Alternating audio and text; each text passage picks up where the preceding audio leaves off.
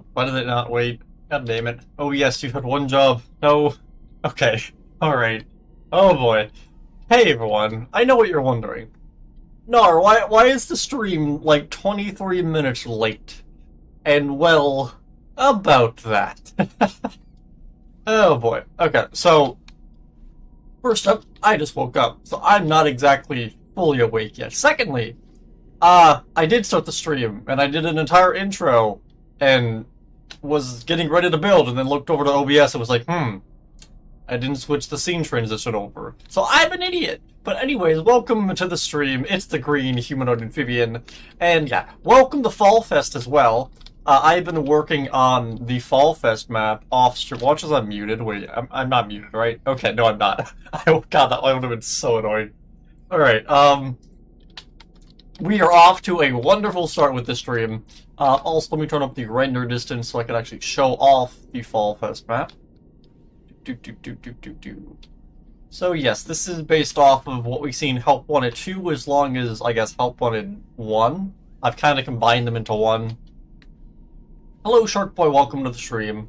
So, we have, like, this is the area here that you selected games from for Fall Fest. That's the Fall Fest thing with the banner and the actual date, which I forget, it's 87? Wait, 84? I don't remember. Off the top of my head, there's like a destroyed truck there. This is that, like, old barn.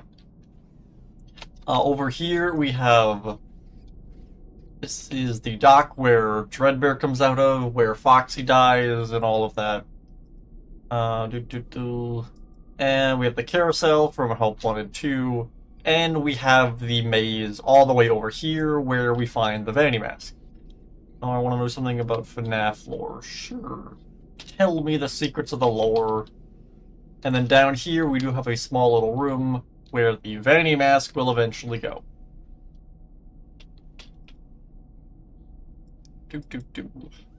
I probably know. I think I know 90% of the FNAF lore. I don't want to say I'm like an expert, but like I've predicted stuff accurately more times than I haven't. Also, we have the Afton House here, or what I assume is meant to be the Afton House. This is more of a rough outline of it that I did. But either way, with all of that said, let's head over to the Pizza Flex and start building MontyGolf. And hopefully we will actually be able to get MontyGolf done in today's stream, assuming nothing goes wrong and everything goes correct. If Scrap Trap is Burn Trap, how did he get his arm back and his rotten flesh?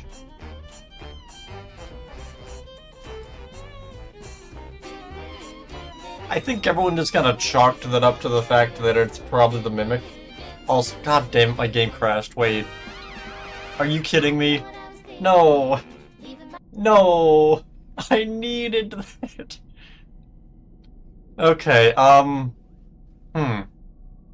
That's a problem. Is it gonna unfreeze, or do I have to completely restart Minecraft? I gotta restart it, don't I? God damn it. Why did it just randomly freeze? Oh boy. Have you troubleshooted Roblox? Actually, yes I did. And it works completely fine. I have no idea what was going on yesterday. Like a few hours after I ended the stream, I checked Roblox and it was working completely fine. So I'm not sure what exactly was the deal yesterday, but it is working pretty much fine. I'm also relaunching Minecraft since it crashed. Yeah, I will probably be doing a separate video or stream playing the Roblox game. In the meantime, as I wait for Minecraft to reopen,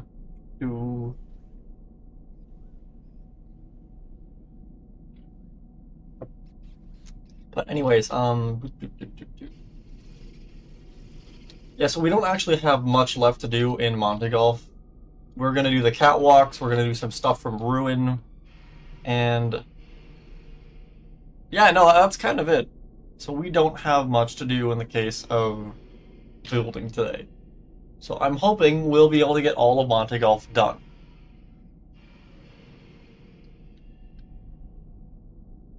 I also really want to make that barrel actually be able to move. The one that, like, crushes Monty. Alright, is the game gonna crash this time? Are we good? Is the game alright? The game seems alright. Okay.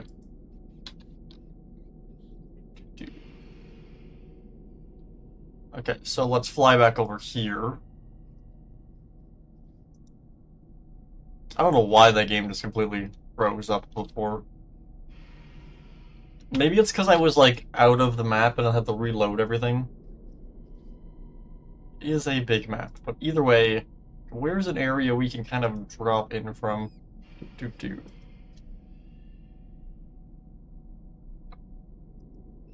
this is the wrong side of the Pizzaplex. If I go over to this side...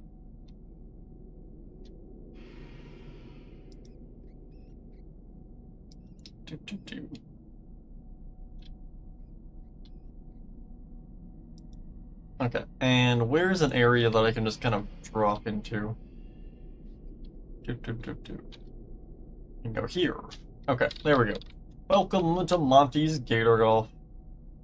Let me also get the music back up. Did Minecraft crashing stop the music? Wait, I think it did. Oh, that's funny. Okay, so... Now, one thing I do want to do before we really jump into this is actually go and fix this room back here. Since, if I'm not mistaken... Yeah, okay. This room should not be blue. That is because we changed the texture of the wall. Mud. So I'm gonna go and place all this mud with some stone colors. Alright, what is a... we could just do terracotta, I guess. Yeah, let's do cyan terracotta.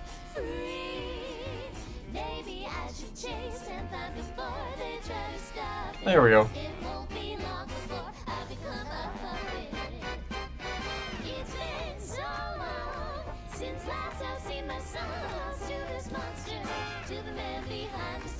Okay, that looks fine. Alright.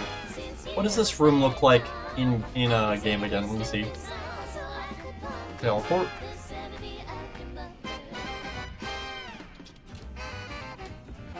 Honestly, that's fine in terms of the coloring of the wall. However, should this be carpet? Wait a minute. No, this should be the same as the floor. Oh, nope. Fallen.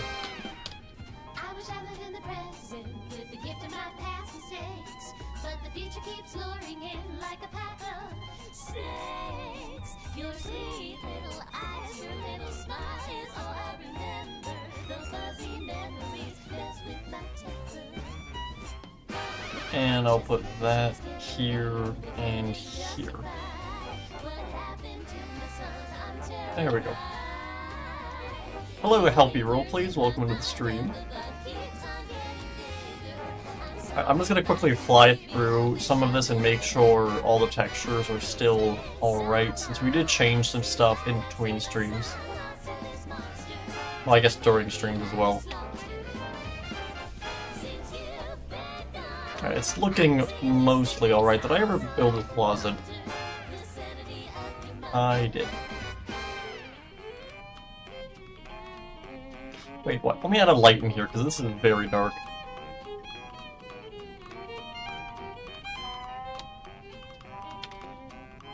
I just do a lantern on a wall.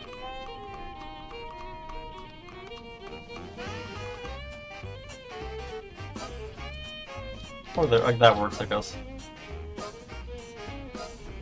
But that also illuminates the hallway a little better. I get some sea lanterns and put them under these.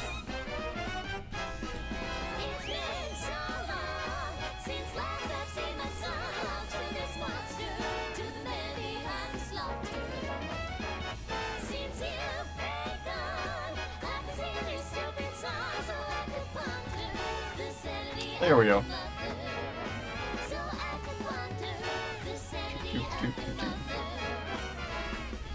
Let me also go and add some in here.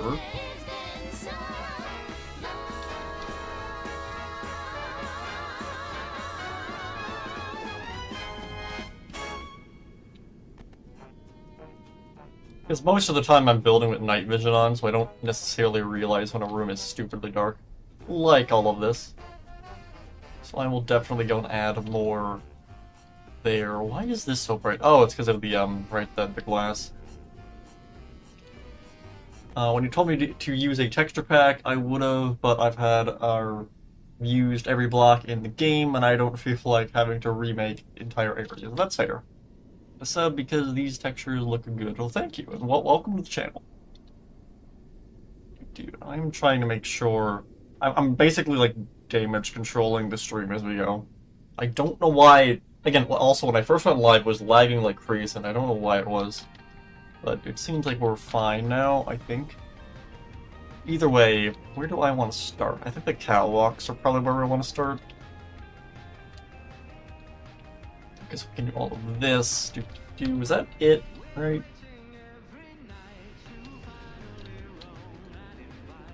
Okay, so all we have to do today are the catwalks, this giant system of pipes,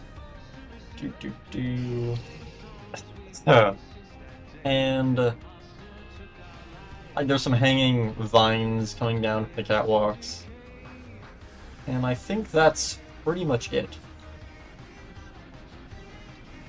And then after that we have all the stuff from Ruin we can build. I think that should be everything. Okay, so let me go and turn the replay mod back on.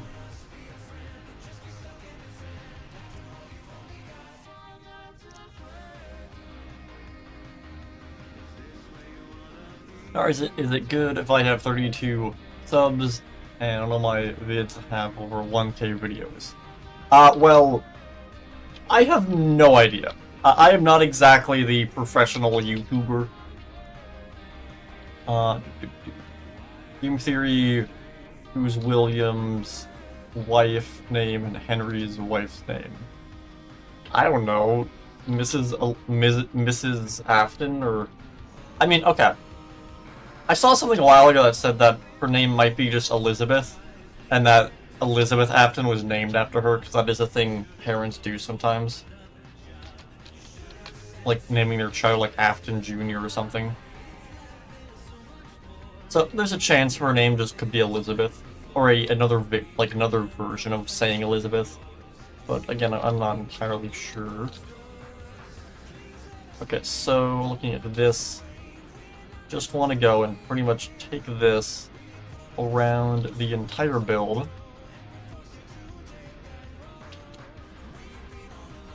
Again, my sub count I mentioned in the previous stream is kind of destroyed. Mostly because I've had too many, I guess, viral videos go up on the channel that have nothing to do with, like, the actual content I make.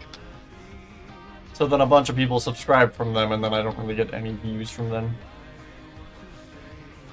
So I guess in the sense of having that many subscribers and, like, one video with a lot of views, it's probably good, assuming the video is the content you want to make. I guess so that's my advice with that.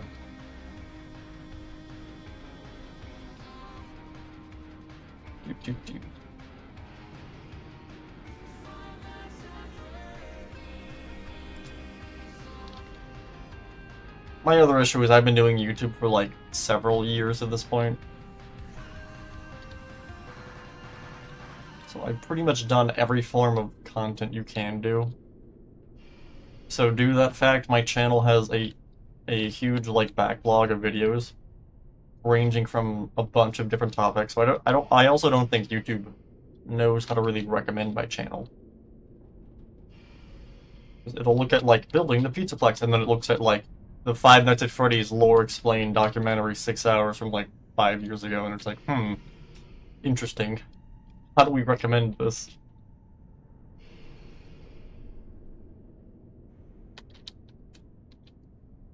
Bring this down and bring this in.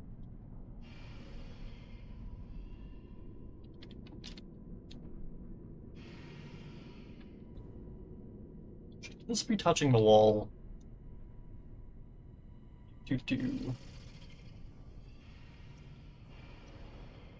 Not really, but I'm gonna let it slide, because I think it's fine. Well, no, I'm gonna bring it out. 1, 2.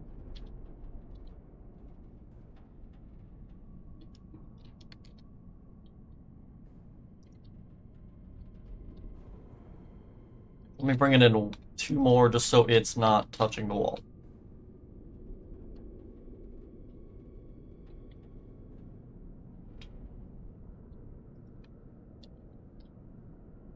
How many subs do you think you actually have? I really don't know. In the terms of, like, active subs, I really couldn't take a guess. Another thing is, again, so I'm building the Pizzaplex, and due to that fact, progress is not exactly fast. So another thing I've noticed is I'll have someone, like, subscribe and then be in chat for, like, 6 months constantly, and then disappear. And then they'll reappear, like, 5 months later and be like, alright, checking on the progress of the build. So it's like, they're still an active sub, but they just kind of reappear every 5 months, like some kind of gremlin. But I'm not really sure.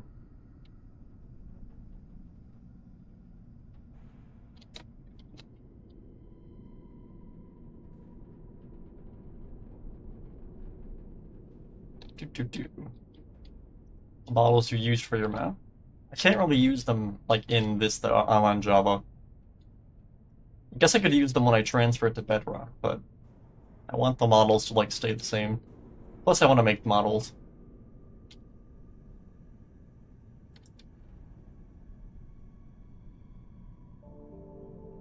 The other thing is, like, okay, I mentioned this before, working on, like, my stream and stuff. Like, I know other, like, pretty big-sized YouTubers, but, like, I pretty much make the exact kind of opposite kind of content they make. I also don't think a collab with them would really work. I don't know, my channel's in kind of some weird gray purgatory. But it's been like that for, like, since the dawn of time. And again, I don't really do YouTube as, like, a job. I do it for fun. All of this down.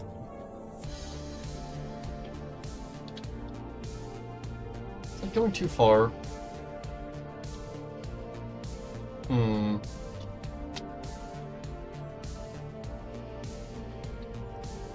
Wait, no, that's this corner here. Okay, no, that's fine.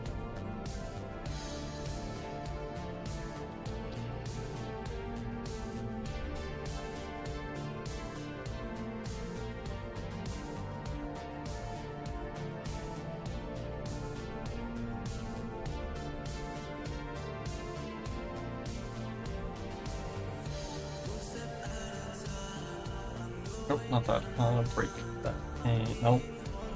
Use that. Okay. Oh, jeez. Again, that was one of the main reasons I also wanted to focus more on Minecraft builds rather than doing, like, gaming videos. Just so I can kind of narrow down, like, a kind of content for the channel.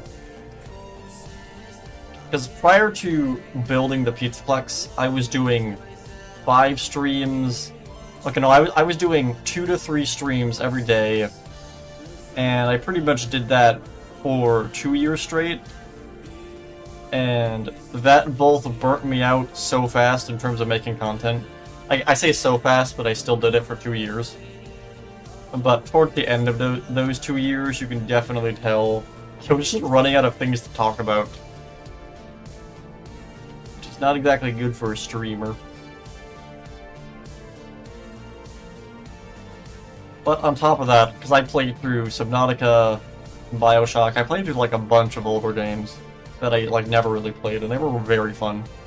But I got a bunch of people showing up to my Subnautica streams, and they were pretty much, like, there and would return for every single stream. But then the minute I beat Subnautica and went on to another game, they just kind of disappeared. And that's just a matter of they showed up because they like Subnautica, but then they didn't like any of the other content I was making. I imagine if Subnautica 3 comes out and I start playing that, they'll, like, reappear from whatever Shadow Realm they vanished to, but I don't know. Yeah, mostly focusing on just building has definitely helped my channel as well, which has been good. I think I just had way too much variety of content before. Okay, that's looking good. When you were done with the security breach, what do you build? I don't know yet. So, I made a poll a while ago of, like, things I'm going to, like, or, like, things I want to build. And I let everyone vote on that. And I've kind of been redoing that every 9 months. And whenever I finish Security Breach, I'm going to look at that across each individual vote and see which one consistently got the highest vote. And then I'll probably end up building that. However, the thing I like about the Mega Pizzaplex is it really is a evolving build, in the sense of we've seen it in Help Wanted 2 and Ruin.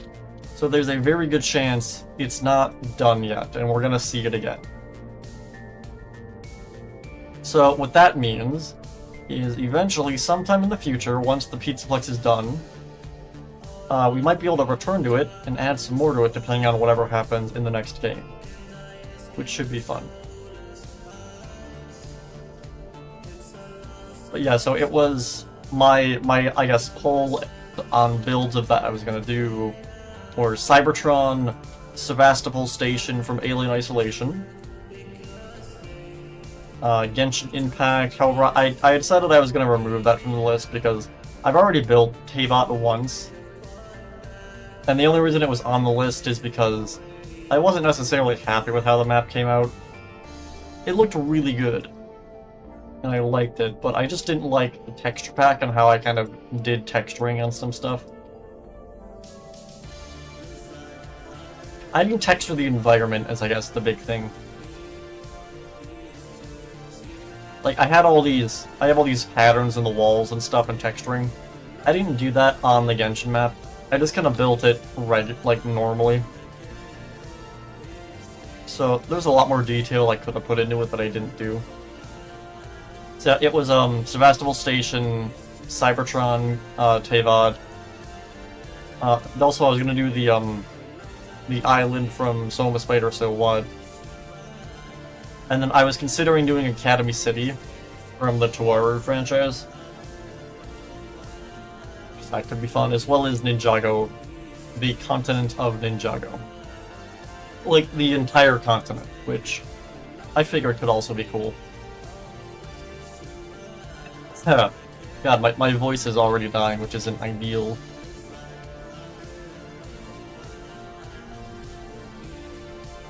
There's a good chance I might end up going with Sevastopol Station, because depending on how good Alien Romulus is, I might just jump on the hype train on that and build that. Because I'm a huge Alien fan. And again, I do have a few theories on Romulus. I'm under the belief that we're probably gonna either see a early prototype version of Sevastopol, or I'm really hoping we're gonna see Amanda Ripley. And the main reason I say that is there's two shots in the trailers that look identical to two rooms in Sevastopol. There's a room towards the end of the game where you basically enter this big open room, and there's like 2 rows of androids standing on either side of this door, and once you unlock the door they all activate and you have to like run away from them, and then there's like kind of like a defense level where you have to kind of barricade yourself in a room and then get like guns and stuff, and then they burst in, you gotta fight them all. And then one of them has like a key card. Yeah. But in the trailer for Alien Romulus, the first one, the shot that shows one of the characters floating in midair, and there's like acid around them, the room that's in looks awfully similar to that room from Isolation, where the androids were. So I am wondering if that's going to be on Sevastopol.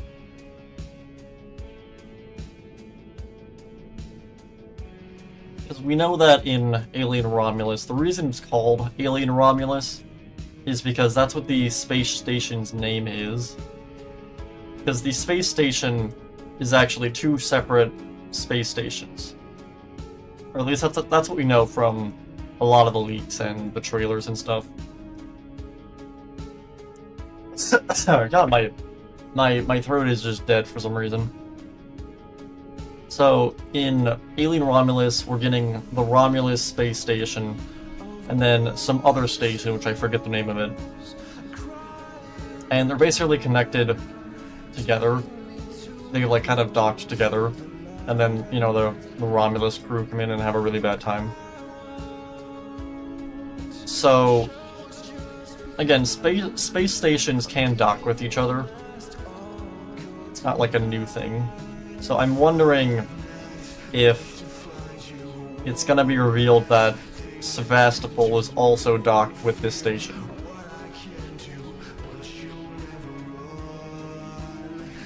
Which I could totally see being the case.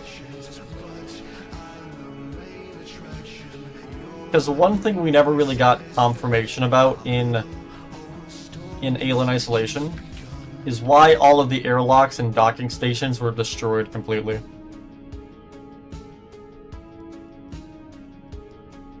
So that could be easily explained by saying it was connected to Romulus. Check Discord, general, tell me what you think of the models I was using. Sure.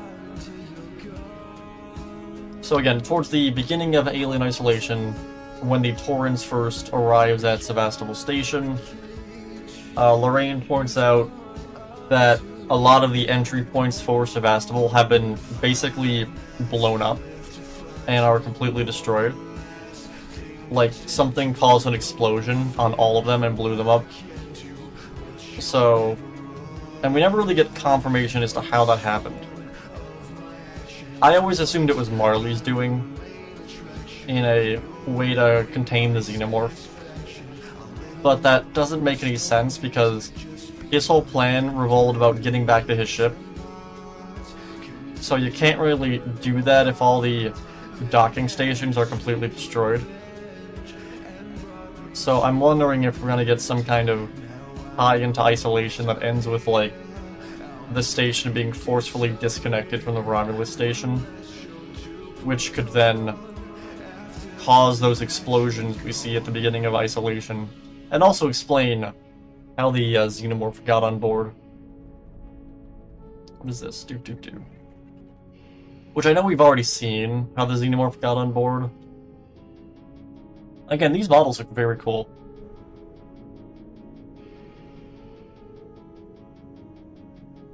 I feel like the blob should be more gray. More like light gray, I guess. It looks too dark. I don't know, that's me just criticizing a mod, I guess.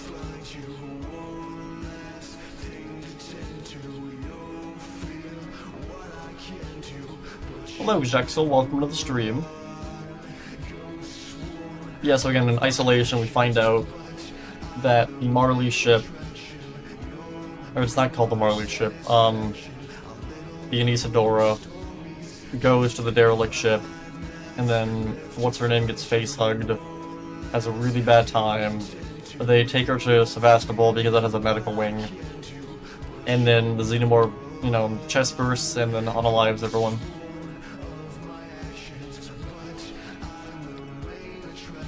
You should do a face reveal. Ah, I see you're a new viewer to the channel that is not aware of my insanely IRL adventures. I don't know. I'll probably do one eventually.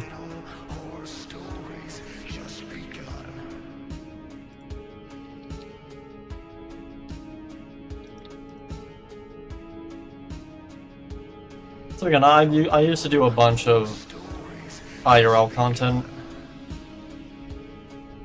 But if you're looking for my face, I don't exactly look like that anymore since, you know, I came out as trans.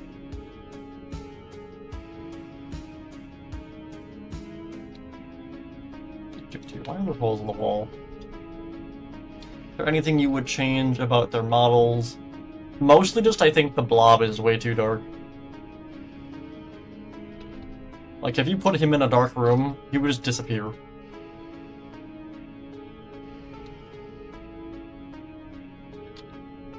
Also, why do you keep spamming an eggplant?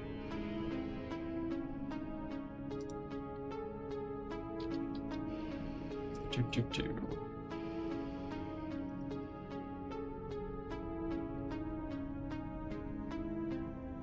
Yeah, so again, I know that we were given a answer as to how exactly the Xenomorph got on Sevastopol, but one other thing that has kind of plagued the isolation community for years is that we basically have confirmation that there was a Xenomorph Queen on the station.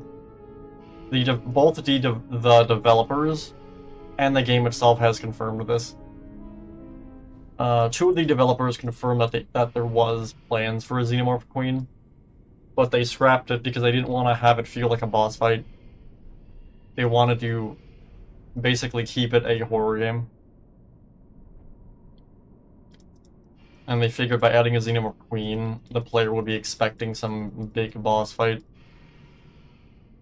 You can still find kind of remnants of the Queen on the station, because, okay, when you go through...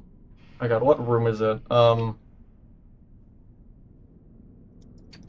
It's like, oh, it's the, when you're trying to get to the Anisador, I think, you go through, like, this, it's in the medical wing area, you have to, like, restart some reactor thing, but there is a hallway or something where if you go through it, you hear a really loud screech, and in the game files, the sound effect is labeled as Queen. So, like, there is a Xenomorph Queen on the station, we just never see it. Which then leaves up the idea in the air, was the Xenomorph egg morphing. Which I think both are possible at the same time. Alright, Jexel, stop spamming eggplants. Stop spamming eggplants, or I'm gonna put you in timeout. Do.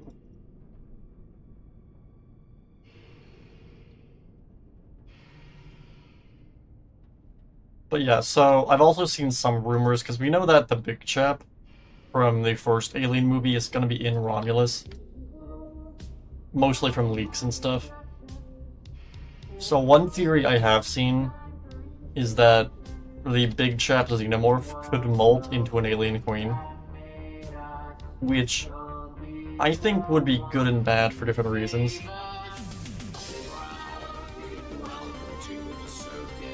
Eggplant, god damn it. Alright, chill with the eggplant or I'm gonna put you in timeout. Final warning.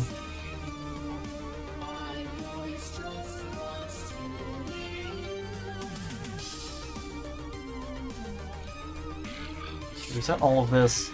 Yes. So I didn't do this corner back here.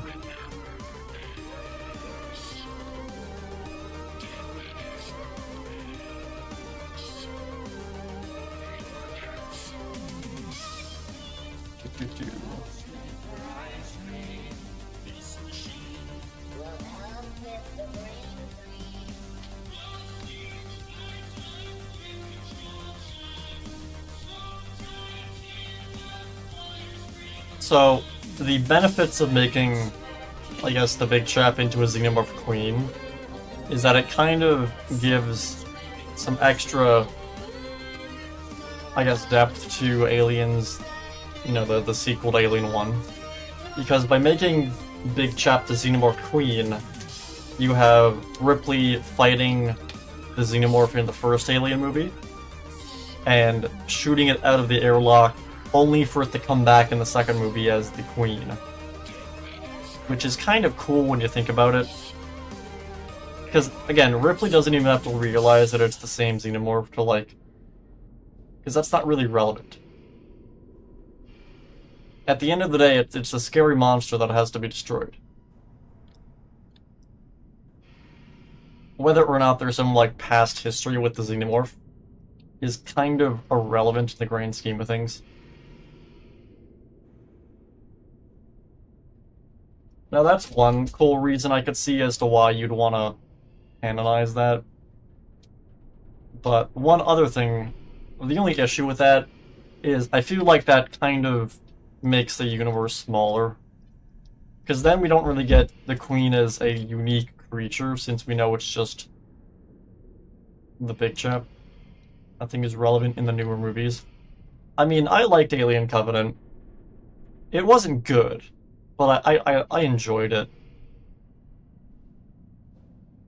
I'm gonna be honest, I think if the entire third act of the movie was removed, it would be much better.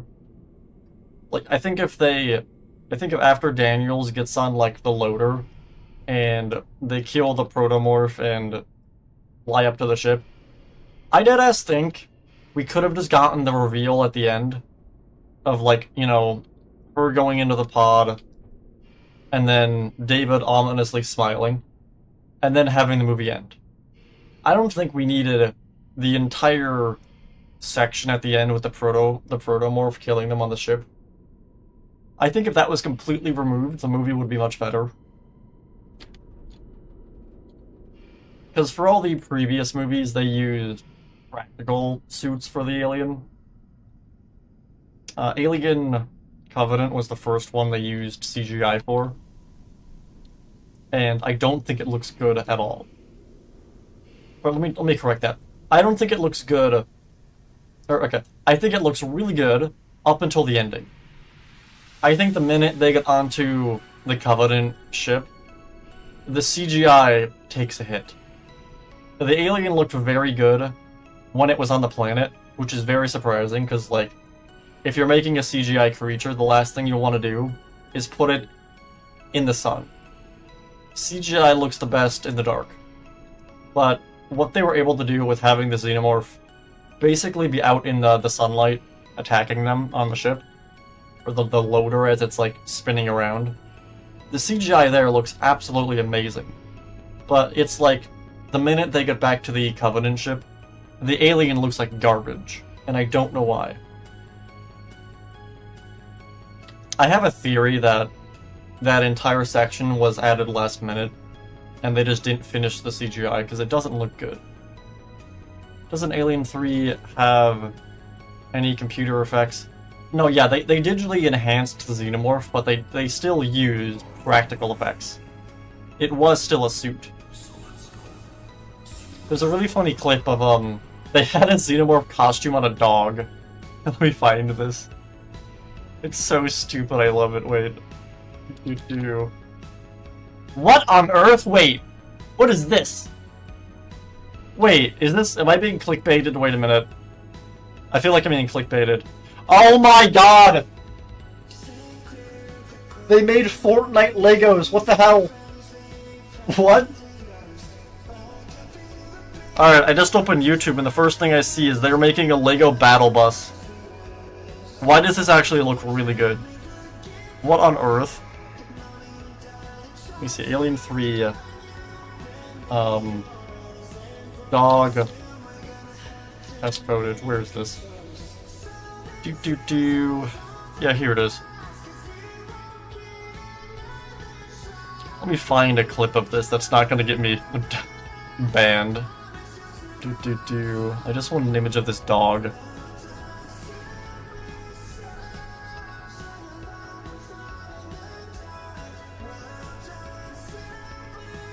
Yeah, here it is. Let me show this on stream. Okay, so they actually used a dog. So they put a dog in a xenomorph costume and used it for some of the shots. When the xenomorph is running around, they actually just used the dog, and that's hilarious. It's just a little tiny xenomorph, and I love it. It's so stupid, but it's also oddly adorable. So they just used the dog. They used that for a few shots, and then afterwards they digitally enhanced it to make it look better. I know for some shots they did completely remake the dog in CG, but it wasn't for the entire movie, and it looks much better than Covenant. Or at least once they get back to the ship.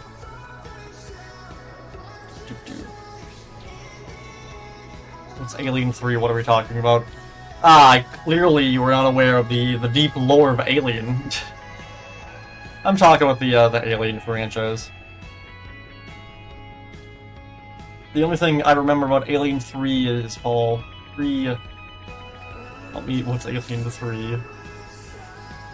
Little, Whippet Dog? It might be. Or it's a... That's a Xenomorph dog.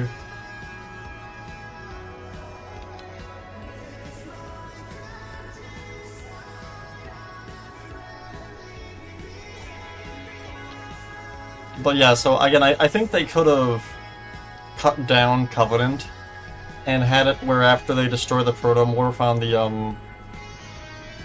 the crawler, they just go back to the ship, jump in their pods, and then we get the scene of David looking all spooky and locking the pod, and then walking away, and that's how the movie ends. I don't think there was any reason we needed a second Xenomorph to attack on the ship.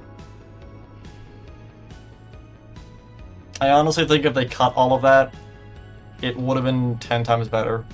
Because for whatever reason, the second Xenomorph, in terms of the CGI, did not look good. I love how they chose his dog for the role. I mean, I assume they had to choose a smaller dog to actually get the costume over it. And the main reason why Alien 3 was so bad is mostly because of recuts and stuff. The movie, I think, was meant to be just short of 3 hours long, and then the studio cut it to pieces. A few years ago, they did actually release a full cut of the movie, and it's actually pretty good.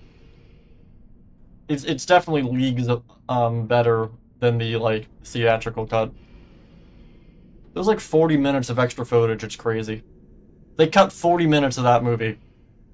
And, like, there's, like, important lore stuff in those 40 minutes. There was meant to be a hive on the prison planet. Like, they cut so much stuff. But I think that's the main reason why Alien 3 isn't great. Because, like, half the plot of the movie doesn't make any sense. Because you're missing, like, 40 minutes. Is there any more... I can't speak my God. Is there any movie in the world that had nothing cut? There's nothing bad with cutting stuff from your movie, but they cut 40 minutes of important footage that had actual, like, stuff explained.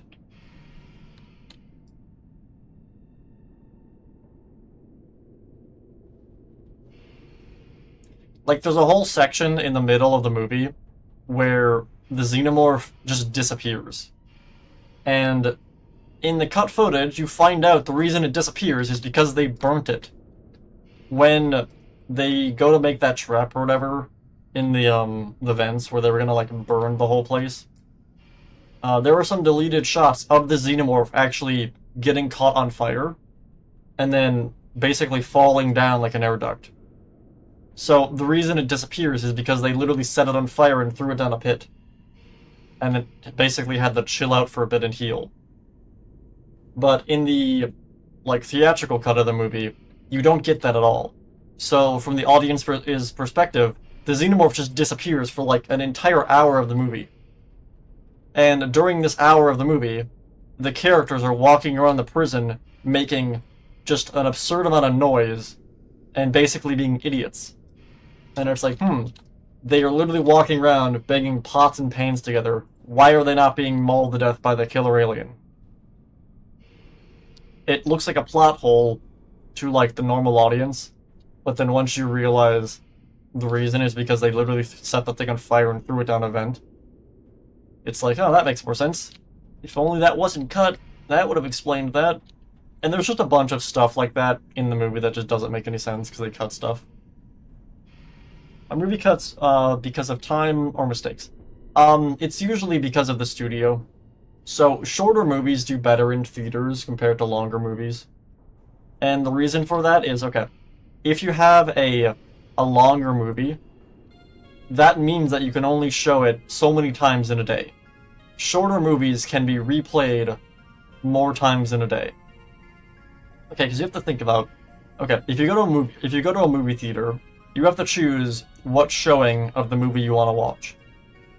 So, due to that fact, if you're going to go see a 3-hour movie, you can only see that movie every 3 hours.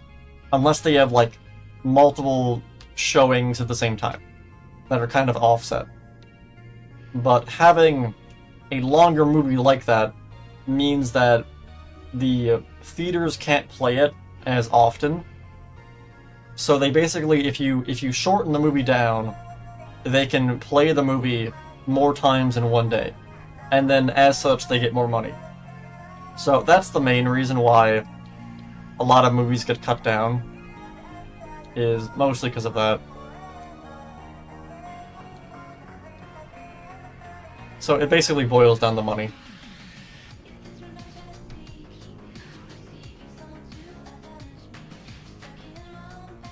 Because a lot of the times, even like the director doesn't want to cut their movie down, but the studio, you know, the studio is the studio, and they'll kind of go over them and then cut it down.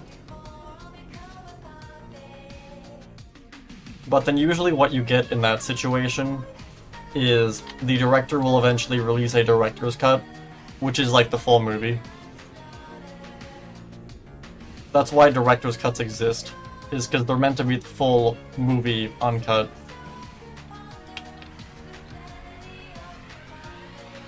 Hell, the Lord of the Rings franchise is like... the last movie is like almost 4 hours. But like, when it came out in theaters, it was like... it was much shorter. It was not that long. But in the sense of the Lord of the Rings, I honestly think a lot of the shots they cut weren't necessary to the plot. But when it comes to Alien 3, I think a lot of the stuff they cut was important to the story. So if you watch the uncut theatrical version, you're going to be confused for half the movie. If Steel didn't expect the FNAF fan franchise, or okay, if Steel didn't expect the FNAF franchise, would FNAF have ended at Ultimate Custom Night? What do you mean expected? Do you mean like if they didn't continue it?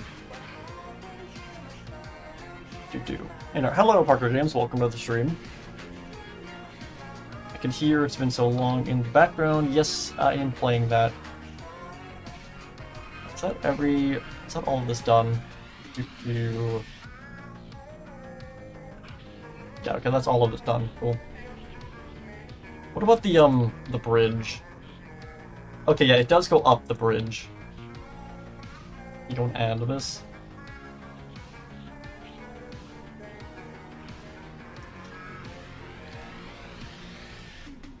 If Steel didn't accept the FNAF franchise, would FNAF have ended at Ultimate Custom Night?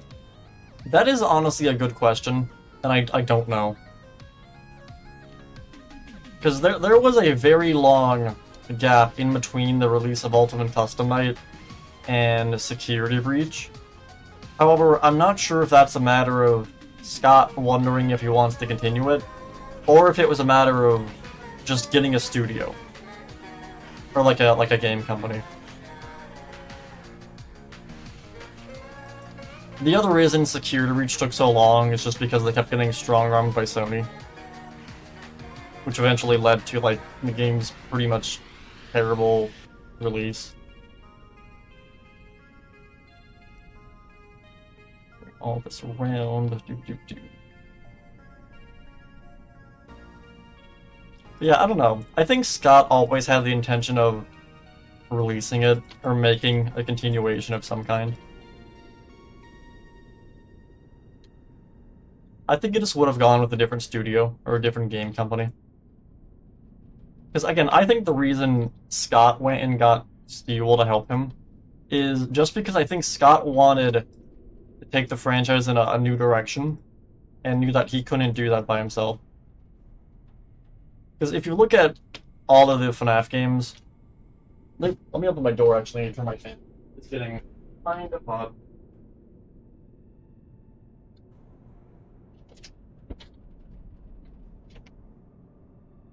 Ah, that's much better. I was burning alive.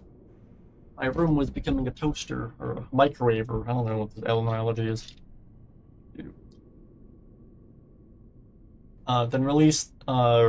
Then the release was super buggy. How much of those have they fixed now? Security Breach is mostly stable. There's not really that many issues with it. Did Security Breach release without without being bug tested. Yes, security breach was not bug tested. But at the same time, I don't necessarily blame Steelwool for that. I mean, okay, so Steelwool and Scott are both to blame for the condition that security breach was in, but at the same time, the blame doesn't entirely rely on them. In the grand scheme of things, they did, like, the best they could with the hand they were dealt. So, okay, the main issues with security breach is it seems like Steelwool at some point during development signed something with Sony to release security breach as an exclusive on the PS5. But the problem with that is the PS5's release was an absolute nightmare and was just very stupid. The thing got delayed, and then it was pushed up, and then it was delayed twice, and then it was pushed up again. So they basically it looks like, and again, this is coming from like an outsider's perspective, I can't confirm this, but looking at what they were doing at the time, it does seem like they signed something. Because again, Steelwool announced that security breach was going to be delayed, basically a day after it was announced that the PS5 was going to be delayed.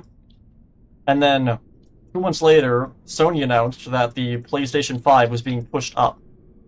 And then that basically forced Steelwool to release the game early, is what I can see happen. So, in the grand scheme of things, they were forced to release a game in an unfinished state. But what they were able to release wasn't that bad. I mean, it was unplayable, but like, I've seen games that released much worse. And then you have to believe, on top of basically getting strong-armed by Sony, they were also dealing, because this was in the midst of the pandemic, so Steelwool was dealing with the fact they were basically being strong-armed by Sony, on top of dealing with a global, worldwide pandemic, on top of literally their boss leaving. Because, again, in the midst of this is when Scott left because of all the political stuff, which I think was incredibly stupid. That entire situation was dumb. I mean, he didn't even leave, he just kind of stepped back. He announced he left and then kind of just ominously went into the shadows. I don't think he should have left in the first place. Yeah, that entire situation was blown way out of proportions. Good dude. Slightly ambitious to suddenly release a huge new game. They need to fix the atrium, it always crashes there. I don't think I've had any issues with the atrium. It's been mostly stable for me. And I'm running all the deleted content.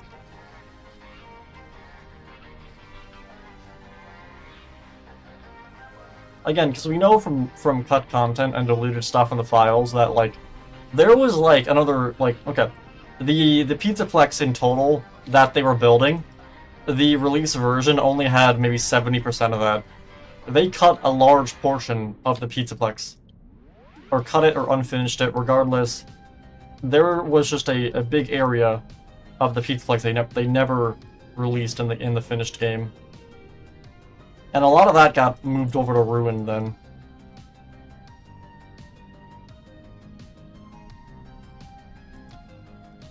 You're watching FNAF Security Breach unused stuff and studying unused hallways and more for your Security Breach map. Cool. Yeah, again, I've been adding all the deleted hallways and stuff into my map as well. Oh, I completely forgot about this. Wait a minute.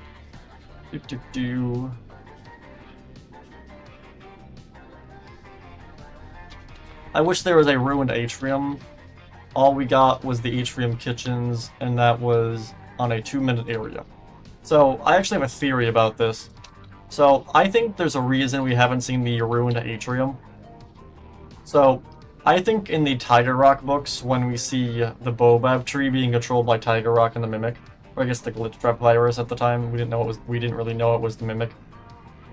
So, we find out that the Mimic, or I guess the glitch trap virus, is basically fighting the Tiger Rock animatronic in like the digital space. That did not work, wait. And the glitch trap wins this fight, basically, and takes control of the tree. What I think happened is I think this also happened in the game's timeline, and that we also have a giant baobab tree in the game's timeline. And I think that baobab tree is in the middle of the atrium. And I think the reason we don't see it in Security Breach is because Gregory is a robot. And we know from Ruin that any animatronic that's part of, like, the system of the Pizzaplex basically can't see anything that has to do with the security system. Because again, the Vanny mask is meant to be a security system. It's called a security mask in the game. And when you put the security mask on, the animatronics can't see you. Only the mixes can, which is presumably the glitch trap virus corrupted. Or corrupting... Again, I think the mixes is the game's version of Tiger Rock, and I think it's been corrupted by the Mimic or glitch trap. Another thing, I think the original... But I don't think it was like an animatronic tiger with the two eyes in the game's timeline. I think the game's version of the Tiger Rock animatronic is actually Moon. And the reason I think that is there's a few arcade machines around the Pizzaplex that have Moon on it, but he looks like the Mixus. So I think the Mixus originally looked like Moon, but was then corrupted by the glitch trap virus, making him look like a rabbit. That's what I think happened. But then that leaves the obvious question. Does the tree exist? And I think it does. I think the baobab tree exists in the game's timeline. However, we never see it in Security Breach because Gregory is a robot, so he can't see the tree. Because the tree is technically one giant living animatronic. And it's in charge of all these security systems, so I don't think Gregory would be able to see it. And I think that's why we don't see it in Ruin, because in Ruin, we're playing as Cassie, okay? So, assuming there is a giant tree in the atrium, if we were to go into the atrium as Cassie, we would supposedly be able to see the tree. And most of that game was setting up the Mimic. I think if they had to also set up the fact there's this all-powerful system controlling the Pizzaplex in Ruin, it would have been too much for them to handle in one game. So they just decided to not have Cassie go into the atrium because they would have had to basically build a big-ass tree. And that would basically confuse the shit out of everyone.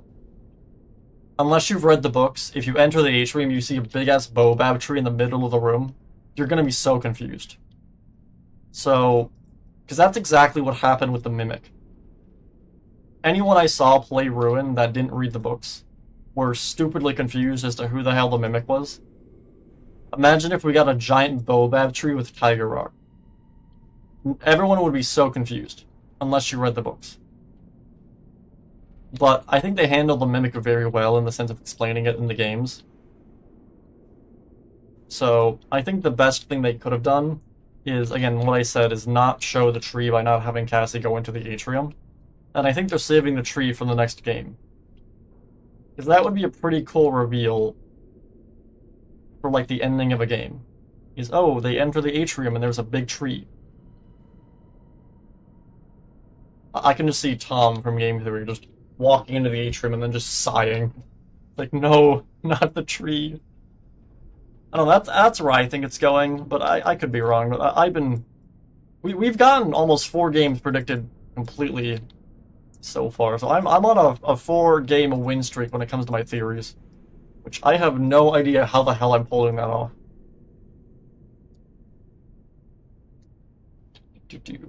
I also wasn't reading chat because I was going on a rant.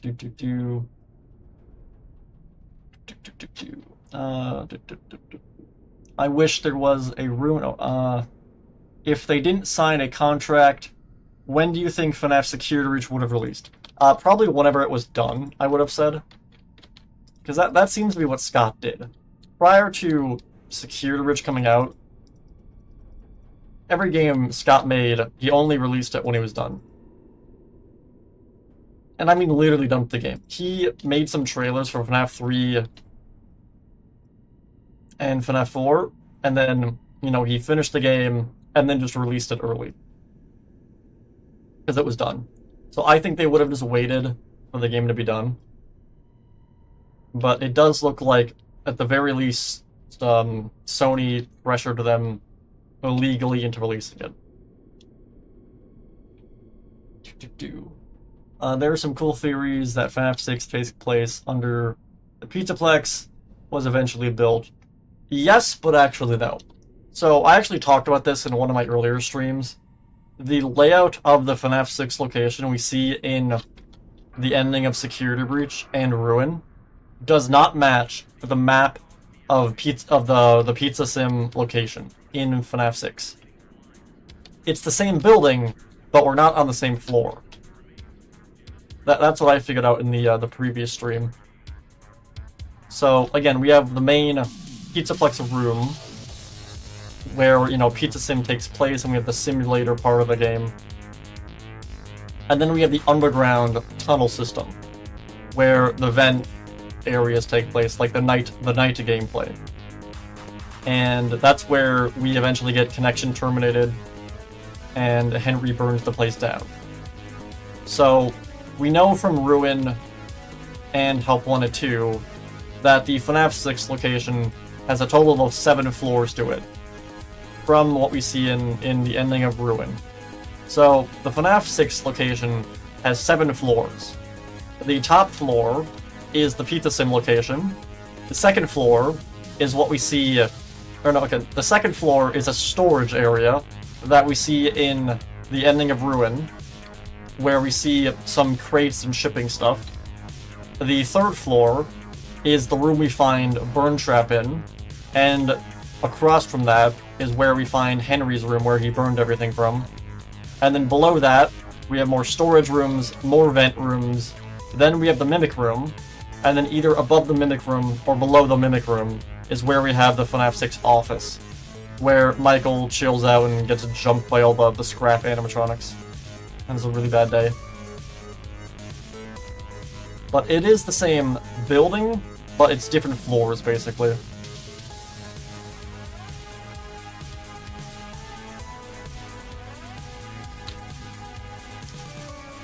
Security Breach is supposed to be 17 floors. Who has the type of money for power, water maintenance, and more?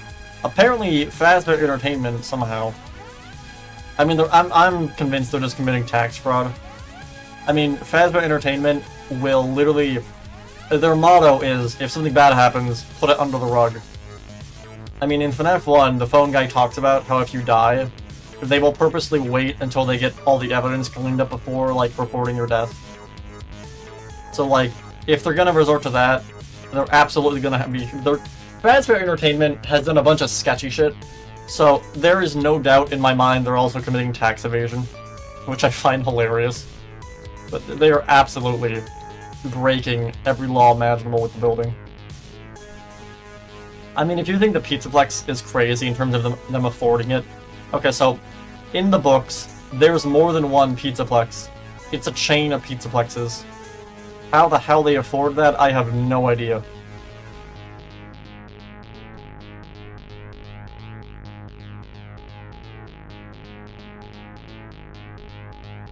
Security Breach would have been released in 2022, but it would have not been released on PS4, PS5 if Steel didn't sign a contract. Pretty much, yeah.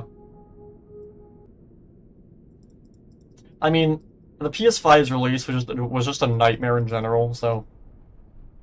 Again, so, for context, as to why they're obviously committing tax evasion, so again, Fazbear Entertainment bought, or again, they found... In one of their locations, they went in to look at it, and they literally found, in a back room, a dead guy in a golden rabbit suit just screaming out. They looked at that, and were like, interesting. And then proceeded to just board up the wall in front of the room, and then call it a day. And then left him in there for 60 years.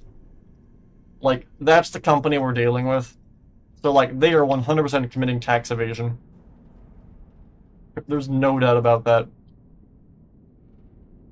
Like, they found the murderer that killed all these younglings, and their solution is just put them in a room, lock the room, put a wall in front of the door. That was their solution for dealing with Afton, and it didn't work. But at the same time, I guess no solution for Afton has worked so far. You burn him, he comes back. You burn him again, he comes back. You burn him a third time, he still comes back. The dude won't die. Trap him in purgatory for all of time, or the vengeful spirit, he got out. Or maybe he didn't, and we just see like the mimicking Afton in Ruin. I'm still iffy on that. I'm kind of in between.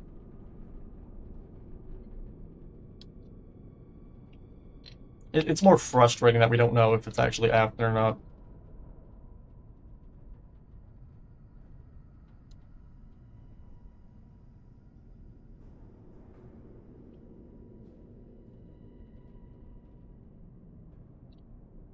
Honestly, the catwalks are looking pretty good as well.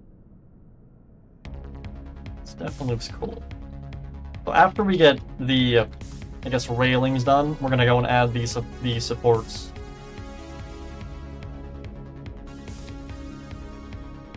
Then we'll add the vines hanging down, and then we can build like the bucket.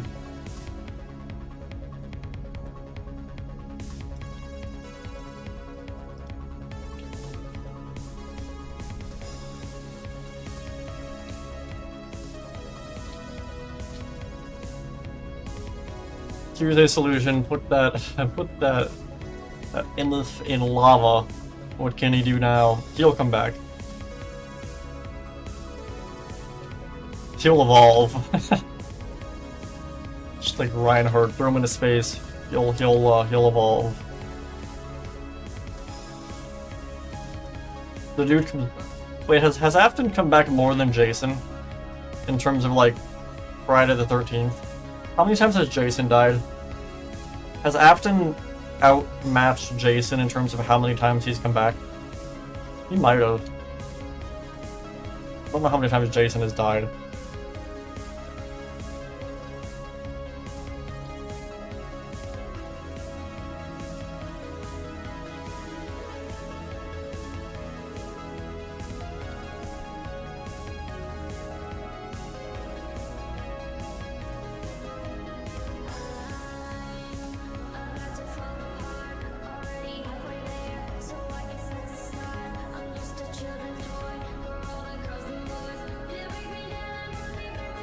Go and get rid of this.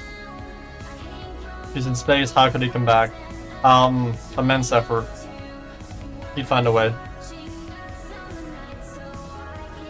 And now I'm just imagining the, you know, like the short Illumination put out of like Vector stuck on the moon? I'm just imagining that, but it's Afton. He'd come back. I don't know, maybe he'd like get out of the suit and turn the suit into a makeshift rocket ship or something. You'd figure it out.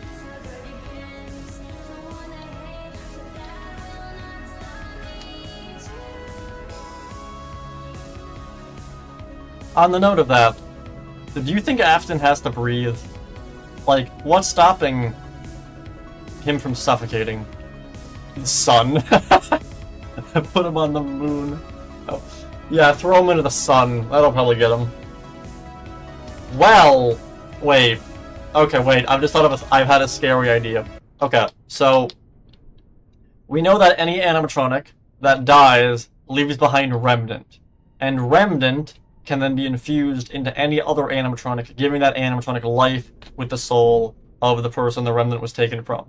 However, if you kill a powerful like creature that was brought to life with a remnant, it makes agony.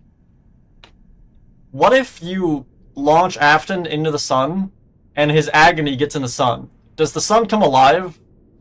Does the sun just become sun trap? Because, like, that's a scary thought. Because in the book's timeline... Okay, in the book universe... in the book's universe, agony can pretty much bring anything to life. in the book's universe. So, in the book's universe, going off of the lore that the books have given us, if Afton's launched into the sun in the book's timeline, he becomes the sun. Congratulations, I've just ruined the books for you. Like, if you launched Afton into the sun in the book universe, by the book's own rules of how agony works, the sun would come alive. Well, I guess fire. Well, no. Again, because we know that Remnant can be destroyed by hot temperatures, but that's not the case with agony. So, like, that would probably just bring the sun to life as an agony creature, which is moderately terrifying. It just becomes like the giant moon from what's that one game where the moon crashes into Earth? Something Mask? I don't remember.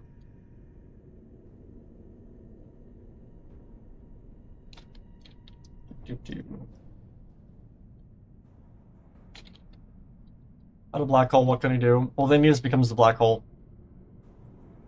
Like, okay, if Afton dies in a black hole and his agony gets into the black hole will just come alive. Because agony wasn't destroyed by fire, so I don't know if it can be destroyed. I mean, I think it's a whole nother story if we're talking about the game's lore.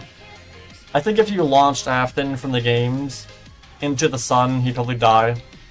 But, like, if we're talking about the book timeline, physics do not work in the books. Or they work, but very differently. The books have their own way of how stuff works. And going off of how Remnant and Agony works in the books, if you launched Afton into the sun, this Agony would get into the sun and just bring the sun to life. Which is terrifying. I guess he always comes back. Yeah, imagine you're like Henry. You finally get Afton trapped in a rocket and you blast him into the sun. And you're like, haha, I got him. And then you look up the next morning and you see the sun has a face. What do you do in that situation? Do you just give up? The sun just has rabbit ears.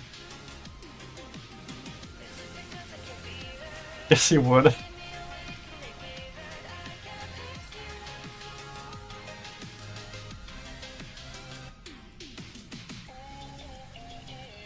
I kill Afton, he will possess my body. Not necessarily. Well, okay, maybe. It depends. So, in the, why am I explaining this? I have a video I can play for this. Wait. Where is this? I have a thing that actually explains this. Let's go to my theory video, actually.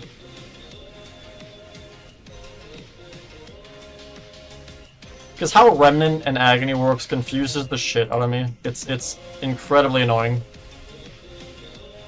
Where was this? I should just make this a separate YouTube short. Because, where was this? Is it? Yeah, here it is, okay. Alright, here it is. I'm gonna give you a crash course on FNAF lore.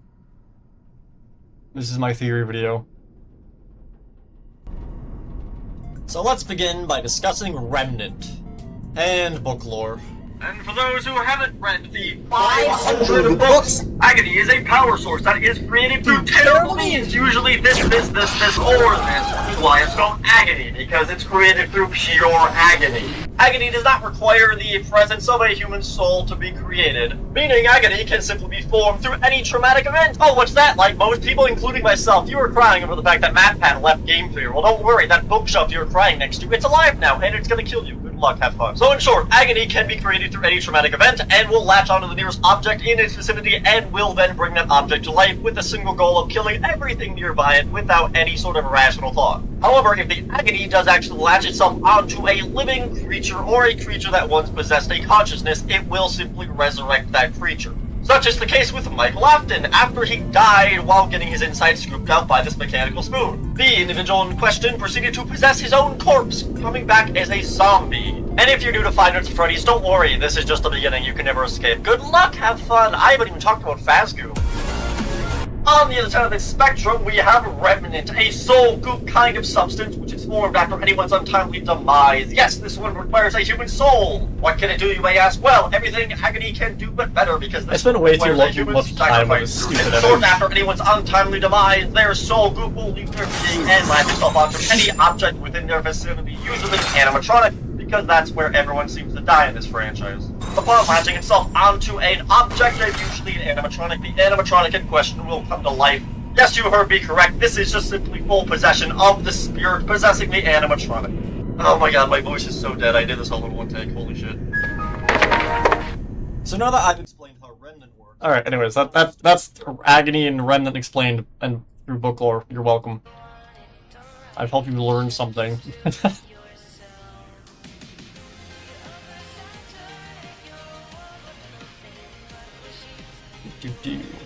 And let's continue with the build.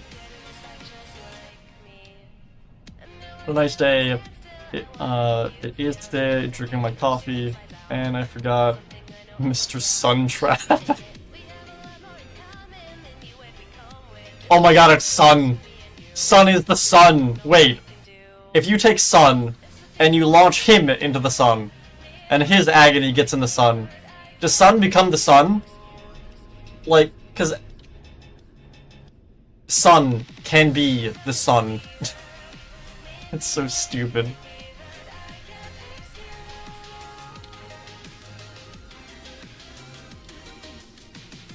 Oh yeah, what kind of theories do you talk about during live streams? Well, I talk about how the sun can come alive through agony. Just normal conversations.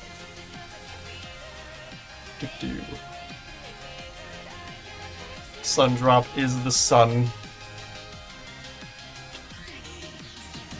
Again, because we know that agony can't be destroyed by heat.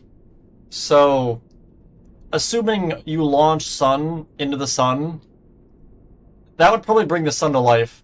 Because Sun dying in the sun would obviously be agonizing because you'd burn to death. And then that agony would go into the sun, and then bring the sun to life. And then you have a sun that's possessed by Sun. So then you have Sun.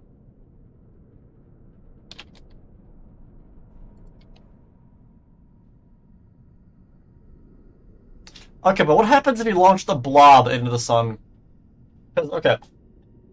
Again, so I guess the tangle. I'm calling it the blob because it's more funny. So, okay, the blob is either all of the remnant possessed animatronics from Pizza Sim, or it's just a bunch of agony. Either way, if we launch it into the sun, the agony that's in the blob will just go into the sun and bring the sun to life. On the other side, if we launch it into the sun and it's actually possessed by all the souls being dramatically burned to death would obviously be agonizing and make more agony, which then also possesses the sun. So, if you thought the blob was big now, it can be the sun. You're welcome. But either way. If we put Afton on the moon, how could he make himself into a rocket? Where would you find rocket fuel? I don't know. I mean, you could ask the same question of how Victor got back from the moon. Oh, that's not what I wanted to do. Which I'm still confused about. I don't know, I saw Despicable Me, the new one. It wasn't that good. It was very mid. Which I was disappointed about. I've had like a strong hatred for Despicable Me for years, pretty much. Mostly due to the fact that I could never escape the minions. Anytime I go into a store, pretty much anywhere, I would just always see the minions in it. I just saw them so much I got annoyed by them. And then Minions 2 came out, and I got dragged to go and see it. And it was actually really good. And it made me into a fan of the franchise. And then I went and watched the second and third Despicable Me movies. And they were actually also good, and I was surprised. And I was like, holy shit, I actually like this franchise now. And then the new movie came out and it was garbage. But yeah, I have no idea how Victor got back from the moon. I guess Mars. So yeah, if he can get back, I'm sure Afton can just somehow always come back from the moon. That's pretty much all of this, so let me see. Where could we put Afton where he can't take control of something? Put him in a box. That's like the best solution. Put him in a vault. Okay, because we know that locking Afton in a room works, because he was locked in the safe room for like 60 years. Literally just lock him in a room. Put him in a cage. It's not that hard. Like, don't burn him. Don't burn him. Don't try and kill him. Just put him in a room. Just put him in timeout for a decade.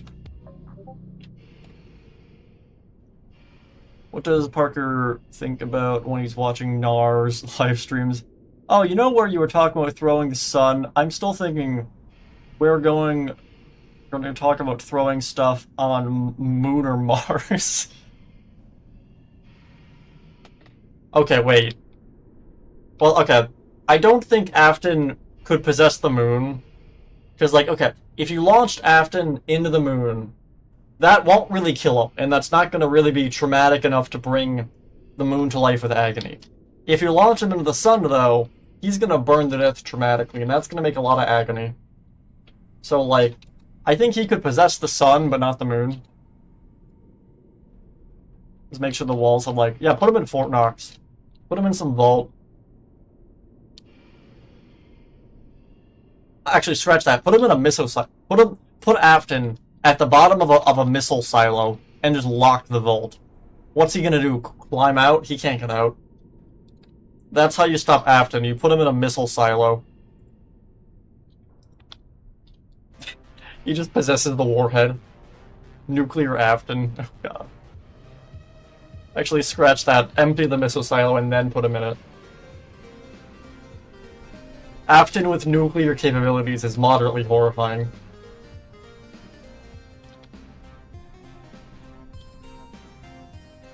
Okay, now we have to actually figure out where exactly all this goes. If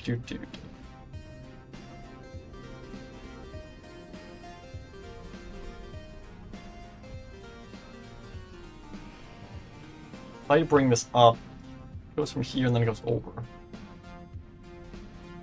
What height is this? Put him in the deepest pit we ever have.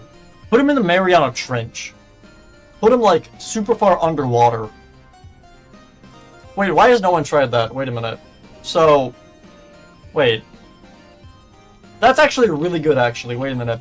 Instead of burning him, just throw him in the ocean.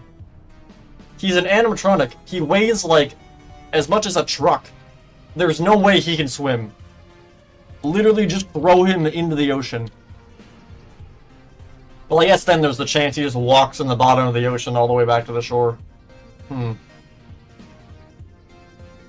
I guess that wouldn't work. The best thing I can think of is, like... I don't know. I guess that wouldn't work, yeah. Again, there's no way he can swim. He's too heavy.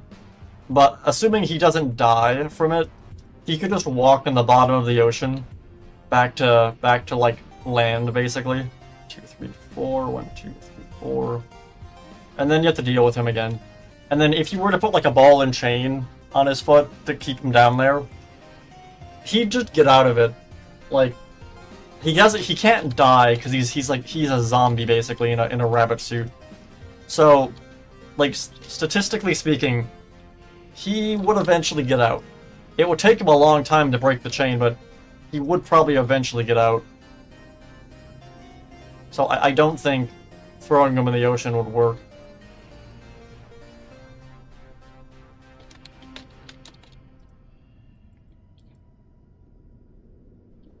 Afton is like 300 pounds with the animatronics. Yeah. The actual scaling of the animatronics is actually, like, terrifying. 2, 3, 4. That is one thing that I think that's one of the reasons Help Wanted is so good. because you really get a scale of how big the animatronics are.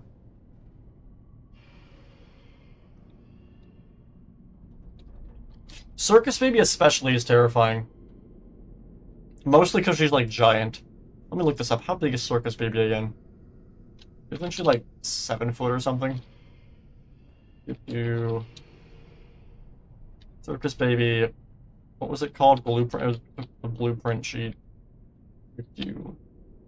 Yeah, how tall is Circus Baby again?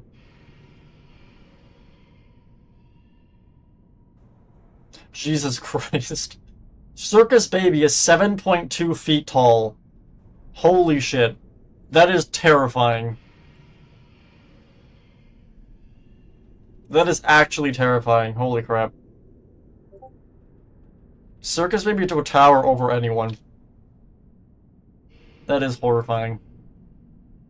Like, okay, I'm 6'2" or 6'3", and, like, she's taller than me, and that's terrifying. Again, imagine... I found an image that's not... God damn it. Okay, I made a mistake. I went to Google Images. That was... No, go back! Go back! Oh god, no. Okay, like...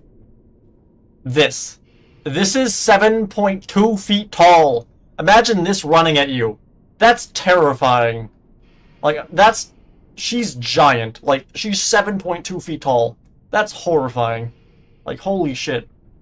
That's terrifying. It's absolutely horrifying. Put him in a block of concrete. Actually, that's smart. Yeah, put him in a brick, and then throw him in the Mariana Trench. That's a good idea. Because he can't really get out of that. Again, the main issue is, like, okay, if you throw him in the Mariana Trench, eventually he would get out. Just because he can't die because he's, like, undead. So eventually, from just him beating the, if you, like, put a ball and chain on him, eventually he would break it. It would take him a while, but he's not gonna die. So, like, he would eventually get out. So that's what I see with that.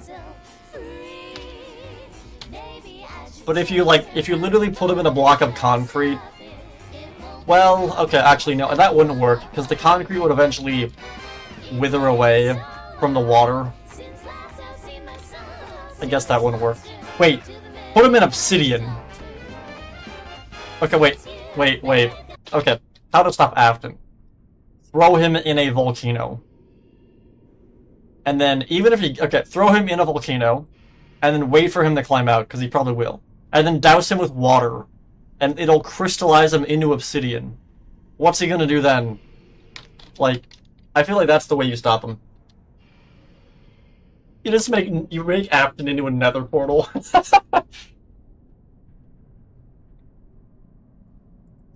Where do you think an Afton nether portal would send you?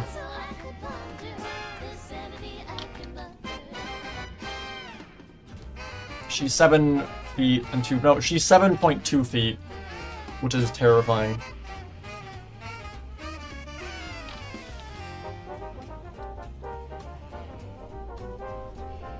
This Roxanne Wolf is 5'9", 260 pounds. She's more manageable. Yeah, I'm taller than Roxanne Wolf.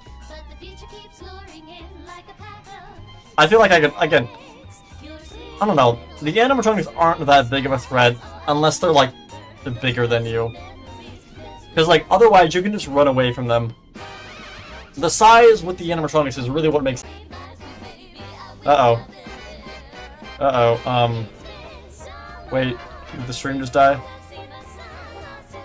Are we good? Wait a minute.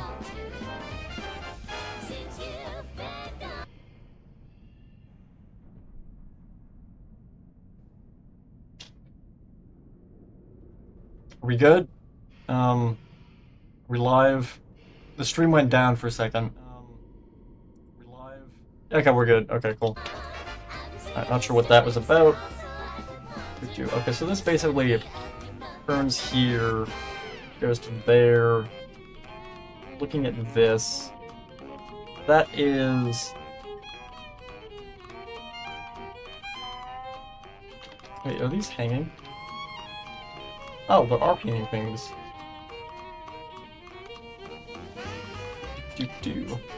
Springtrap is 6'5". Okay, Springtrap's taller than me, that's moderately horrifying. I feel like I could still take him.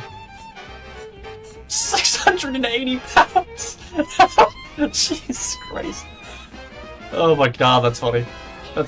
Dude, if Springlock did like... Okay, if Springtrap did like a wrestling move on you, or like, you know the move where you jump on them, you would be dead. You would be dead so fast. That is insane. Bigger than Queso? Who's Queso? Or are you trying to say Cassie?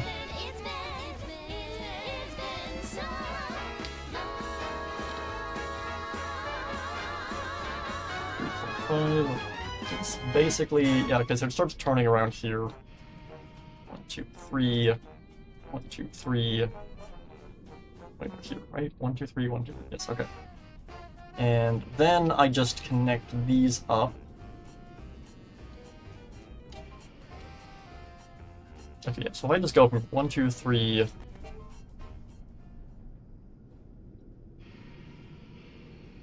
1, 2, 3. 2. I think this should work. 2. And then go from here. Did I get this right? Okay, almost. Let me break it in by 1. Scrap Trap is... No, I can't speak. Scrap Trap is 6 feet, 120... I could take Scrap Trap. Well, no, I couldn't. Just because he has a knife hand. Wait, no, that's not right. Wait, I do from... Here, yeah. And go here. Again, Scrap Trap's one hand being like a bone knife. That's how he gets you. I don't think you 1v1 Scrap Trap just because he's a giant meat cleaver for a hand.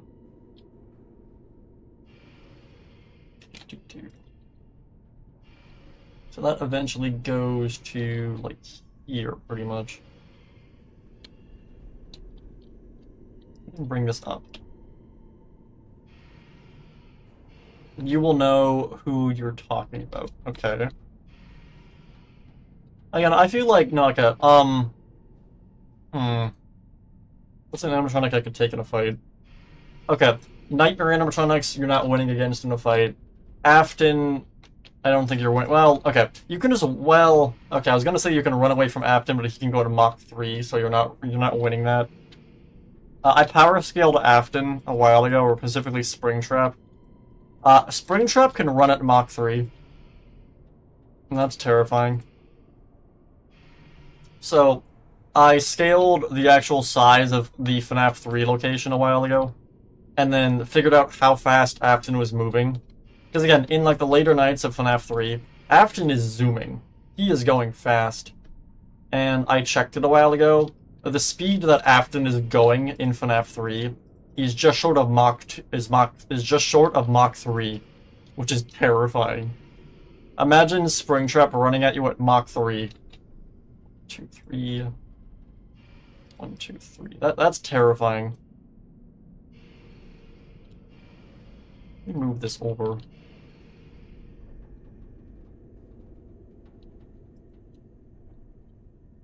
Okay. Springtrap is bigger than Queso. I'm assuming you mean Cassie. Destroyed some of the wall. The Mimic, 7 feet tall, and that's terrifying. Yeah, you're not winning against the Mimic either.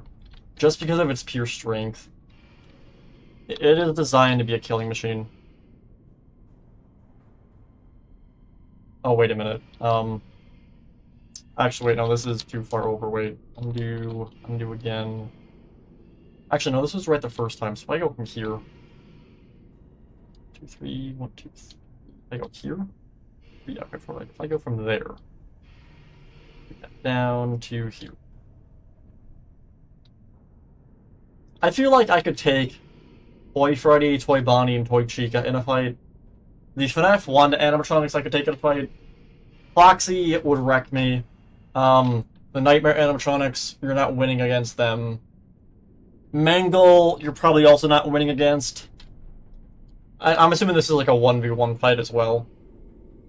Springtrap can run at Mach, just short of Mach 3, you're not winning against him. I can take on FNAF 1, 2, 3, 5. All I need is a baseball bat and a gun. You're not winning against the FNAF 5 animatronics. You will lose that fight. Okay, Scrap Trap. Okay, so Scrap Trap has a bone knife for a hand and an arm. Scrap Baby has that giant claw of death. I don't think you can win against them.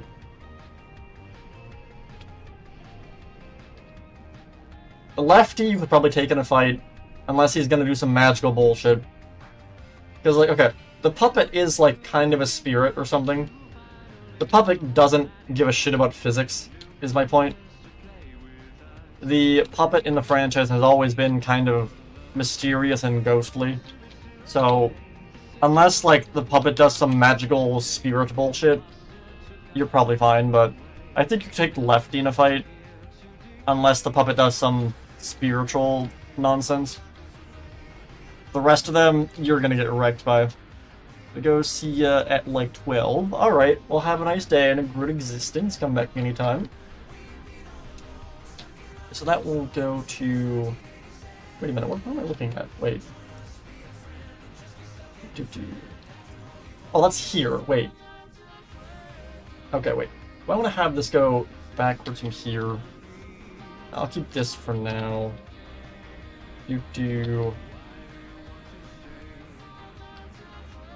What am I looking at? Wait a minute. Okay, so that turns there. So if I were to go off of this way.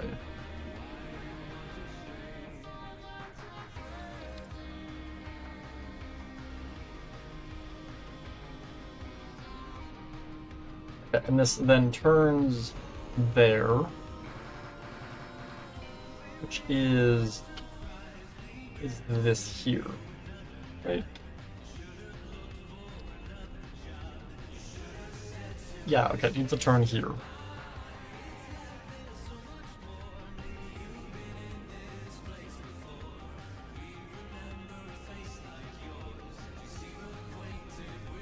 One, two, and this then goes straight for a bit. Let me move this all down, actually.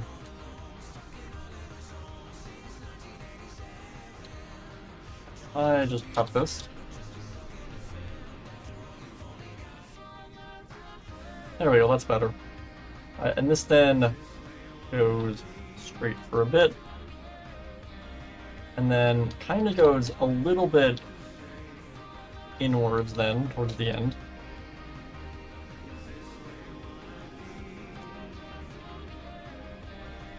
And then it eventually goes that way. So if I go here.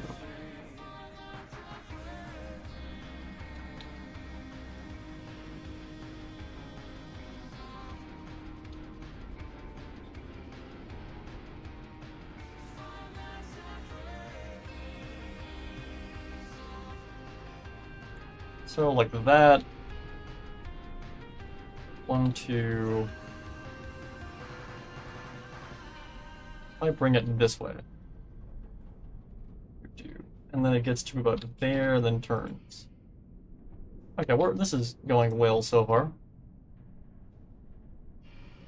All I'm saying is all I need for a fight is a rocket launcher and all of the characters from FNAF 1, 2, 3, 5 in the same group. Okay, if you're fighting them all at once, you're gonna get completely annihilated. Like, I was talking about the fights in the sense that they were like a 1v1. I feel like fighting all the animatronics at the same time, you're gonna get wrecked. Scrap Trap alone will just shank you. Like, there's not much you can do against that. Hello, Bennett, welcome to the stream. Wait a minute.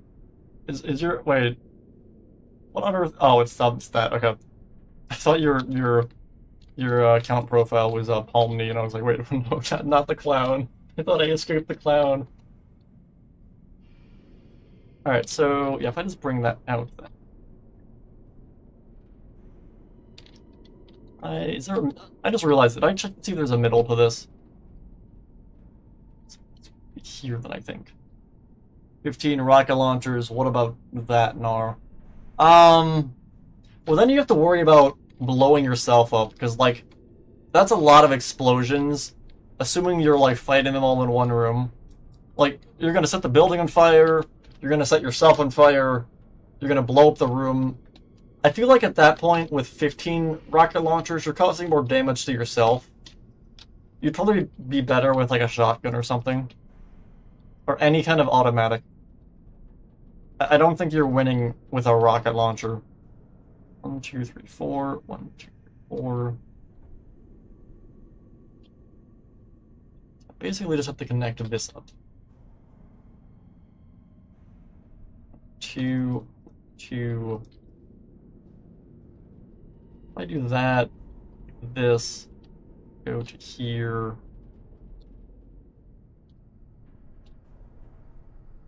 And if I go right here and cut, I go over to about here. There we go.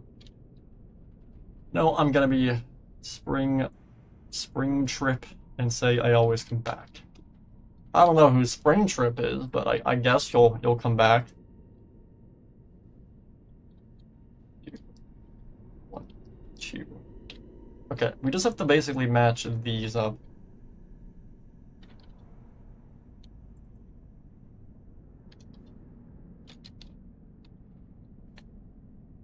So if I do 2, 2, and then bring this down,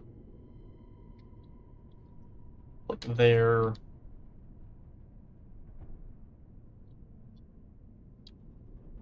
That's probably alright. I feel like it turns in a lot more, though. You go in one more.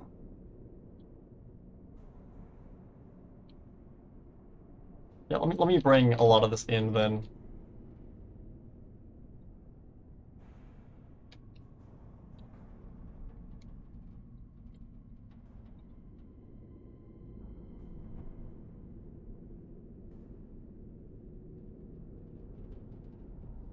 Yeah, this might work better.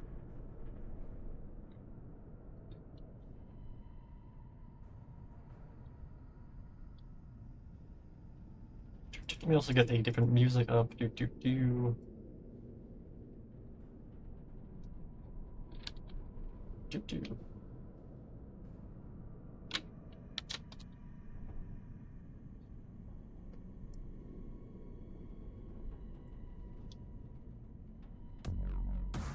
I also finally went and finished the Acolyte, and I can safely say my time was wasted. It is the dumbest show I've ever seen in my life. And I can say I did not watch it on Disney Plus, because I'm not giving them views. But holy crap, was that the worst show I've ever seen in my life.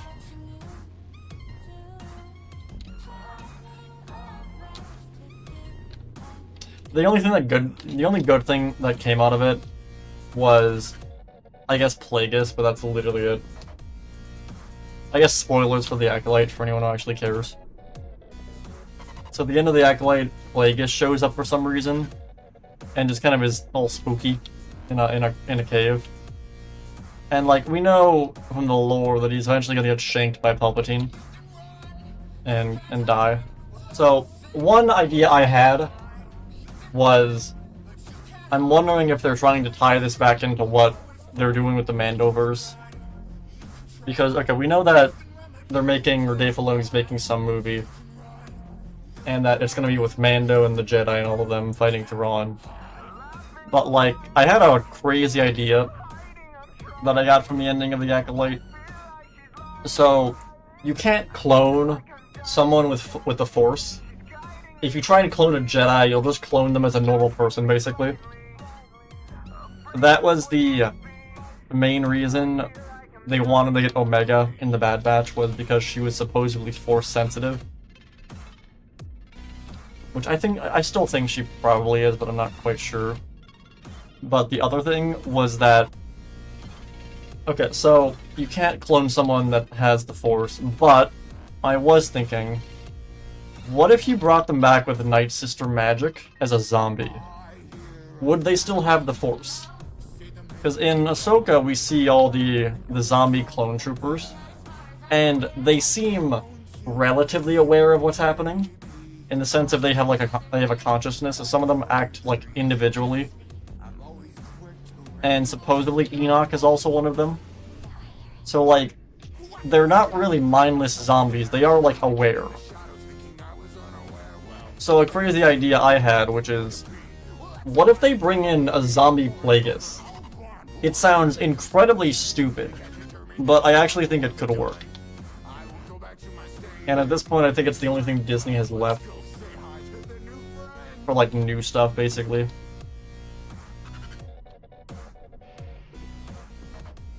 And the reason I say that is like, okay, at the end of Ahsoka, Ezra comes back and warns them all about Thrawn, supposedly. So like, Thrawn's kind of screwed, and I don't think a lot of people realize that.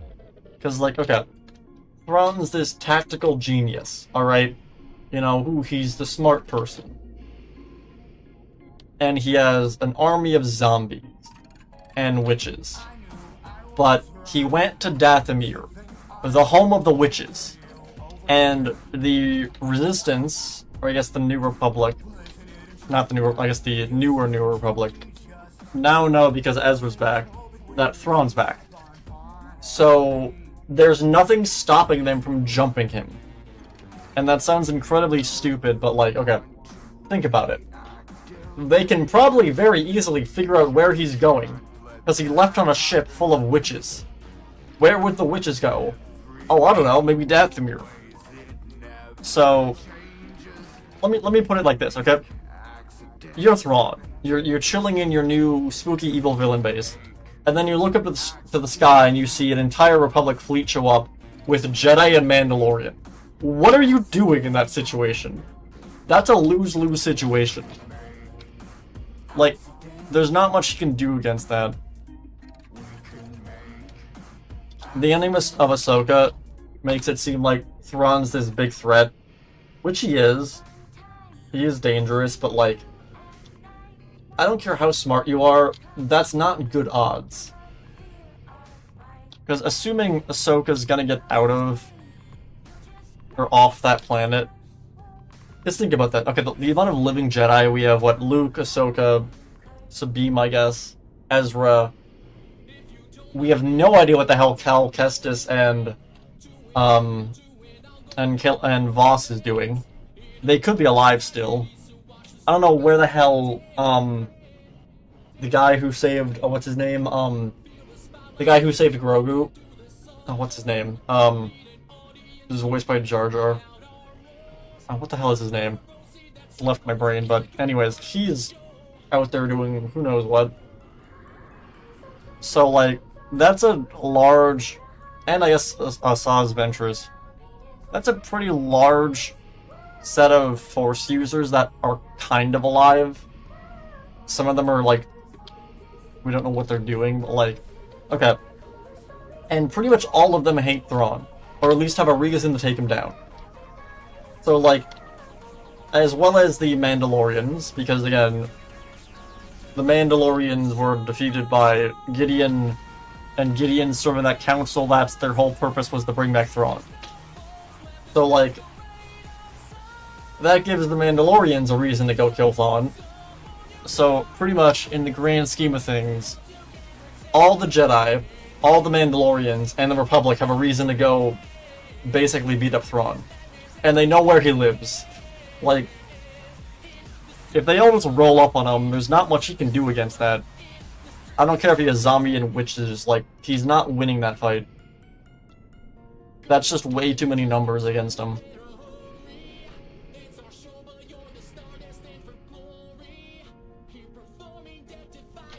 Unless he pulls out like a Zillo Beast. I don't see him winning.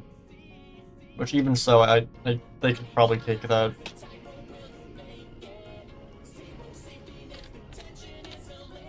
Okay, now we got all of the carts.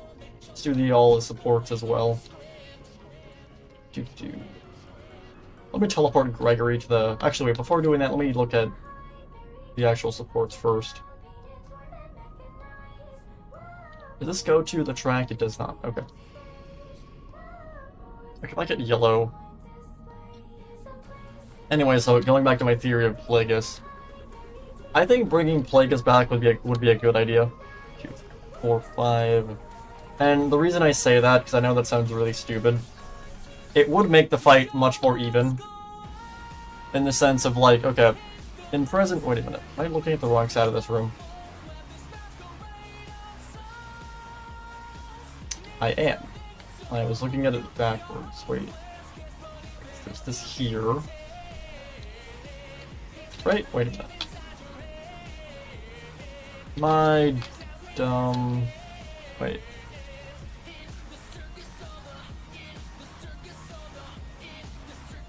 Wait a minute.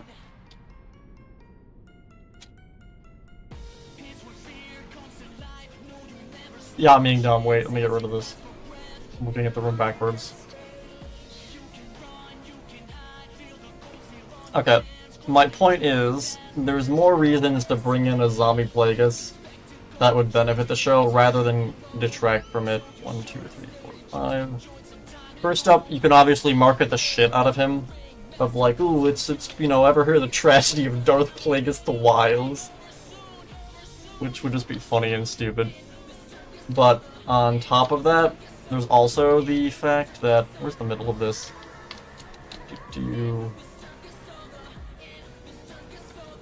So on top of that, having a zombie Plagueis would also benefit the actual plot. 1, 2, 3... 1, 2, 3, and the reason I say that... 2, 3, 4, 5... is because, again, because with the amount of Jedi I was talking about, and the Republic and the Mandalorians, that's a lot of people that just basically want to kill Thrawn and know where he lives. If they all just jump him, there's nothing he can do against that. However, if he has a zombie Plagueis, that kind of evens the fight a bit. 1, 2, 3... 1, 2, 3... Because at least then, you can remove the Jedi from the equation. 3, 4, 5... Because the Jedi can fight Plagueis, and the Mandalorians, all the others can fight the rest of them. Or can fight Thrawn. And then you don't have Luke Skywalker jumping Grand Admiral Thrawn, because there's not much he can do against that. Wish you could turn on Funny Things, but it's not a FNAF song. I think it might be copyrighted. I'm assuming Funny Things is a song? I haven't heard of it before, though. 1, 2, 3, 4, 5. Okay, then we have 2 on this one. Halfway through, so like here. 1, 2, 3, 4, 5. 1, 2, 3, 4, 5. The only bad thing I see in the terms of bringing Plagueis back to the zombie is, again, you wouldn't really lose any character development. 1, 2, 3, 4, 5. 1, 2, 3, 4, 5. Bringing Palpatine back in The Rise of Skywalker undoes Anakin's whole sacrifice, or I guess Vader's sacrifice. But like, we've never known Plagueis in the lore. I guess not in the lore, but in the movie's timeline. He's never been on screen or really relevant. He's just kind of been like talked about and being, you know, Palpatine's like master. So bringing him back doesn't really undo anything. And it's like, oh, it undoes Palpatine, you know, killing him, but like, that didn't serve any significant purpose outside of talking about how Palpatine's evil. And we kind of already get that. And assuming he's brought back as a Night Sister zombie, I feel like that still keeps the fact he's dead intact. I think the worst thing they can do is like actually resurrect him as a person, not a zombie.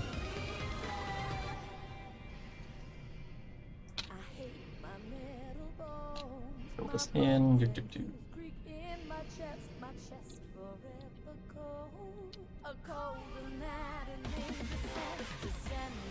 Okay, that's this corner here. I want to extend this out. Looking at this. I might want to, actually. Looking at this.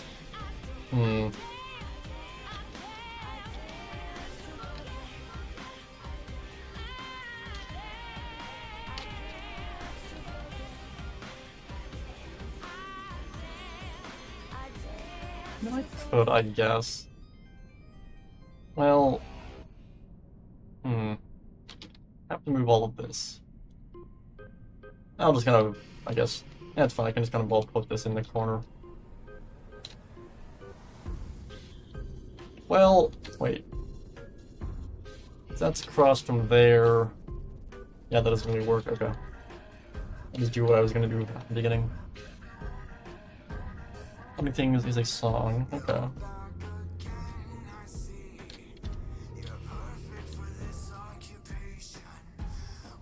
Wait a minute.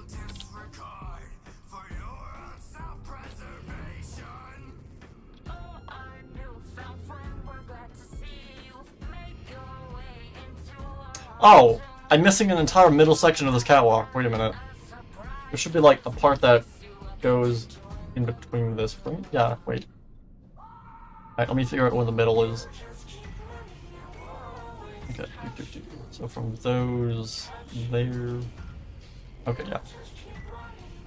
Grab this.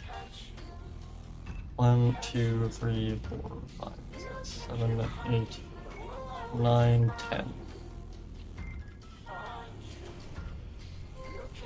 1, 2, 3, 4, 5, 6, 7, 8, 9, 10. Do you have any plans in the future?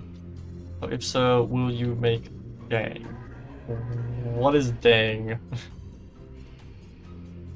You've lost me completely. What is the dang? Fix that. Oh god, no, I've helped. And break these. Okay, so it has to go here.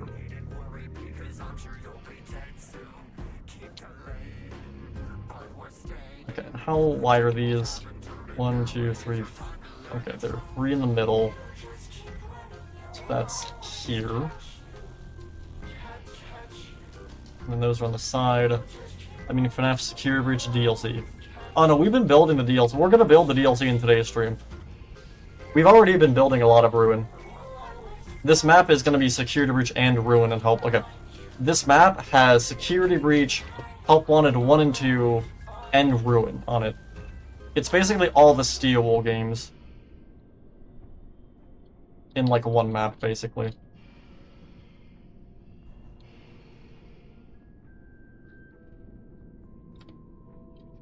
Bring these over, let's do that again. Get rid of these. And there we go, now they're facing the right way. And do this.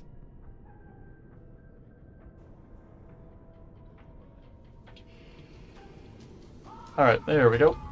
I break that. Okay, now that looks better. Okay, now this is in scale. This right here. Oh, let me bring this over.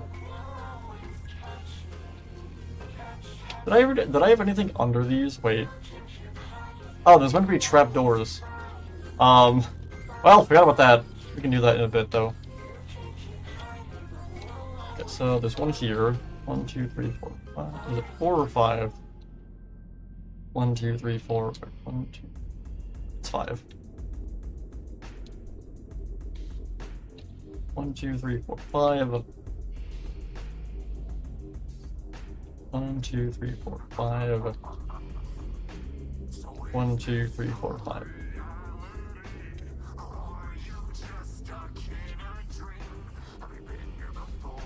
Get all of that.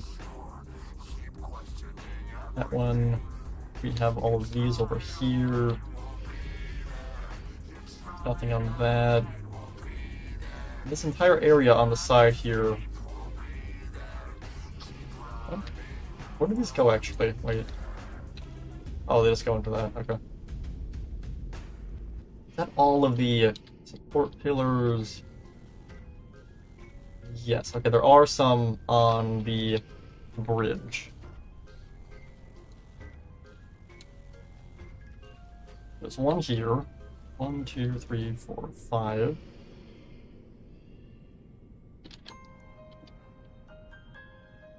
Wait a minute.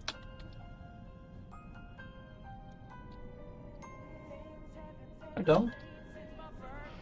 Is this backwards? Wait. Oh, it is. Wait. This should be on the opposite side. I click that and click here. Okay, cut.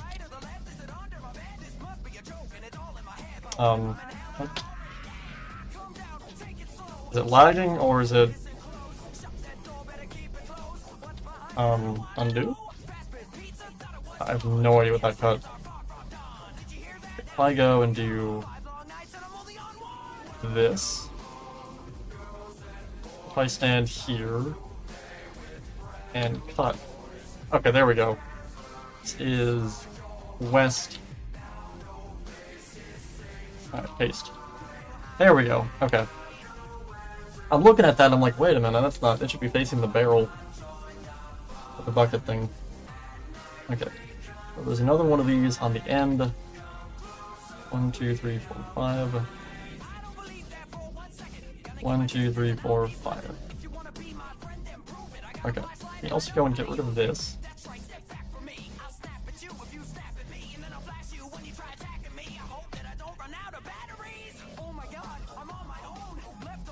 It's over to here. I don't know why you make the door straight to the daycare hallway when it craves what's... wait, what? I don't know why you make the door straight to the daycare hallway when it craves. That's what I wanted to say in the stream. You were building the daycare. What do you mean it caves? You mean like the hallway doesn't turn? Because it does turn.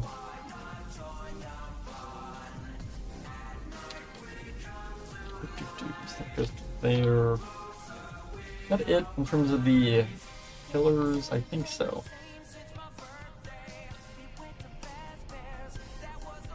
How many side pillars are there?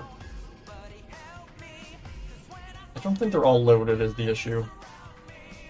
Okay, well let's go and make these supports then. I'm gonna go and use, if I grab this, and these. And that. Right, let's think. How do I want to do this?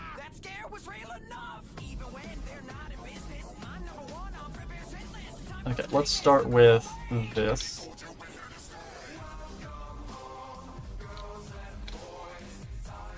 And I'm gonna do them all at once. We'll go like layer by layer. Because it will look cooler on the time lapse.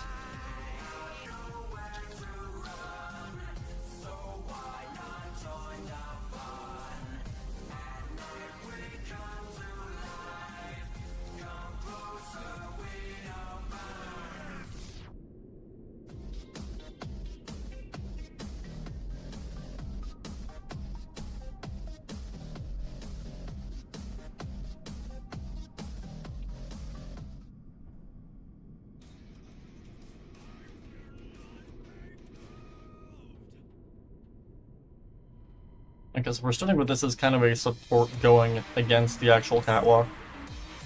And I'll kind of then have a pillar go up from this. And these onto all of these. Could do a basalt pillar actually. Might look good. I do want to incorporate some walls into this as well. This one here. 2, 3, 4. In the lobby, the wall with the door going into the daycare goes sideways. Yes, and I did that. Unless I'm dumb. Yeah, it's slanted.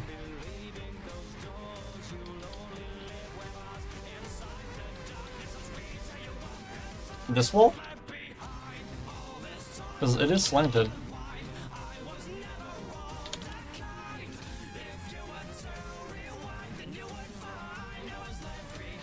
Yeah, it's slightly slanted. I didn't want to have it be fully slanted, otherwise having a door here would be difficult. It's the same thing on this side as well. It's not an extreme slant, but it looks the best with this. I tried doing like a more severe slant, and the door kept ending up like in the middle of 2 blocks, and it didn't look good. Going away.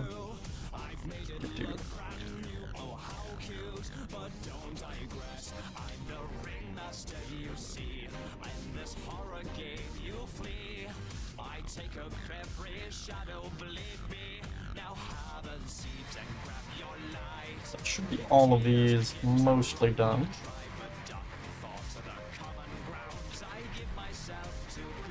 Okay, so if I were to then do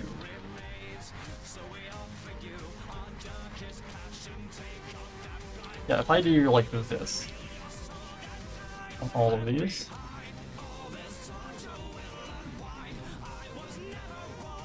Probably should have done this as I was actually doing the first part, but whatever. Actually, wait, no. If I were to do like this.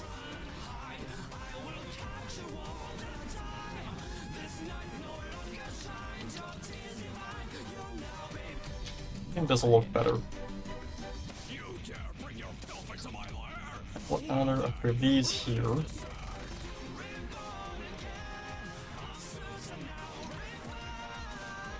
Two, 1, 2.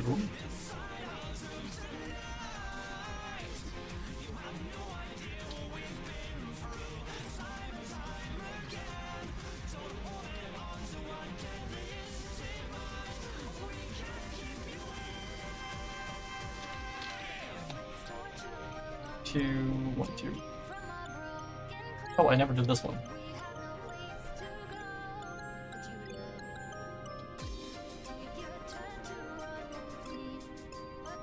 And then there are, okay, I did these ones down here. Pick all of these up and giving them 2 blocks.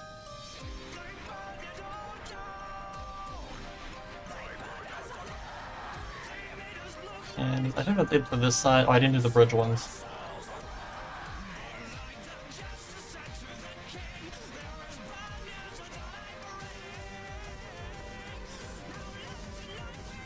Okay, and then from here, I get slabs and do like that.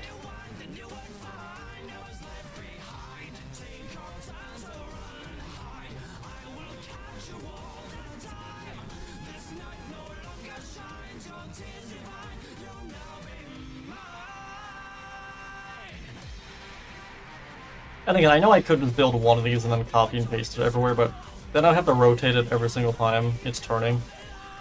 I figured just doing them all at once would be faster.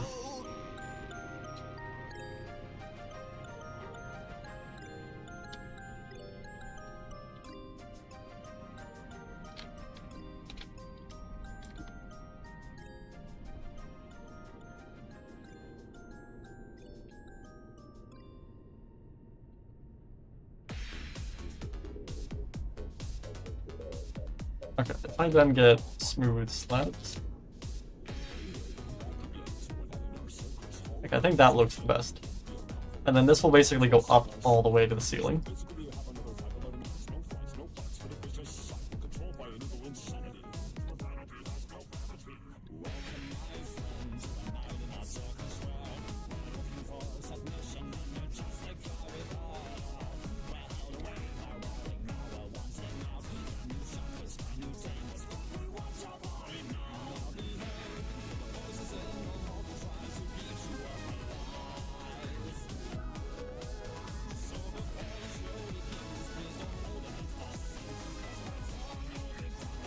Yeah, so never this part here.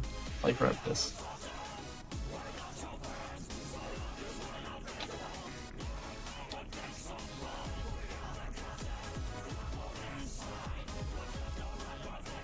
Wait, is that meant to be that long? Wait a minute. These are all 3. Wait a minute. Oh, if I shrink it, it'll be 2. I see. So I did all of these. I gotta do these here. I can tell which ones I haven't done because they have the bright yellow.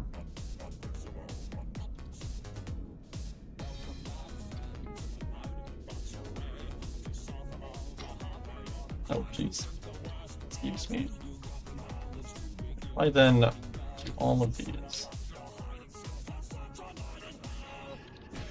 On an unrelated note, hopefully soon, I'll actually be able to have coffee for once. I mentioned this probably a month ago in stream, but so I had some stomach. I don't know if it's I can call it an infection or some issue with my stomach, which I still have, unfortunately. We're not entirely sure what the issue is yet. I'll be going back to the good old hospital, the medical hellscape, to figure that out at some point, probably this week or next week. But either way, I was having some stomach issue, and so my doctor put me on some medication, but then due to this medication and the way they were doing this test to figure out what was wrong with my stomach, I wasn't allowed to drink any sort of caffeinated anything for a month, pretty much. And holy crap, did that go terribly. So I discovered caffeine withdrawal is a thing, and it sucks. So at the beginning of last month, holy crap, I had a headache, and I was throwing up. It was terrible. Caffeine withdrawal sucks. I think my issue is I should have slowly gone off coffee and then start the test. Instead, my dumbass was alright, I'm just gonna stop drinking coffee. Just cut it off immediately. And that was a terrible idea. I got so sick.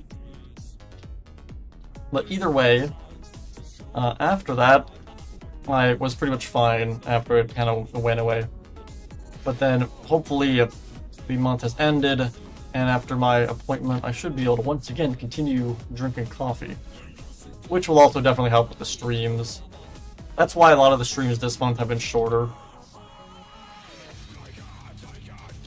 Because having to talk for 6 hours straight and building and staying energetic is a little bit difficult without caffeine. Looking at this. Okay, so if I were to... If I do this then.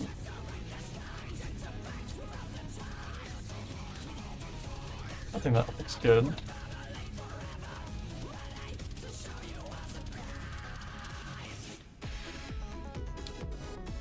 I could then do trap doors on top of this, that might look cool. Oh, I never did this one.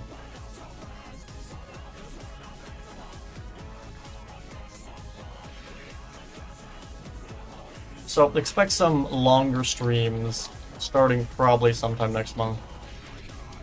I think the yesterday's stream was not the yesterday, the day before. I guess. Wait, was it?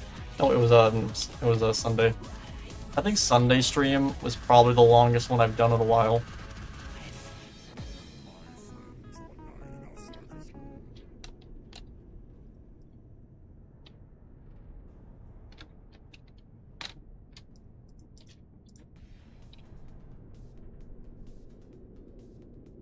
I think the other issue was just not being able to drink coffee for a month. Is coffee was also my stress reliever in the sense of, oh, I'm stressed, I'll have a cup of coffee.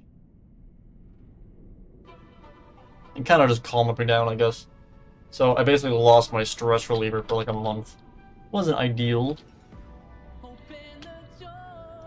Luckily, nothing bad happened this month, which is definitely good.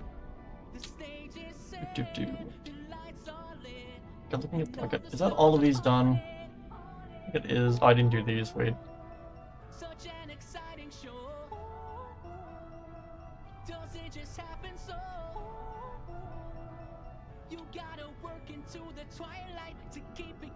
That's pretty much all of this done. What do you hate about making the Mega Pizzaplex?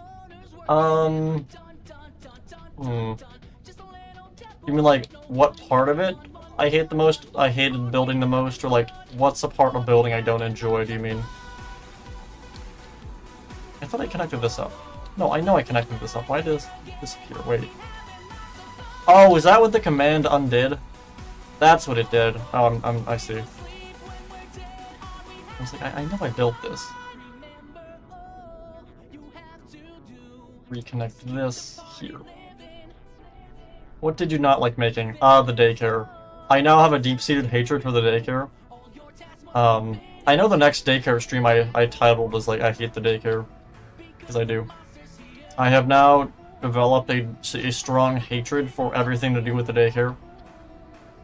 And I hate it. Welcome back, Shark Blocks. Welcome. Welcome back. That's probably all of that done. Now let's start bringing these up then. I want to do this. If I get a trapdoor. Actually, wait, instead, if I do...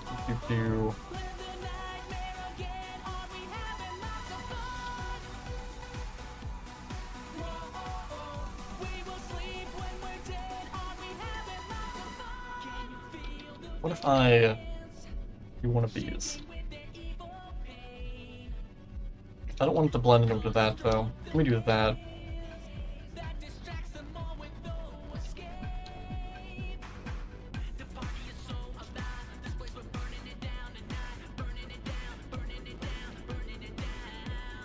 Which glam rock could you beat in a fight with a crowbar? That's a good question. I wouldn't beat Roxy for the sole fact of Roxy can see through walls. So, which that's something I think is kind of really horribly implemented into Security Breach. It's mentioned in Security Breach when you give Freddy Roxy's eyes that Freddy can now see through walls, which would imply that Roxy can see through walls. So, how are you able to hide from her in a stroller? That doesn't exactly make much sense. I'm assuming it's just a matter of Steel didn't exactly think that through. But yeah, assuming Roxy can see through walls, I would lose to her every time. For the sole fact of, I can't really hide from her, since she can see through walls. And she can jump around like a maniac, she has the claws. I don't think I could beat Roxy. Monty would absolutely wreck me. Freddy... I don't know. The Glamrocks are built different is the issue. I think I could beat Glamrock Chica in a fight, assuming I have a crowbar. Glamrock Freddy, I think would probably be a draw. Because, okay, Glamrock Freddy is fast, is the issue.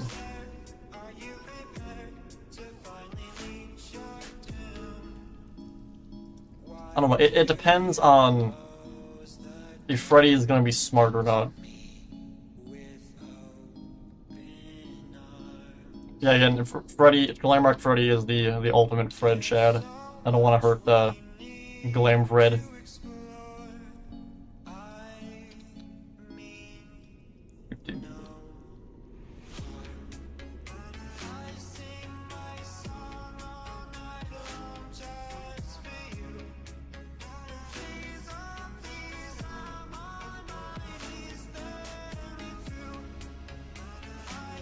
Anybody can easily beat FNAF 1. Afton did it. Why couldn't it wait?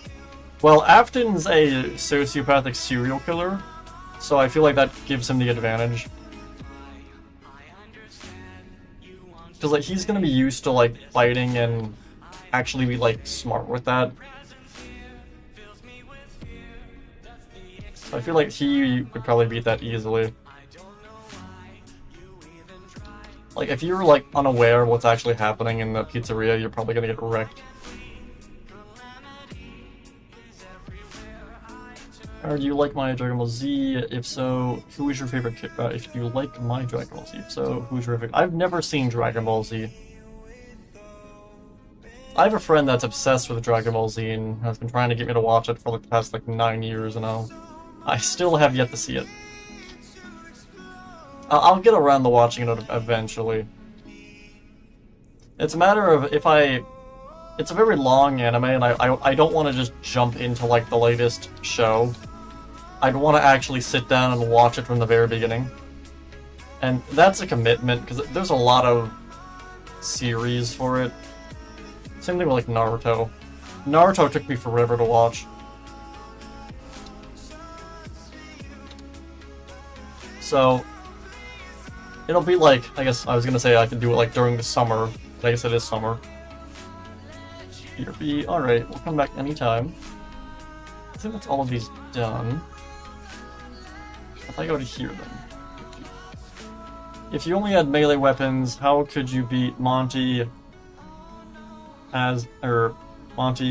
he's a jumping maniac, and he would rip me to shreds. If I only had melee weapons, do I get to choose the melee weapon? Because, like, if I use, like, a shock baton, I feel like that would be effective against an animatronic. Okay, yeah, with a shock baton, I feel like I win easily. Let me go and bring this up like 1, and then just do this. Like, I think that'll work. So, I get my builder's wand. I just bring all of these up to the ceiling.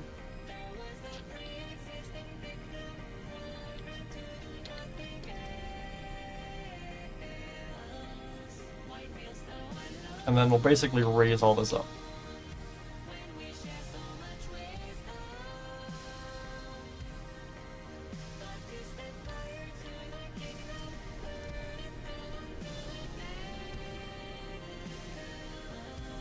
Nar with basic guns. Could you beat Monty? No taser though. Probably not. Unless I get like a headshot. I don't know how guns work. I'm not a gun person. I've pretty much never used a gun. I guess I've used like a pellet gun. But I've pretty much never actually used an actual gun. So I feel like just from that alone I'd probably lose. My dumbass would probably go to, like, shoot the gun, and then shoot it wrong, and I'd get jumped by Monty.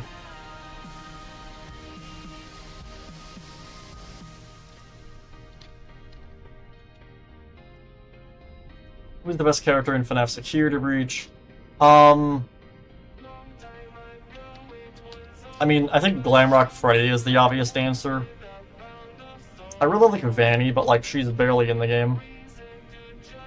I like the whole Dr. Jekyll and Mr. Hyde thing her and Vanessa have going on, and I'm disappointed they didn't do more with that. I mentioned this before, I love, like, psychological horror, so Vanny and Vanessa having this split personality thing going on I really thought was cool, and then they didn't really do much with it. So that's pretty much all of these. Now that I have that, what I will do...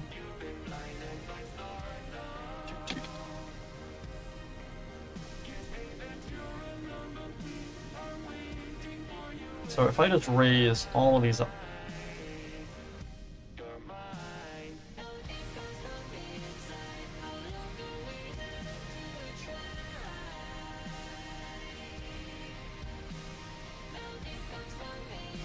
The funny thing is how the dang basement has more screen time than the dang attractions. The what? What do you mean, the basement?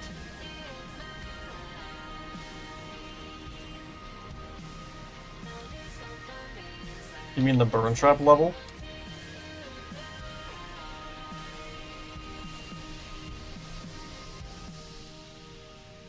The basement of Security Breach? I still don't follow. Can thou explain, for I am apparently being stupid.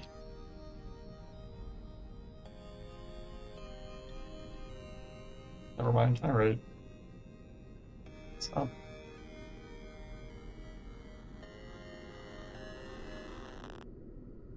So this is going to take a bit to do all of these, but that's fine. Do all of them individually, because I don't want to copy and paste them, because I'd have to rotate it every time, and then I have to worry about it actually breaking stuff I pasted in.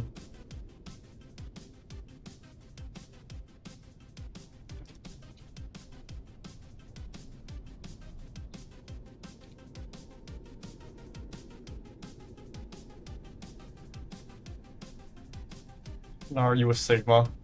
Is there a female equivalent to a Sigma?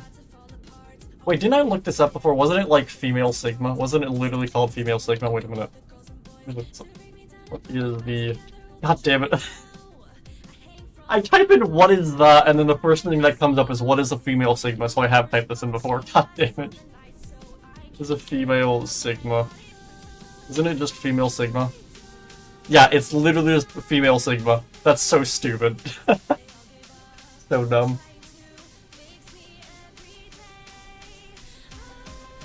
I love how the uh-oh. What did I just do? Wait, I lost the music. I love how the female equivalent of a Sigma is they literally just put the word female in front of it and call it a day. We get to go back to our music. There we go. How could you beat DJ Music Man in a fight? I don't beat him. He beats me into a bloody fall. DJ Music Man would wreck me. I would get completely annihilated. There is no way I beat him in a fight. How tall is DJ Music Man? Find this math. How tall is DJ Music Man? I'm assuming someone over 2 stories tall! Oh my god. Yeah, no, I don't win this fight. He would annihilate me, holy crap. Yeah, no one wins a fight against the DJ. The DJ Music Man would annihilate anybody.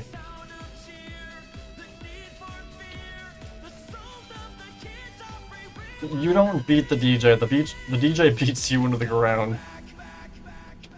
You don't win against the DJ. Unless you have like a rocket launcher, and even so, that might not take him out. Unless you have like a railgun.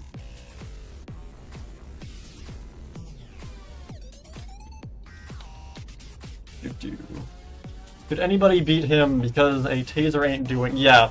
Tasers have limited range. Even if you were to hit him with a taser, the electrical charge probably wouldn't even go through his whole body, he's just that big.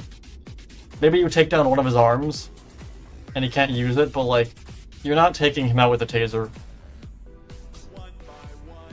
Tasers have a limited charge in them, and like a set amount of electricity they can put out. So if you blast DJ Music Man with a taser, I don't think the electrical pulse would actually go through his whole body. Maybe it like goes through one of his arms and it shorts that out, but he has like another 8. So I don't think you could beat Music Man in a fight. Unless you just continue tasing him. But DJ Music Man is also very fast, so I feel like the minute you get in the line of sight of him and start trying to tase him, by the time you get one tase in, he's probably already in front of you and is about to completely annihilate you. I don't think you would have time to tase him a second time. I really think you just lose that fight.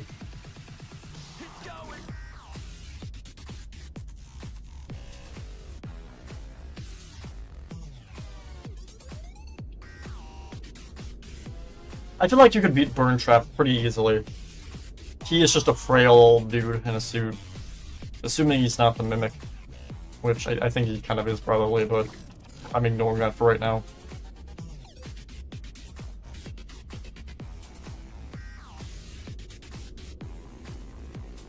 Connection terminated. There's no more need to run. How far over is this? So it's here. Okay, and if I fill that in there. All an illusion of sights and smells. Give up your souls. They don't belong to you. Let me save you now because our time And if I can call this up. My daughter, Alright, there we go. now it ends for all of us. And the rest of these here. He's 2 stories tall and 3k pounds. Holy crap. That is terrifying. Could you beat the FNAF 2 animatronics in a fight? with only melee weapons. Are we counting every FNAF 2 animatronic? Because I feel like I lose against the puppet. I think I could take the toy animatronics in a fight. I think the Withers would probably wreck me. Specifically Withered Foxy. I don't think I could beat him in a fight. And then, if the puppet gets involved, the puppet's like kind of spiritual. Like, I think it has a physical body, but like, it's not exactly obeying the laws of physics. So, I think I would lose against the puppet, just because the puppet would do some spiritual magical bullshit. Because, like, again, I don't think there's an animatronic inside the puppet. It does seem like the spirit is just possessing a puppet. So, like, it's not held back by its physical form. Like, it can fly. So I think because of that, I'd lose.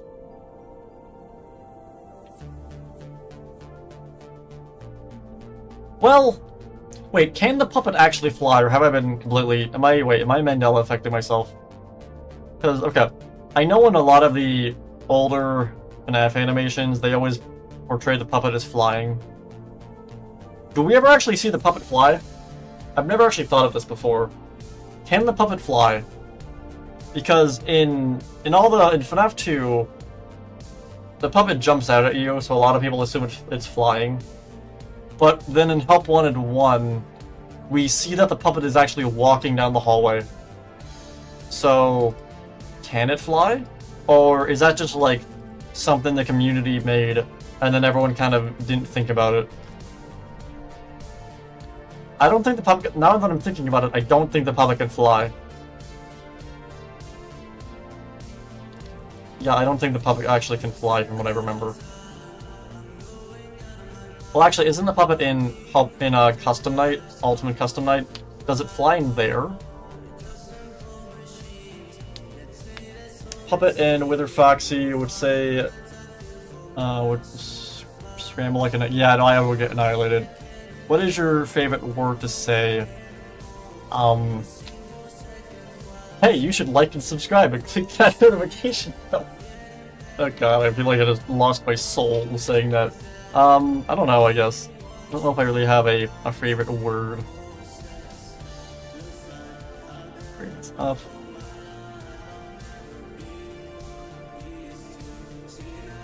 Puppet and Wither Foxy would say you better scramble like an egg, or I fold you like an omelet. Yeah, but they'd say something funny or stupid like that.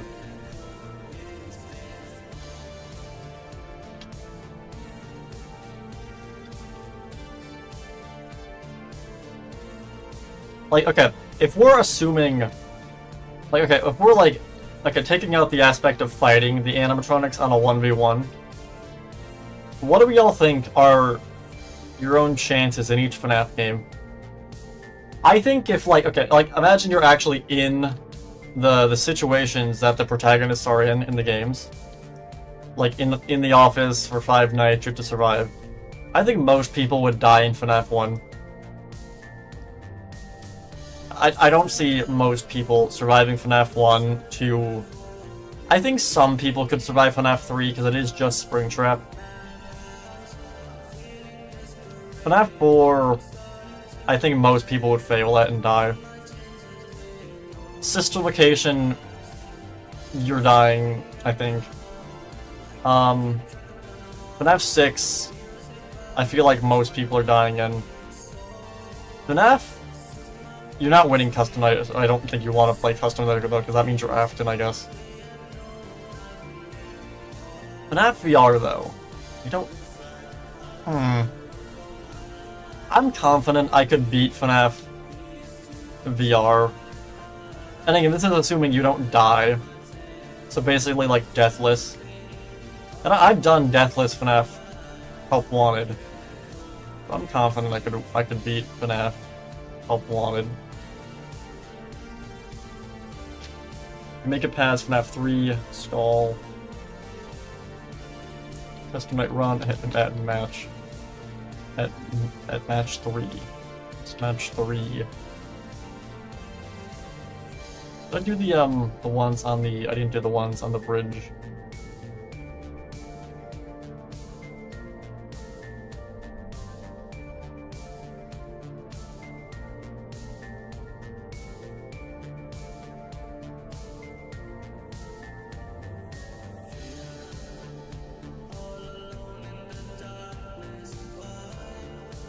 I'll do the one. Let me get my water first.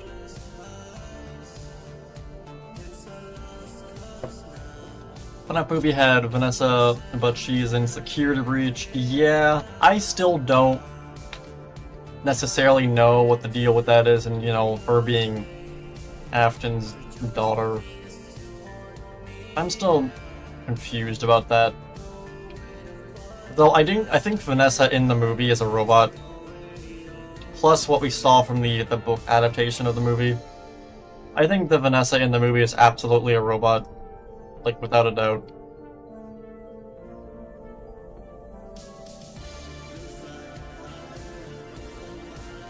Is it possible to beat all 4 Glamrocks at... No, you would get annihilated. Well, every single weapon in the world except grenade launchers and RPGs. Okay, then maybe you win. Thing is, I feel like RPGs and grenade launchers are a double-edged sword, because, like, okay, assuming you're fighting them in the Pizzaplex, if you shoot a grenade launcher, you're gonna destroy parts of the building and also set fires to stuff. So then you have to fight the animatronics in a burning building. So I feel like a rocket launcher drastically makes it more difficult. It really is a double-edged sword.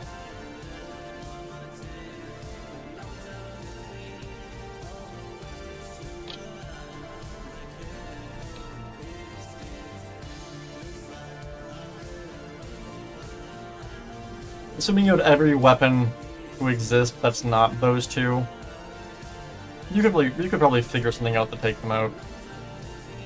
But no way you're doing that with a rocket launcher or a grenade launcher. You would either set yourself on fire or blow yourself up.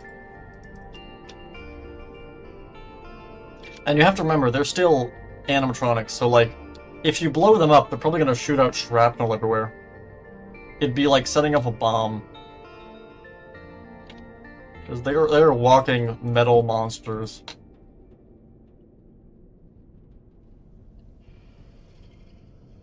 Looking at all of these, I think that's probably... he's done. So now what I'm gonna do... Does this ever change heights at all? The gondola? It does not. Okay. So now that I've done that, let me go and do these floating platforms.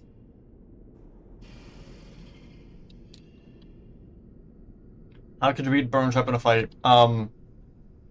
Hit him with a go-kart. Again, the way he's moving in security breach, he is very frail. Like, you could probably just push him over. I don't think there's much you could do about that. Or much he can do about that. I think he would just kind of die.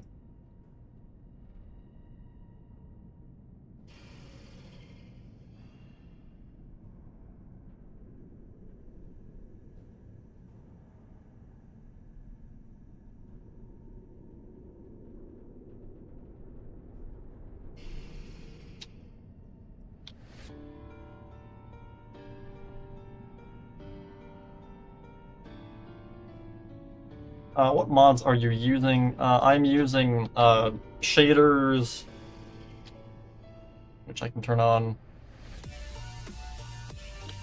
I got shaders, I have builders wands, and that's pretty much it. And I got a mod that makes my skin 3D. That's about it. And I guess I have world edit too. That's mostly it. I think I have a few other like graphical enhancement things, but that's mostly it. I'm still waiting for the more player models mod to get updated to the latest version, so I can use my HD skins. Well, I guess it is. What version is this on currently? Isn't it 1.21? Here's this. Is this it? What mod was this for?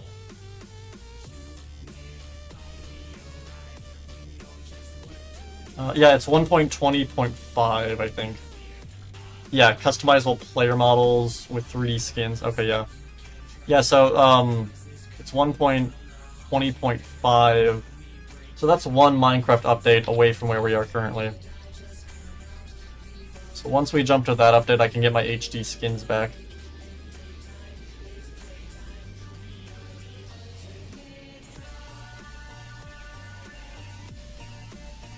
The main issue is I was having some issues with the texture pack with the latest version. I gotta go and redo a lot of stuff with that, I think.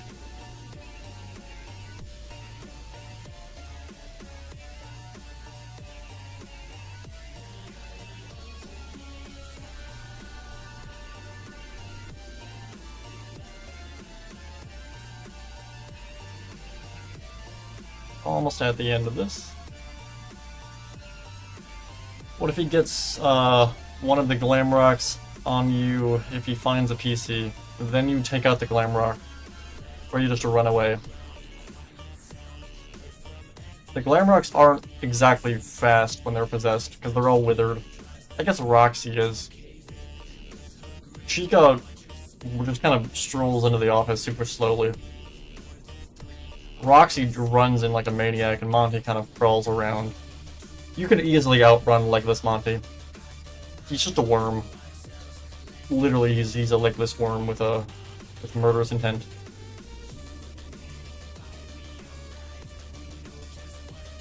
Could you beat Monty? He's 350 pounds, oh my god. No, I would probably lose to Monty, unless we're dealing with Legless Monty.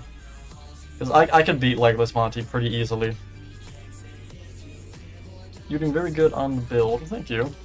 It's definitely coming together. What is this set to? Same block. And then if I go to here then, and max this out to 64 blocks, here we go.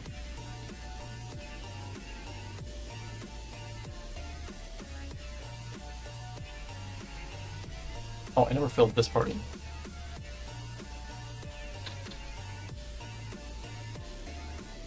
Not all of it. Looks like it. Okay. What I will do now... Oh, I didn't fill this in either.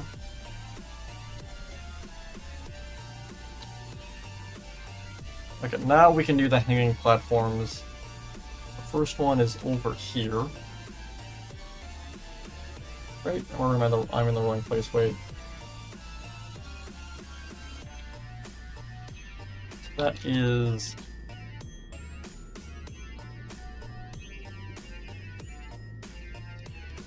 Okay, no, that is here. That is over top of this, and it starts about there. So that's about here.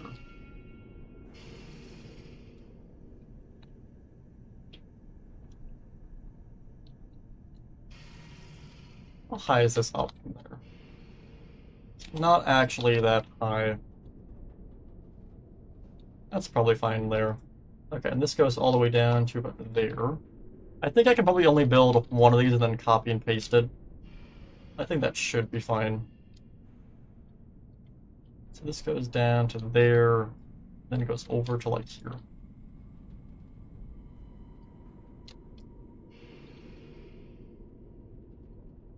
Shiver me timbers, Freddy can run at 50 miles. Oh my god! Wait, how'd you get that number? Did you just math that now, or did you look it up? Because if you can run that fast, that's terrifying. Yeah, you're getting blitzed by Freddy. You're not winning that fight. Freddy would win easily, I assume. Are these all exactly the same? It looks like it. Let's go and copy and paste this.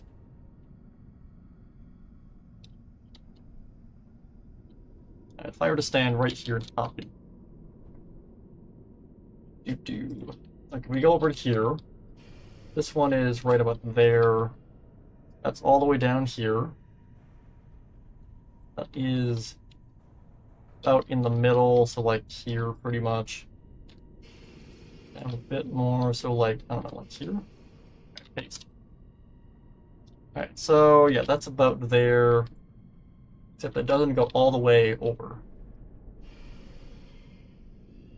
Goes to about here.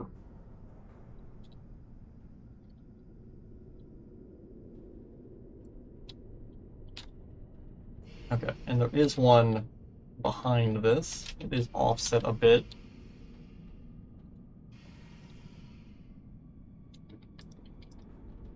So I'm gonna go with like here. Let me actually move this in by one.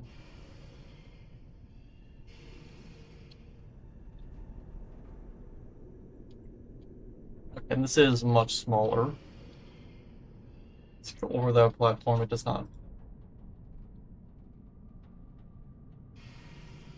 Look there. Out. Okay, so basically here.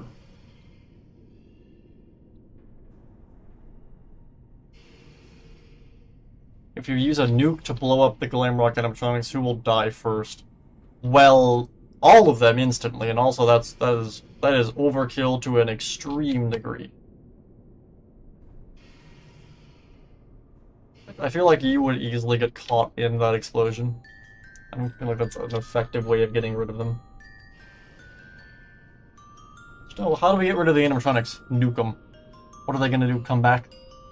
I mean, Afton would, but like, that would be the case with anything. You know, you throw him into the sun, he becomes the sun.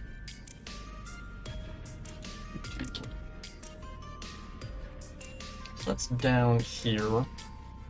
But on the very end, it's in this area here.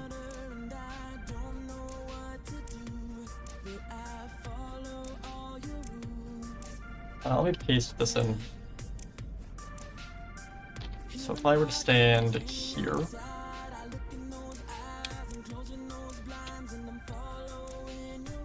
okay, and if I were to stand like here, alright, and that is in the wrong place, so more like here.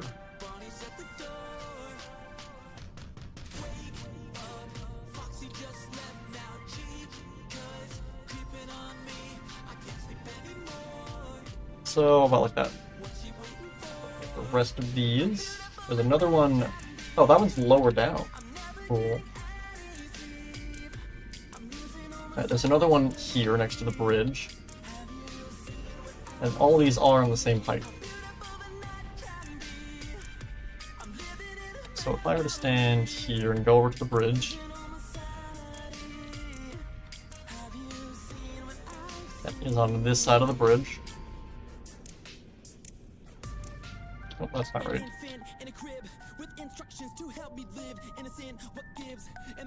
Okay, wait, if I were to do that, and then undo. Well, wait, no. Undo. Rotate 90. I stand right here and paste. Down a bit more to here. How far does that go down? Not to the end of the bridge. So, like here.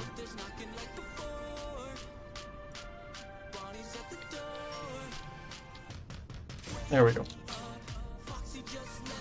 Monty runs at 3 miles an hour, Roxy runs about 35, and Chica runs about 20. That is a fast murder bot.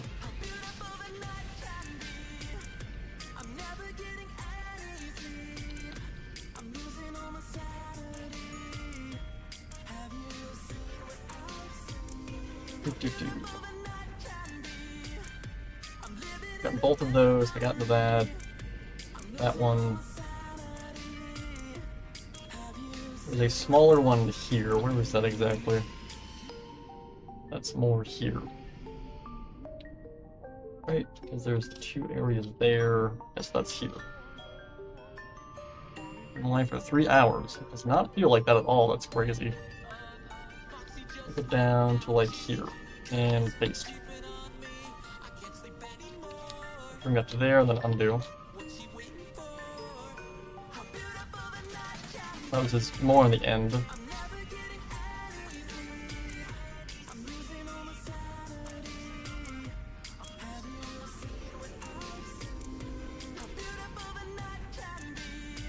Okay, and if I were to then break this.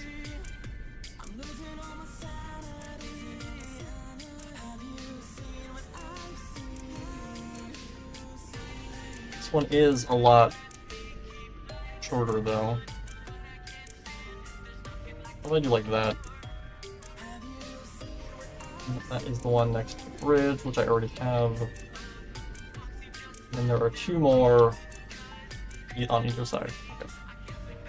So if I copy this,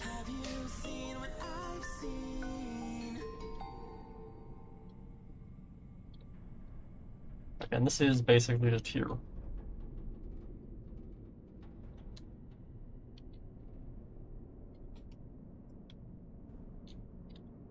Move this down by 2 blocks. So, like that. And then there's one going that way, so rotate 90. You go all the way down to here. Paste. Oh, it's going the wrong way.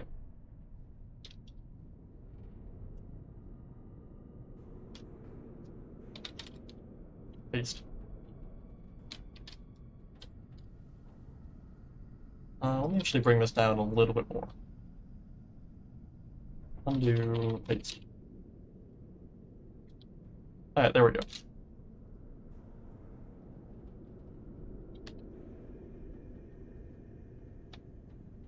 Okay, so we have all of these now. Now what I want to do... how many of these are lowered down? It's just the one in the middle. It's just the one in the middle.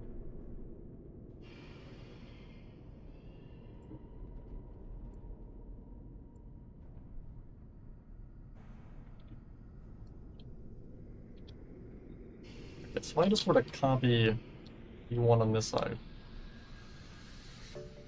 It's a bright new day, and it's your time to shine, time to take I can copy. your career I were to then go to this side. And just go down. Paste.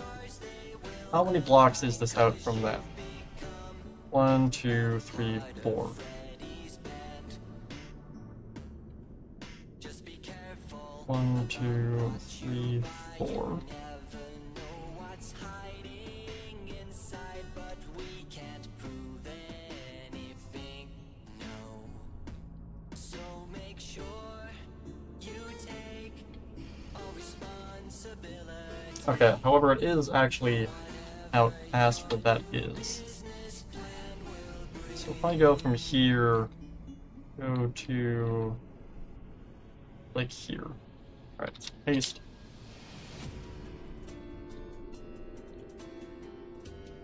I keep that there. And if I copy this,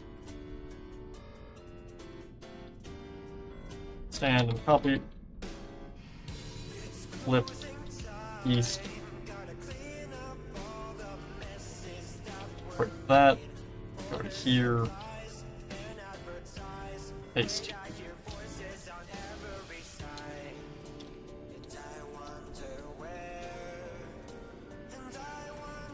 Are they? Is that one closer?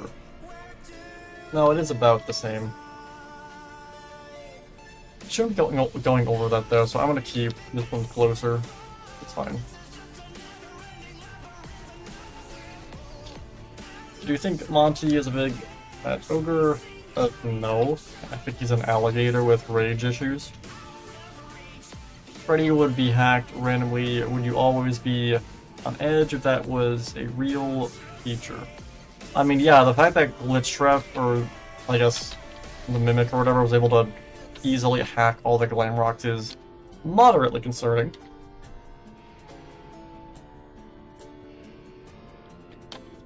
Okay, so what I'm gonna do now, I click this and that. And find some blocks. This, that, do.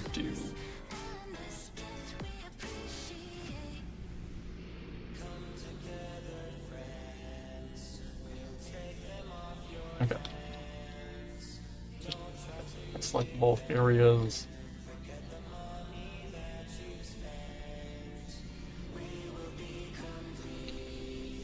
Endstone. Diamond block. That's not right. Is it ore? It's ore. Wait, what? Oh, it's gold.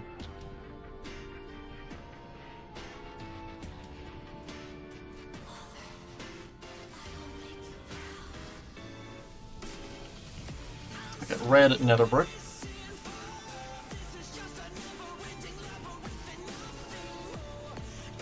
Crack a deep slate. The tiles, yes.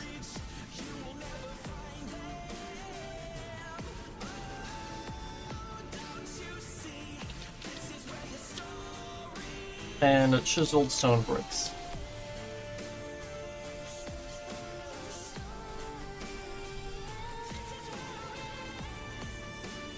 Okay, so if I undo, undo.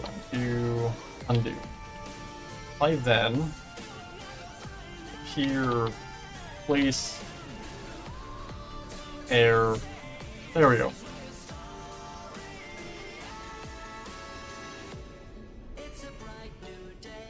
So if I then go and fill all these in, this will also actually make MontyGolf much darker as well, because these will actually cast a shadow down.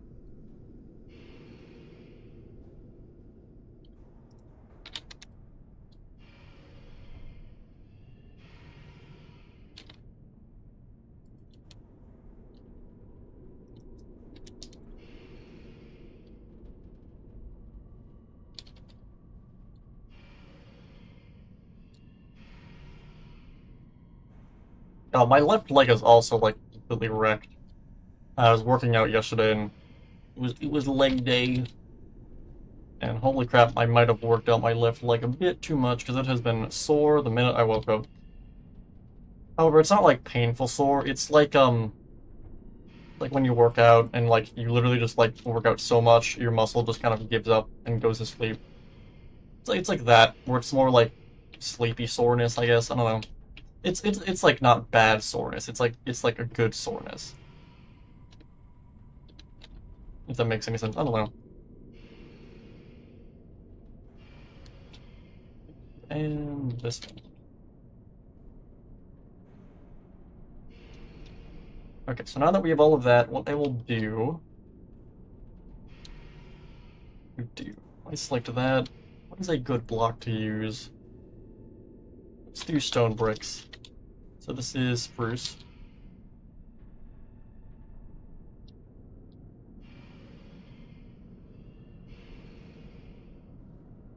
Stone bricks. And if I were to replace all of these,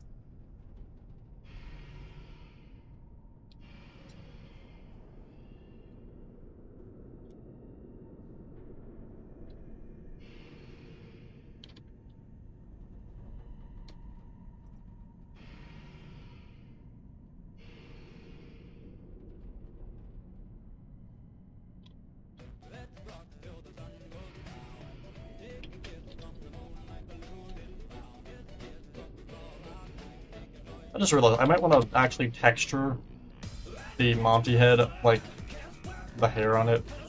That might look good. Let me do that real quick.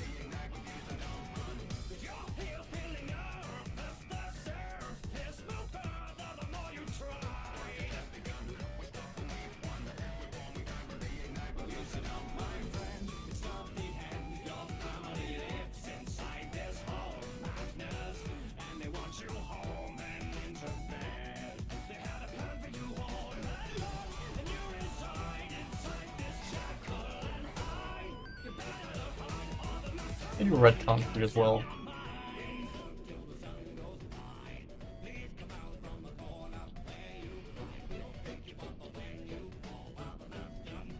It doesn't look as good. Undo. Maybe red stained glass.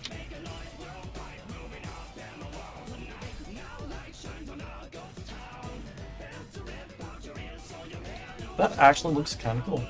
Will the shaders ruin this, though? Will they make it transparent? That looks pretty good.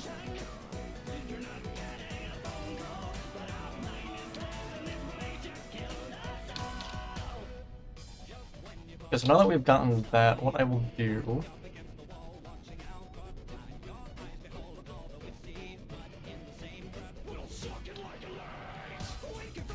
I'm going to just add these on the end.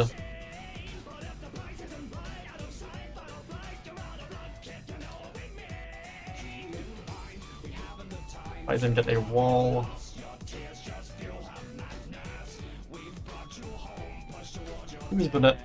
Who is better, Vanessa or Cramrock? Who is Cramrock?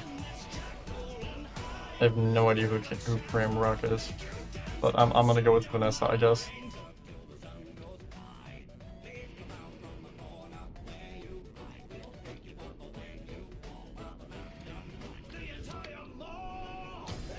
What do you think the Glamrocks, or do you think the Glamrocks do have some sort of firewall, so they are harder attacked?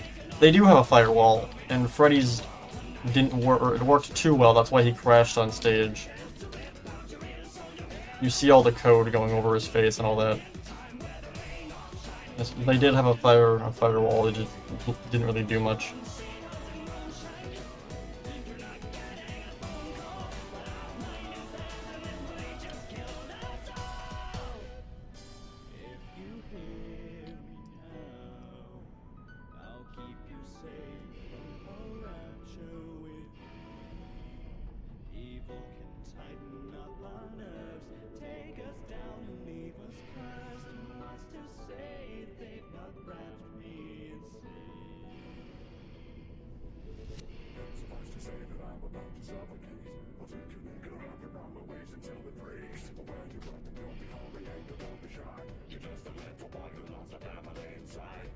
We also got mute security reach because I'm hearing the sound effect of that moppy thing just constantly.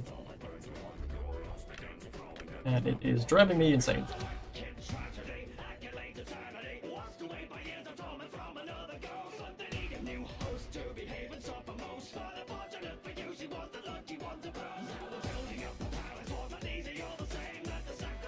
That is not what I wanted to do.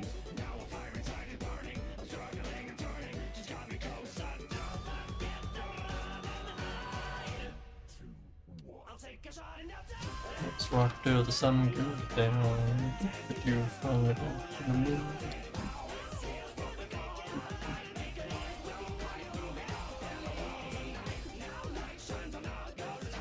And here, and this one.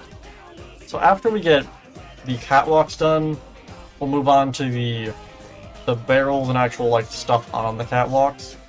And then I'm gonna launch a ruin, and we're gonna build the gondola storage area.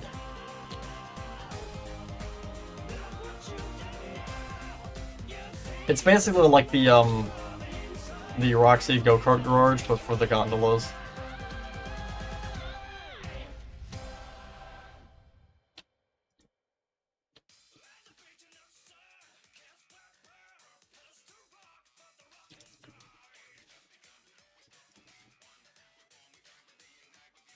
I also saw via the new Grian's new Hermitcraft episode, you can boat animals and actually use them on elytras.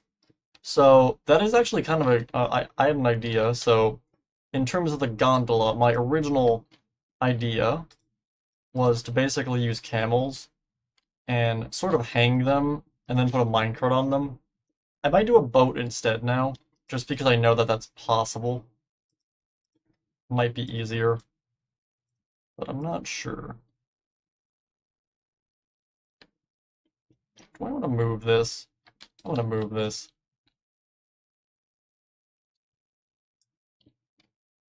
Alright, but go to here and paste it.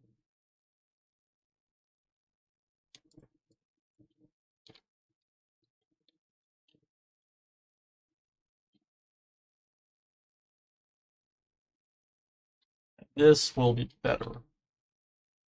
Let me move it over a little bit more though. But Oh god, I was standing on it. Oh no.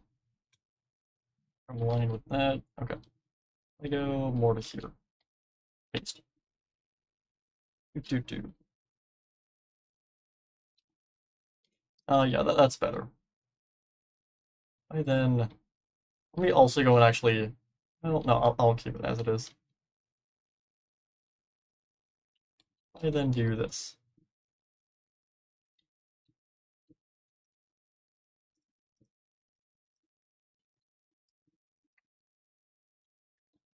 What song is better? I Got No Time with the FNAF 1 mashup. I'm gonna go with I Got No Time just because it's not as chaotic as the FNAF 1 mashup. The FNAF 1 mashup is good, but it's a little crazy.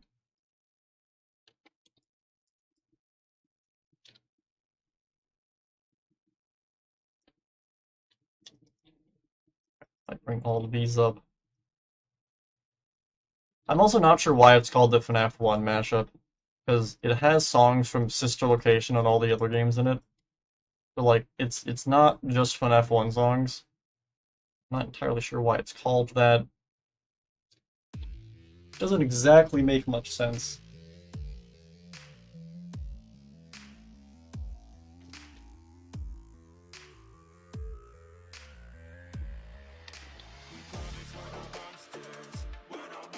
It's the last one, I think it is.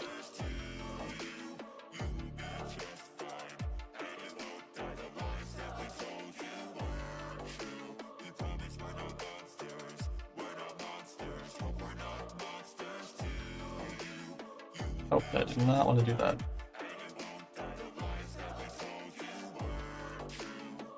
He was one of us testing games, but something happened that one day. He was still So if can't civic, my god. Vanessa told the others about the child. Why are they trying to kill him? Shouldn't they just be trying to kick you out?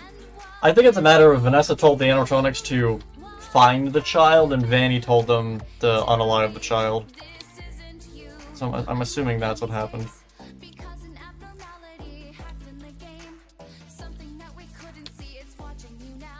And it's If I then get a chain, to escape its world somehow. What is this thing? And what does it want from us? Waving at me. Is it something I should trust? Guess I'll just play and test the game, hoping that it goes away.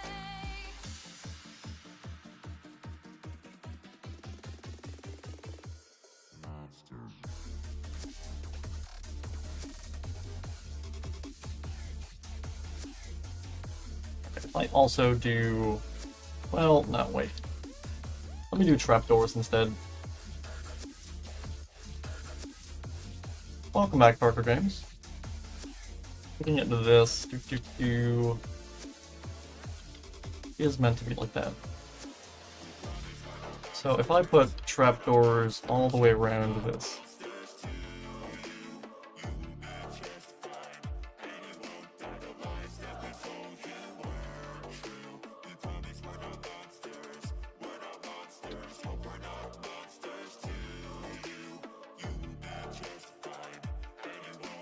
how does that look? There was a lot of ink on the ground with the mask that I had just found. There he was with the visor all around, standing there with the Okay, now if I get rid of this, wait a minute, let me see. have you turned to? How is Okay, instead of, it stuck to you like glue? I'm gonna do trapdoors for this part instead. What do I feel? And how does Think of it it some more taste? color. Feel I made a deal to start and finish this ordeal. Something is wrong, and I hear a song. Something's where it can't belong. I won't be There, and then do this one. It's attached itself to me, its motives are strong. It's made it so I cannot see. Collect all the tapes and come join me to Freddy's Fun Time Family. I never, get it why we can't say, oh my god, not the cake word, oh no, and I'm unalive. It's weird. So, like, I can say kill or whatever in some situations. YouTube is also, okay, the most frustrating part about YouTube isn't the fact that I can't say, like, kill. It's the fact that I don't know if I can't say kill. It's the unknown part. YouTube goes back and forth on what they allow and what they don't allow. I usually just play it safe and go with unalive. Which wasn't... It's really frustrating. The most annoying part of being a content creator is just the unknown and the uncertainty of what you can and can't do. It's very annoying.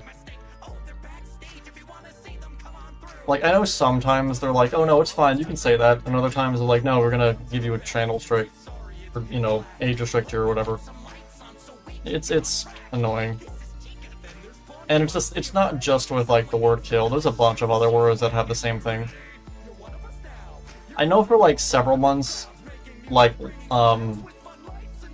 back in, like, December, for, like, 3 months, like, after December, you weren't allowed to say the word quarantine, or your video would get age restricted. And that is the dumbest thing ever. So, instead I'd have to say, like, locked in, which is so stupid. It's just weird. It's weird stuff like that, but, like, now I can say the word quarantine completely fine and they have no problem with it. But the most frustrating part is just the unknown and the constantly changing words you can say and can't say. Back in 2020, my mother had COVID, and was pretty much hospitalized for like 6 months. And thank God she survived, but she was very close to not surviving. And during the whole ordeal, you couldn't say COVID, you couldn't say quarantine, you couldn't say pandemic for like several months on YouTube. Everyone would just be called, that's why back then in 2020, everyone was calling it the virus.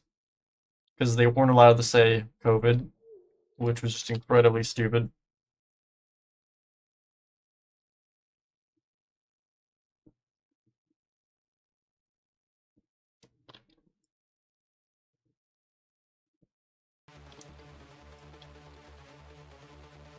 The most frustrating part is, like, I couldn't even, like, talk about it, which is the most annoying part. I had some people in chat, like, noticing the fact that I wasn't as energetic and happy. Mostly because I wasn't. Because, like, if your mother's hospitalized with the virus for months, you're not exactly gonna be in the happiest mood because of that.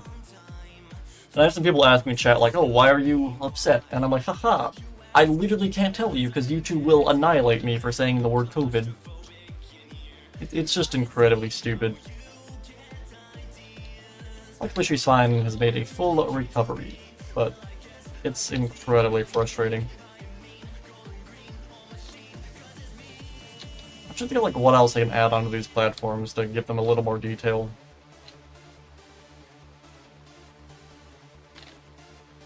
I think for right now the trapdoors are fine. What if Gregory keeps all of the Glam Rock animatronics alive? I mean, I guess they are kind of slowly being repaired. We fixed them. They are slowly getting repaired throughout the games, it looks like. We got, like, Chica's voice box, we fixed Proxy, kind of. Freddy's having a real bad time missing his head. And, like, half his torso.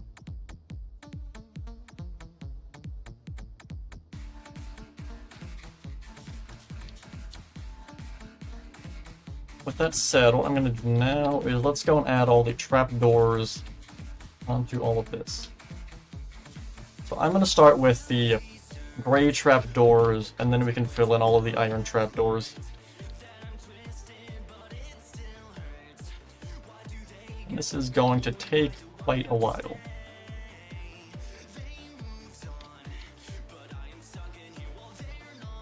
"6 million years later of lacing trapdoors."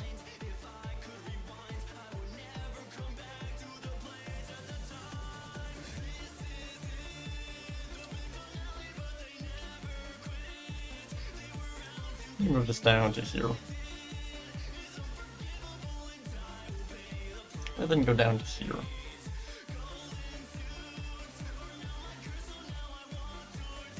And if I do that, is that gonna make it? Yes. If we didn't unalive the animatronics, what do you think? We did a plot of secured rich. I imagined it would be defeating Vanny. Flourish was like erased from the plot entirely. Break this.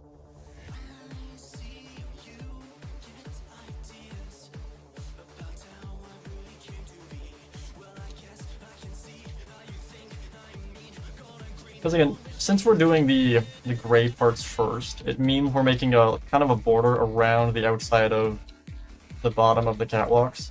So we can basically just Builder's Wand the entire inside part with the trapdoors once we're done with this.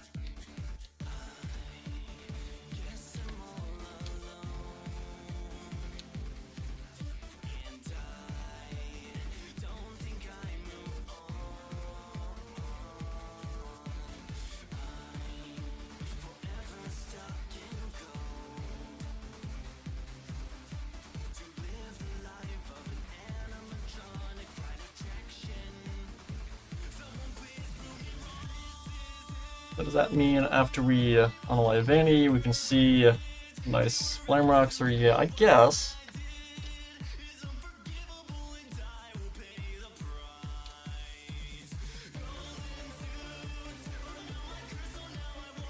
I go down to here and do this.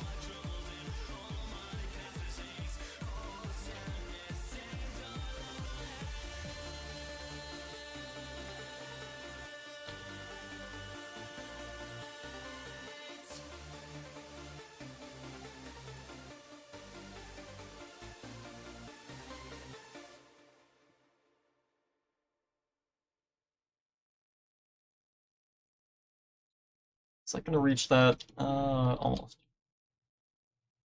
Okay, there we go. We then continue bringing all of this down.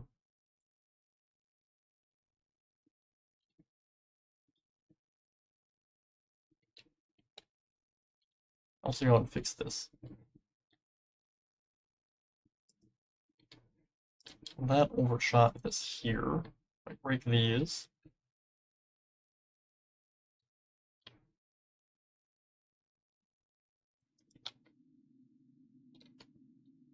So it can be like son, it can be like mom, dad, want the what? Son would be like mom, dad, want the short story of the 2-month story. I'm so confused. What are you talking about? How is son the? I lost track of this immediately. Mabel, chill out, calm down. My dog's being crazy, like my fluffy minion.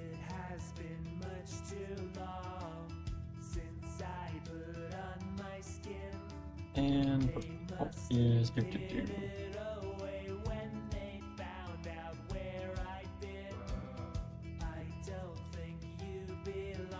Okay. Look at my POV text bar. POV when your parents ask you why you like FNAF 37 hours later. I still don't get it. Oh! Some be like, mom and dad want the short story or the 2-month story. Oh, I get it. Trying to explain the FNAF lore to your parents.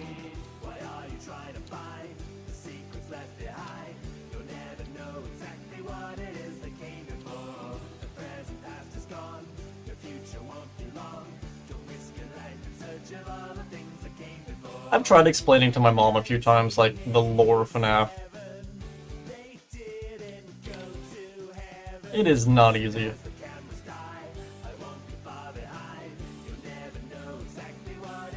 Like, by the time I get to, like, Pizza Sim, I have to then be like, okay, so there's this thing called Remnant.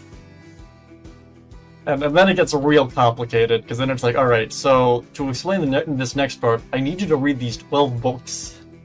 Which I don't do, of course, but like, oh, this franchise is very convoluted for, again, and it's not, it's mostly to its own detriment, but it's still fun.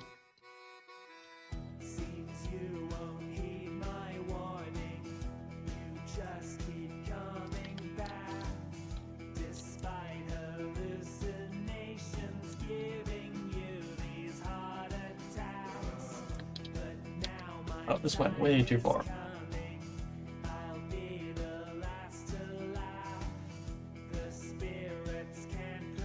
Now, how could I explain the lore for like 30 books, 11 games, 300 animatronics, a serial killer, and more? It's very simple. Just tell them there's a building with scary robots possessed by children's souls that were unalived by a man who likes dressing in purple, and then they came back in suits to kill him. And that's FNAF.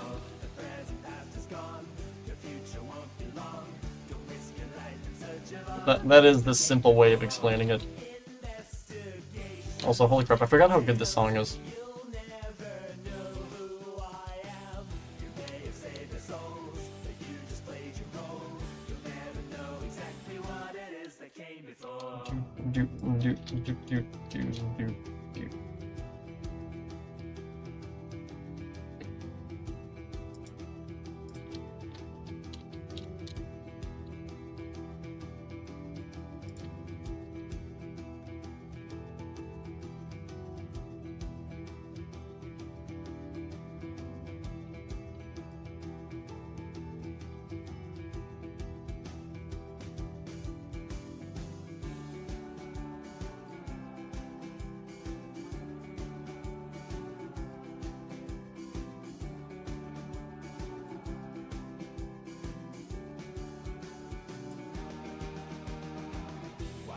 Trying to find the secrets left behind.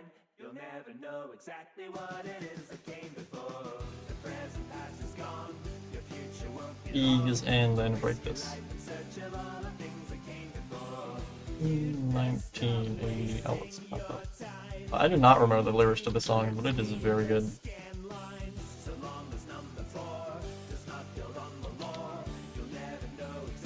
Oh my god, that is hilarious. The song just said, as long as number 4 does not confuse the lore. We're in like game 13. That is hilarious.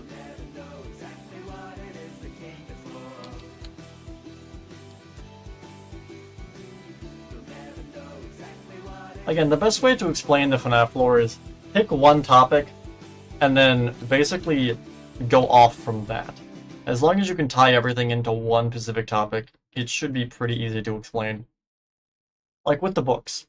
The Fazbear Frights books are caused because Afton goes and explodes, and then the Fazgoo or whatever gets on all the plushies and brings them all to life.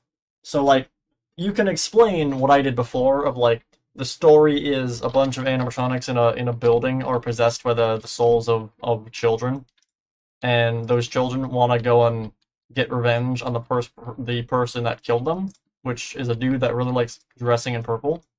And then you can say, like, they did get him, and then his goop got on the plushies and brought them to life, and then go from there. The main thing is just trying to tie everything together in a way that makes sense and is easy to follow. Which, that's the issue with my Tiger Rock theory. It makes sense. Again, when I lay out every single, like, evidence I have for it, there is an alarming amount of evidence for it. But it's all sporadic and spread across different games and, like, areas of the Pizzaplex.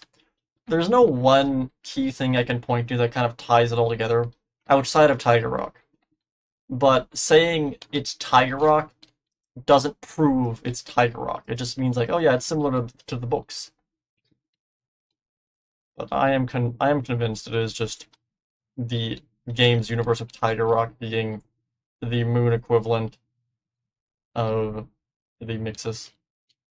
It is just very complicated to explain.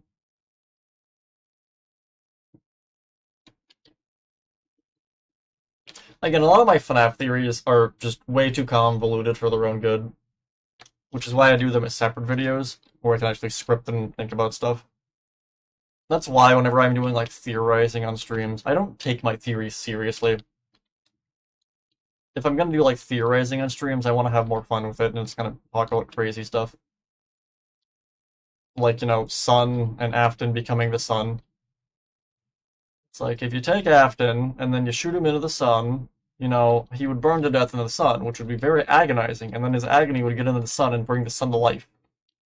And we know that agony can't be destroyed by heat. So, you know, Afton would just become the sun. You know, that's in line with how the book's, you know, logic and physics work. That's how their pre-existing rules of how the book lore works. It's in line with it. You can't tell me that Afton wouldn't become the sun if you launched him into the sun in the book's timeline. That's how that works. Afton just becomes the sun. He'll burn us all to death.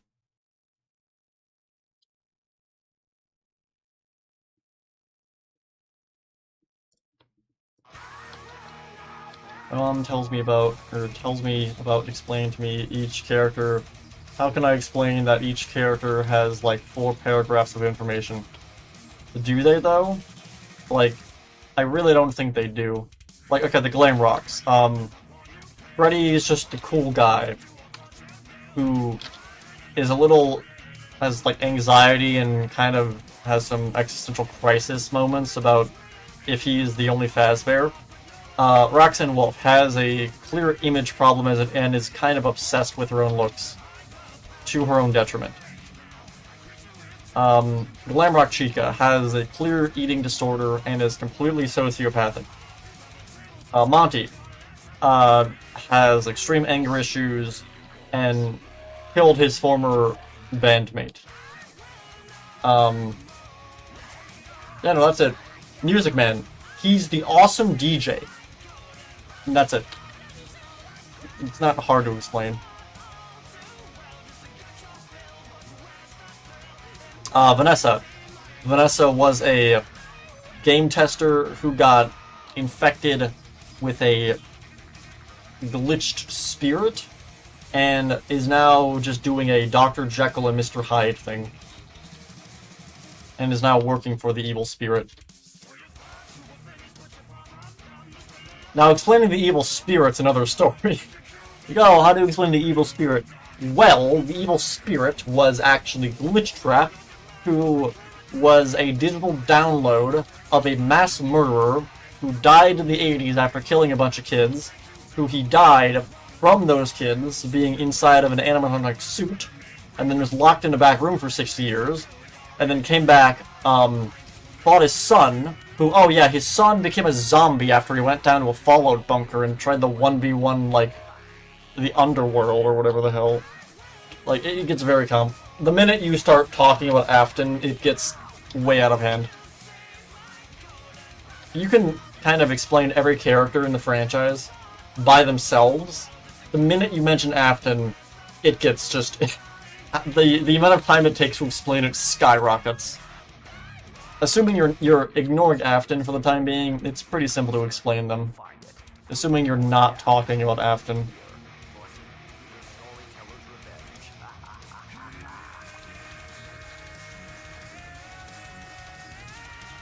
Henry. Henry was a dude who lost his daughter to a mass murderer and then spent his whole life getting revenge. And that's his character. Michael. Michael got betrayed by his father and was left for dead, and then decided to go, but survived, and made it his life's goal to get revenge. Same as Henry. Actually, to an extent, Henry and Michael have the exact same story. Henry lost his daughter and then, you know, swore revenge. And then was betrayed, or again, Henry was betrayed by Afton and lost his daughter and swore revenge. Michael lost his brother, was betrayed by Afton and swore revenge.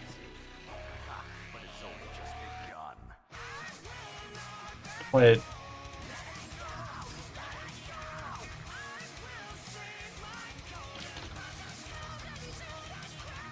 Okay, this is gonna sound stupid. Wait.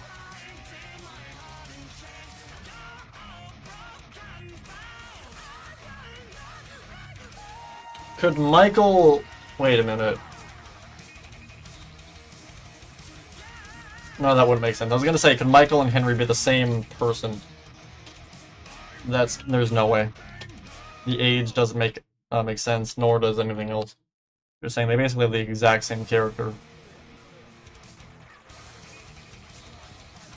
How do they actually, wait, do they sound similar? Let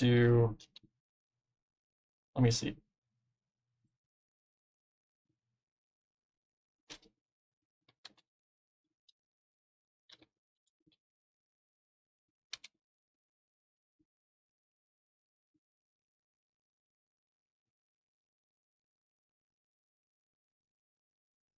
Okay, so here is Michael Afton's voice. Recognized me at first, but then they thought I was you. And I found her. But I'm afraid you've been misinformed. You are not here to receive a gift. Put her back together. Nor have you been called here by the individual you assume. Although you have indeed been called. Okay, that's an absolutely insane theory I'm cooking up right now, but I am now curious. Could you reasonably assume they're the same person? Because we know that Michael was using an alias during his night shifts. So... I never thought of this, and now I'm concerned. Okay, because, wait a minute. We know that Michael was using an alias during his night shifts, and the only reason we assume that Henry is the protagonist or the person who burns the place down in FNAF 6 is solely because the audio log is labeled as HR. And that's it. That is the only evidence we have that that's Henry. There is nothing else. And most people assume that's Henry because that's his initials in the books. However, as I've spoken in the past, we never get a direct line saying it's Henry. Okay, wait. Now I'm trying to think about this. Okay, wait. If Michael... Could Michael have done everything Henry did? This hurts my brain. It's between 30 to 40 years. 60 years. Okay, wait. The obvious issue is in the cutscene, supposedly, again, Henry, the supposed Henry, mentions his daughter. And that obviously throws a wrench into the whole problem, or the whole theory. The question is, does Michael have a daughter? As far as we know, he doesn't, but we don't know how old Michael is. I would have guessed like late 20s to maybe early 30s. So like, Michael could have had a daughter in that time. We don't know. We don't have any confirmation of that. Okay. Assuming Michael has a daughter, there's no reason he can't be the connection terminated guy. There's no reason. Now the obvious thing there is, you know, oh, but Michael is also the protagonist we play in FNAF 6. Because connection terminated guy is all like, oh, my helpful volunteer who didn't intend for this and yada yada. But we also never get a name with that. So that could just not be wait, I'm okay. This hurts my brain, wait. Yeah, wait, no, that could work. It also wouldn't be the wait. If we're going to assume connection terminated guy is Michael, that means the protagonist has to be someone else. We don't have a confirmation of either of their identities. So, and I guess that would keep in track with what Michael was doing. Because Michael was going to every Fazbear location and supposedly stealing shit. Because he got fired. And also tampering with stuff. So...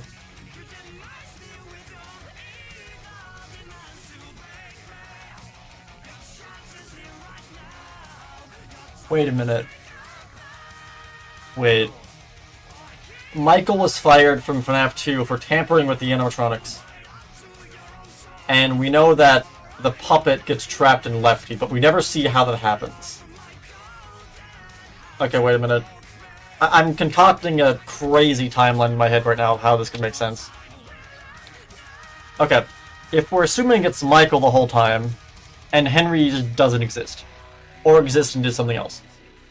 So Michael has a daughter gets killed, and then Michael gets tricked by Afton, goes down to the sister location bunker, gets scooped. So I'm assuming he has a daughter before he gets scooped. And then goes and gets hired at Freddy's, works at a bunch of the locations, tampers with stuff. We could assume him trapping the puppet in Lefty is what they consider as tampering. He gets fired. Years later, Springtrap is released. He shows up, and he burns the place down, because again, I assumed he was the reason Fazbear I assumed Michael was the one who burned down Fazbear's Fright. And then the cutscene for the sister location custom night has the whole, like, Father, I'm gonna come find you, and whatever from Michael. So we could assume that he's just planning to do the exact same thing again, and that's FNAF 6. Why does this kind of work? Wait. This throws my entire lore plan out the window, god damn it. Alright, yeah, no, Michael Afton being the tape guy for FNAF 6 that does Connection Terminated, there's no reason that can't be the case. The only reasons I think of that he couldn't be them is the fact that he mentions he has a daughter and the initials HR. But we don't know how old he was, and we also don't know if he had a daughter, so he could have. As for the initials, that could just be his rank. Like, HR is like the higher up of the company. Because he was the manager of that establishment. Which is something I've always talked about, but I don't know if that was Henry, but that would make sense. Him being the manager would also make sense if he is the protagonist. Or not the protagonist, the owner of the restaurant. Since he would be an Afton, so he could have inherited the building. Why does this kind of work? Alright, well I'm gonna work on a theory video later today about how Afton is Connection Terminated guy. I don't think it's true, but it is scary how much that kind of works. I never really thought about that.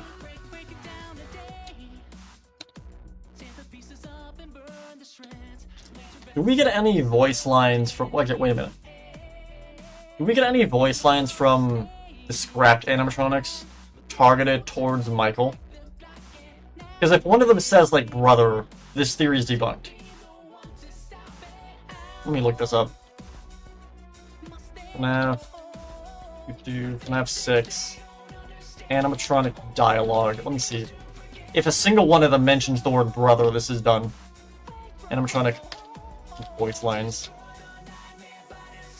If they don't mention that, then there's a likely chance this could be true. Wait a minute. Let me see.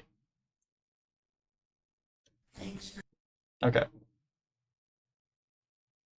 Let's look at the lore.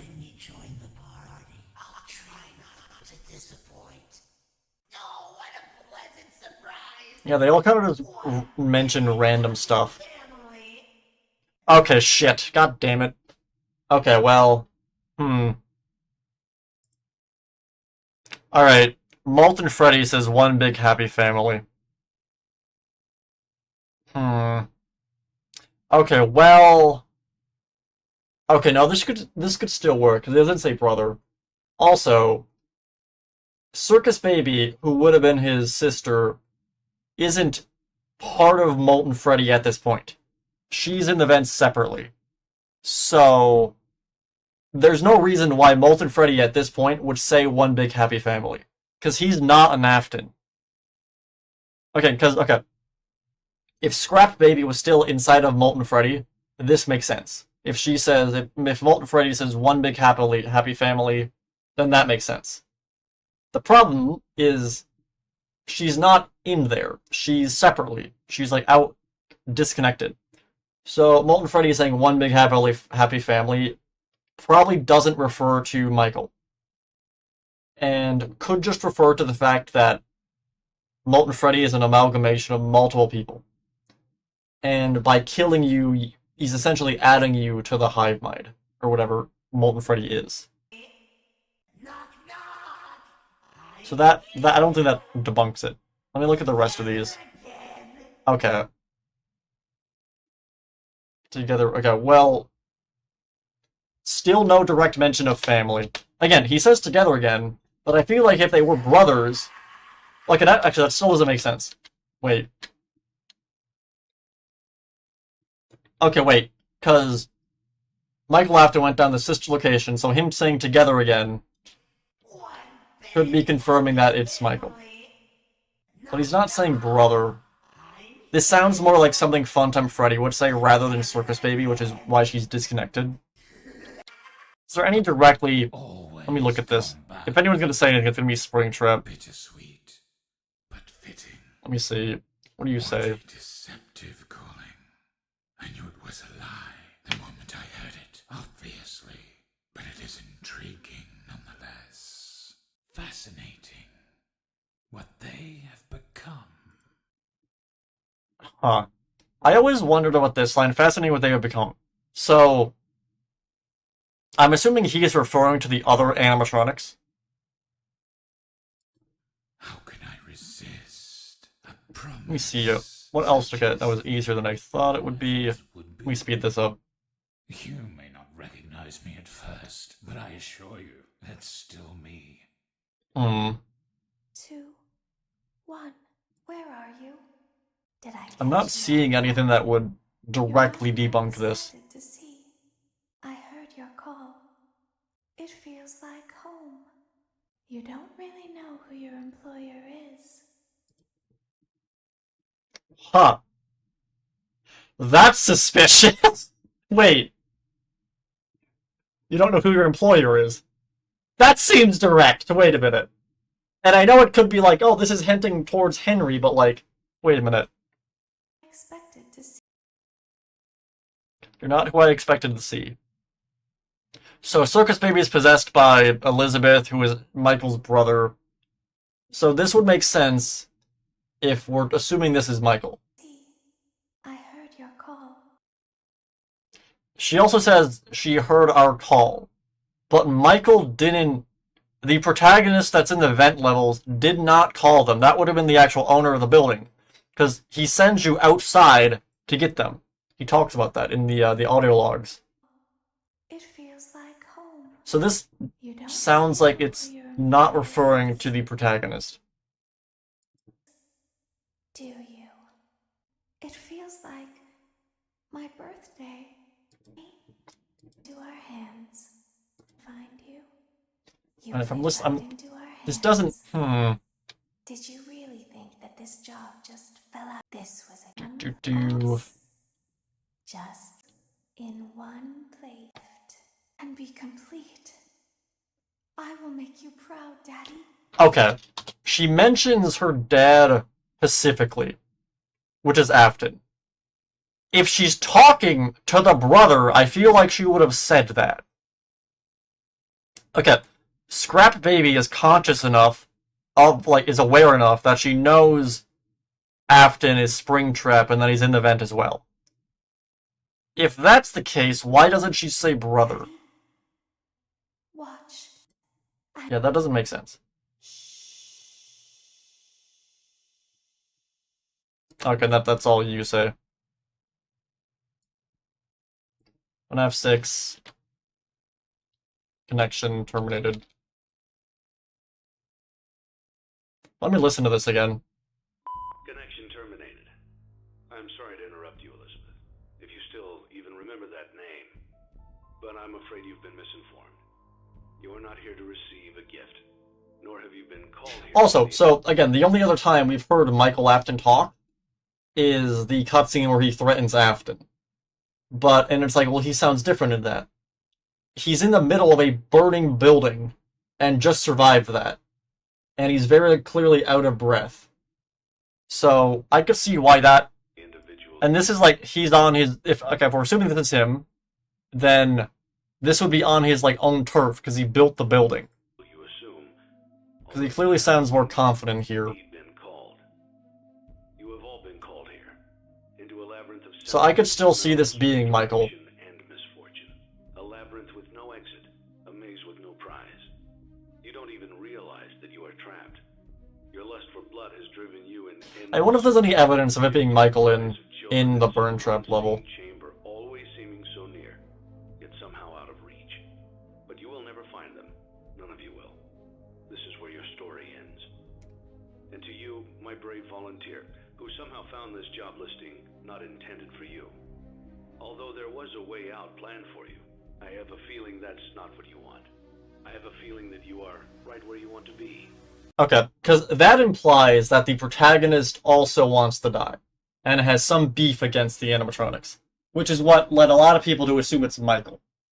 But again, we don't get a name, and Circus Baby doesn't refer to him as brother, but she does refer to Afton as father.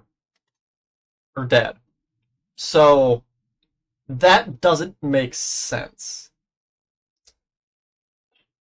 Who else would be alive at this point that could be the protagonist? The only other person I can think of is, like, Fitz. But I think Fitz is still an alias for Michael. And I guess whoever the second night guard was... No, like, the second night guard in FNAF 2 was Afton. Okay, wait, so... I am remaining as well. I am nearby. If we're assuming Michael is the person talking... Everything that started this can finally begin to fade. I mean, I could pull a role reversal and say it's Henry. Just switch the characters. As the agony of every tragedy should.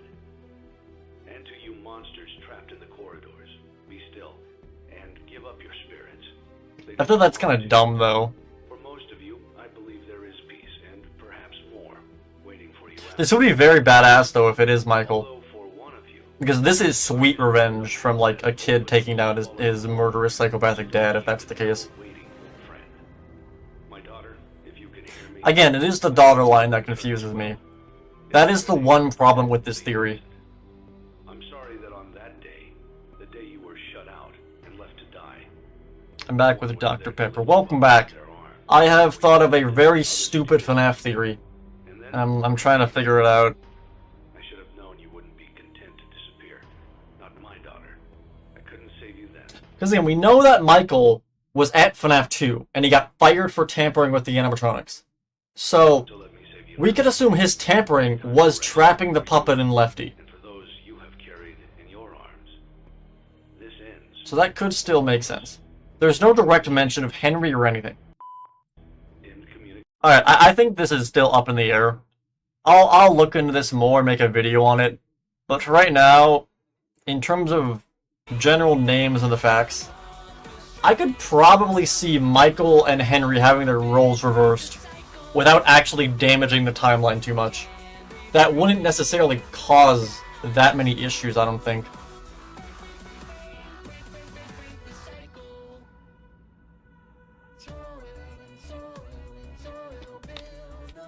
Don't think that would cause an issue. I'll have to play through FNAF 6 maybe again and look at it, but I think it's probably fine. Either way, did I ever finish the bottom row of this? I got way too sidetracked with lore. Okay, I did finish this, so now we gotta do the iron trap doors. Oh, I didn't finish this part.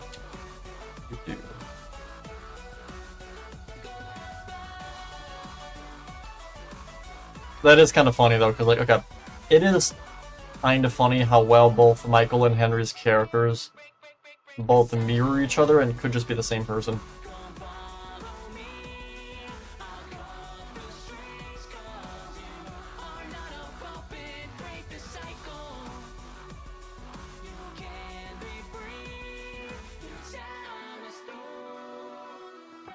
The other thing I've mentioned in previous streams, I specifically like doing like batshit crazy theories over like normal sounding theories.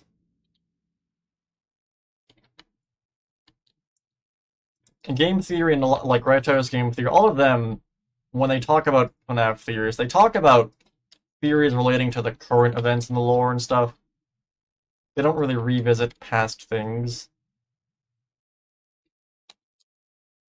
And when they talk about the lore, they mention the books a bunch and really go in-depth on a bunch of stuff and try to make it make the most sense. I like making my theories be as batshit crazy as possible. I want them to make me look like a lunatic. That's funny.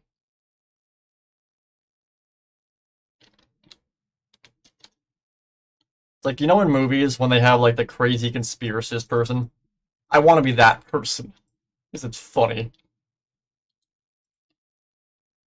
So I do definitely play into the whole crazy theorist more than I think game theory does. Game theory is the sophisticated theorist, man. I am the insane theorist.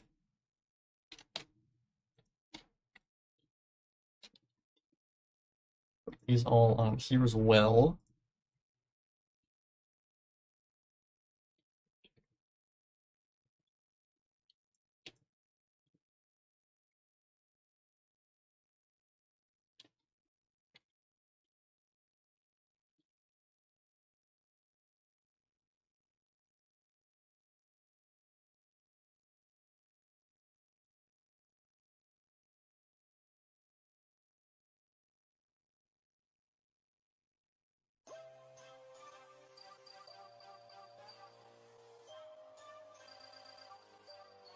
Gotta break this right.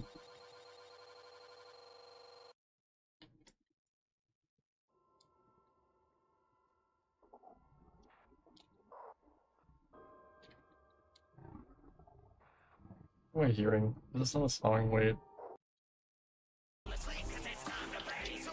Oh, here we go. There we go.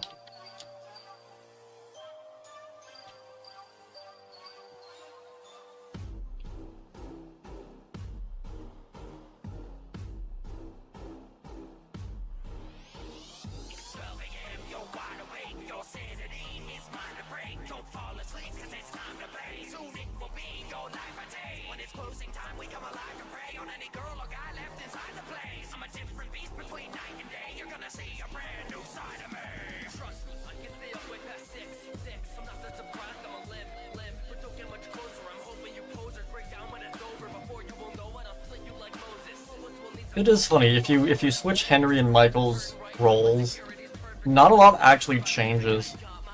And it sounds like it would be like a world-shattering change and throw off everyone's timeline, but in the grand scheme of things, I don't think it would. They really share the exact same goals and backstory. The only difference is like... Actually, I guess that wouldn't be different. I was gonna say the only difference could have been that Henry was... Henry was Afton's former business partner, but that was also kind of Michael. Michael was the one Afton sent down to Sister's location. On top of that, we can also assume he probably spent a decent chunk of time around the animatronics as a kid, similar to the crying child. Plus, he had the Foxy mask.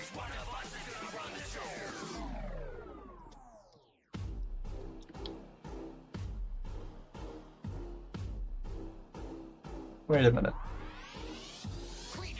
Wasn't there a, I just realized, Rytos' last theory video was about how was it Michael or Henry was the boat was Old Man Consequences? Let me look this up. Rytos. This video left my brain like immediately after seeing it. Let me see. Who is it again? Didn't he talk about how this was probably... That would make more... Yeah, okay. Yeah, Rytos made a video like 11 days ago talking about how Old Man Consequences is Michael Afton. That would still work. And it would make more sense if Michael Afton... Okay, wait. So, yeah, Old Man Consequences specifically tells the vengeful spirit to stop seeking for revenge and rest. It doesn't, and talks about how it's not worth it. If we're assuming it is Michael as connection terminated guy, and he's also Old Man Consequences, that would also make sense. Because he burns FNAF 6 down and doesn't kill anybody. Everybody survived that fire except him. So, that would obviously make him depressed and chill by a red lake in the nether realms, telling people it's not worth it to go and get revenge. That would make more sense. So Michael could definitely be both Old Man Consequences still and connection terminated guy.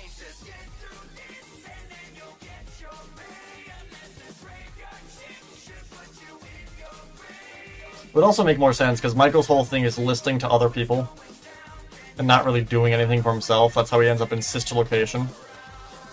So then choosing at the end to like not fight and just chill by a lake.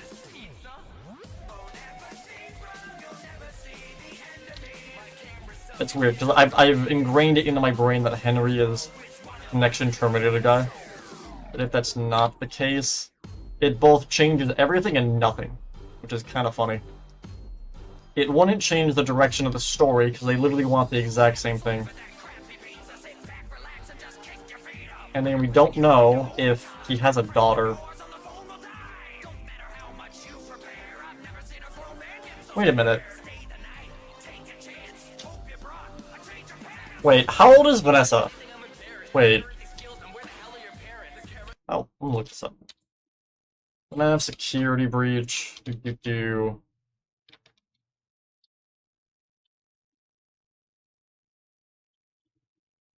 How old is Vanessa? No, autocorrect. I want to... Not Vanny. No, god damn it.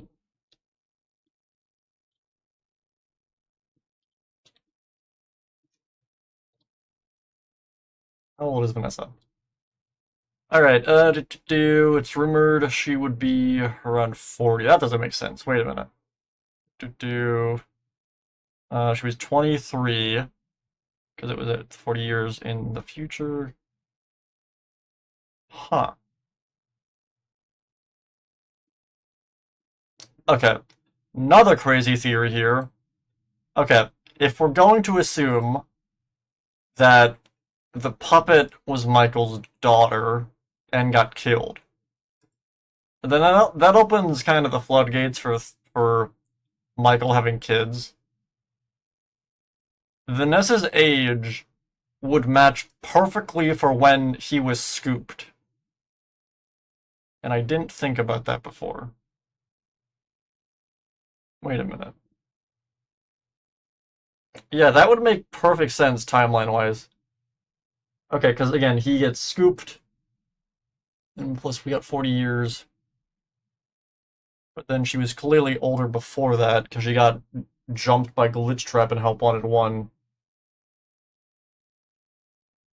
In terms of the age, Vanessa could be Michael's daughter as well. So we could assume he had two daughters, being Vanessa and whoever the puppet was. Did we figure out her name yet? Wasn't it Charlotte or something? I think we figured out her name at some point. The ages would match up, which would also give more evidence as to why Old Man Consequences is all pissed off. Because he burned the building down, failed spectacularly, and then his daughter got possessed. His second daughter got possessed. Oh, that's rough. That'd be funny if that was the case. It'd be awful, but it's also got funny. Alright, I'll expect a theory video sometime this week that'll piss off the whole FNAF community. That'll be a fun theory.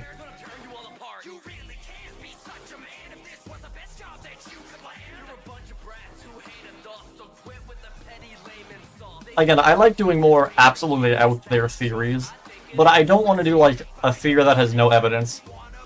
I do want to actually figure out a theory that has evidence, but I want the theory to just sound completely batshit crazy. Like, I want people to click on it with the mentality of there's no way this is real, and then convince them. That's more funny.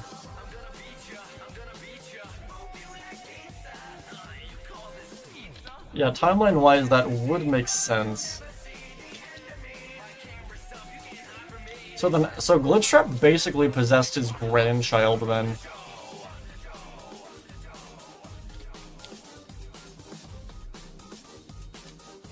Okay, okay.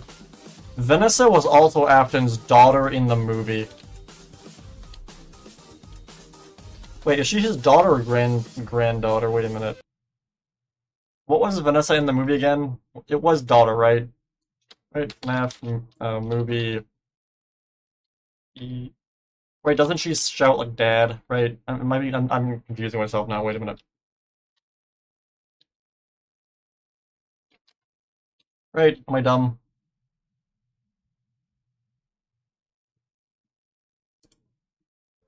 The man Right? It is dad, right? them police would come look. Skip, skip, skip, skip, skip. Too late now. He knows that you're looking.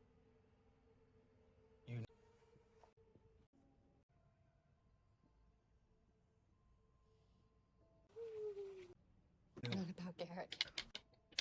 So then she says father, right? It's not like grandfather. Okay, where is this? Right? His name is William Afton. He's my father. Okay, yeah, it is father. I'm being dumb. Alright, I'm dumb. Okay. Still, the fact that he's her dad in the movie could have been Scott trying to hint to this. Because obviously the movie and the games are in separate timelines, similar to the books. Though the books definitely blur the line on that. I'm not really sure.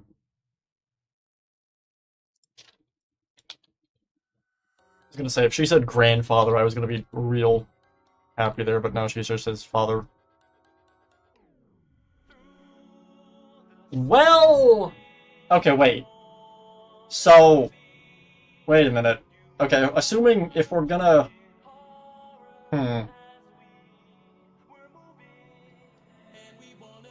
Okay, wait a minute.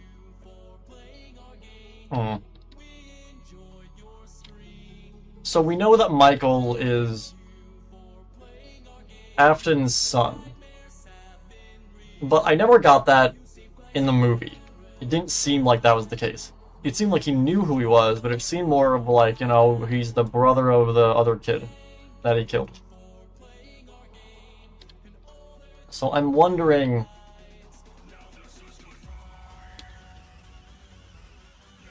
He could have, like, stolen Vanessa as a child. Because assuming we're going to follow a similar stream of events, that means that Michael is going to get scooped. So, like, I could see Afton's, like, kind of running in and grabbing her after he dies. I don't know. Trying to tie the movie into this theory really just makes it overly complicated. Either way, let's... Is this done? Yes. Awesome.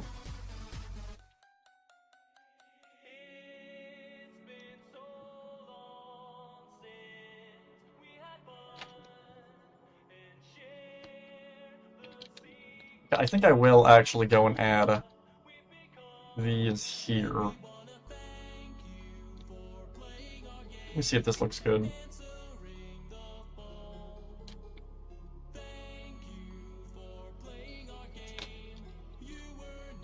Yeah, that looks good. Okay. Let me add these on both sides.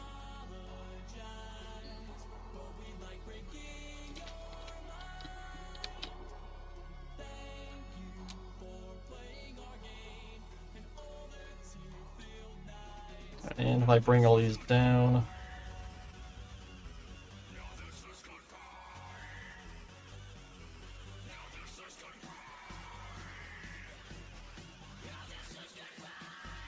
I don't think we actually know Vanessa's last name as far as I'm aware.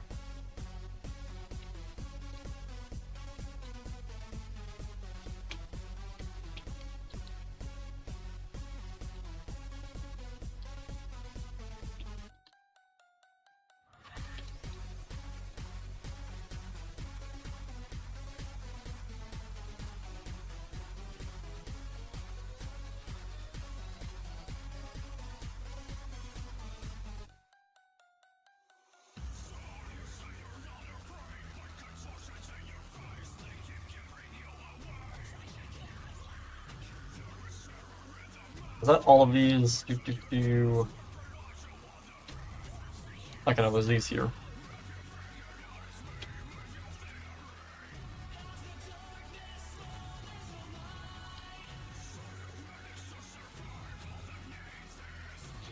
And I think that should be all of them.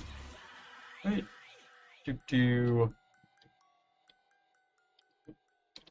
Yeah, that's everything. Okay.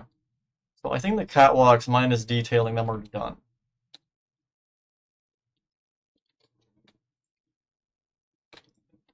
Okay, now for what's actually on the catwalks. Alright, so if I go and teleport Gregory to here, we can trigger the Monty fight. Alright, if I just jump down.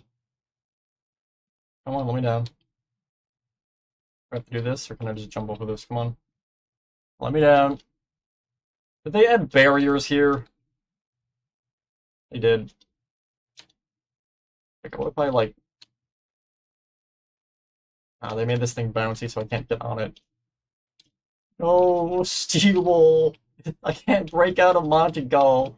Alright, let me just teleport down here instead. Okay, is this gonna... There we go. Hi, Monty! Wait, we don't have audio. I want to hear him. Hey there, buddy! You're looking a little de-shaded there.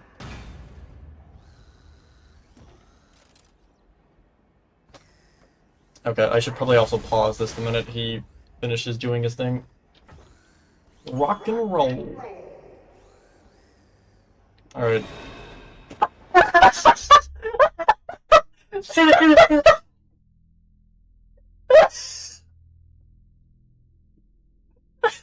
He just lost his legs! Oh my god!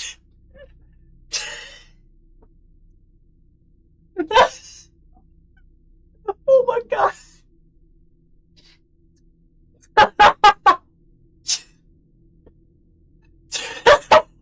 Rock and roll just dies. He went from looking super menacing to just losing his legs instantly. What a poor fella. Now I just feel bad. Oh, that's funny. He just lost his legs instantly. Can he jump? I'm curious. I don't think he can. That's really funny. It's so fast. Alright, let me turn off the audio. Oh my god. My chest hurts from laughing. Holy shit. His legs just disappeared. That was hilarious. Alright, I said the catwalks are done, and then I forgot there's all these, this like, leaves and stuff on it. So we're gonna have to do all of this.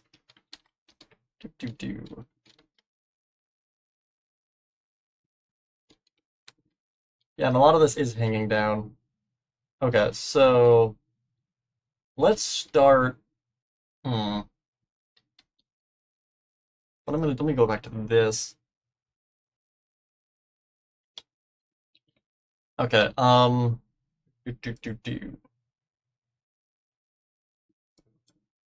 If I grab this, what I'm gonna do is I'm gonna go... It is meant to be more symmetrical with that. Actually, let me move this all over by, like, 2.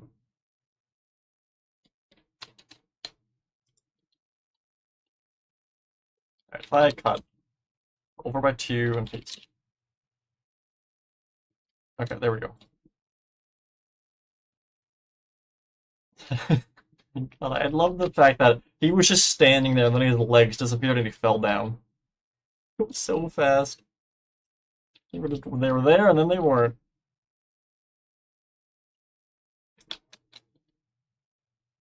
Okay, so this basically just goes like this into the wall.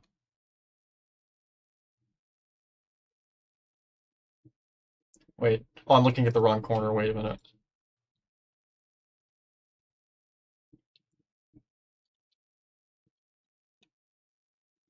Okay, so it goes out first. Okay, I see. So, do.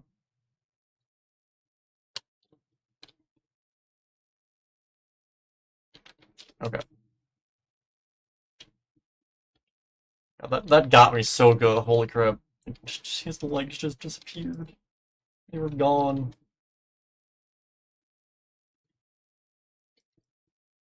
Okay, I'm gonna do like this. And I'll have it go into here.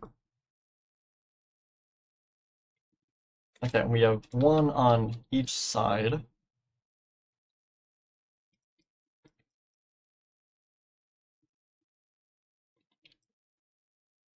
Okay, oh my god. Okay, there's one like here. That's about here.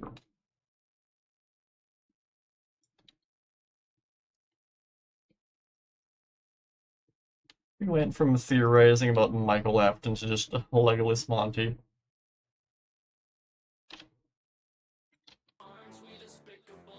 Okay, and then there are two more over here. There's one in the middle here. Oh, I'm gonna have it kind of offset though. I might bring this out.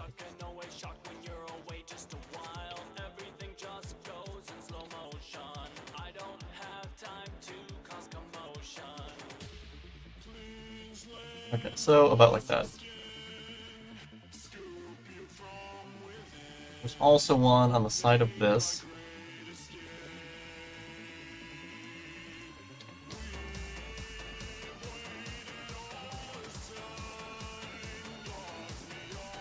Okay, there is one on each side.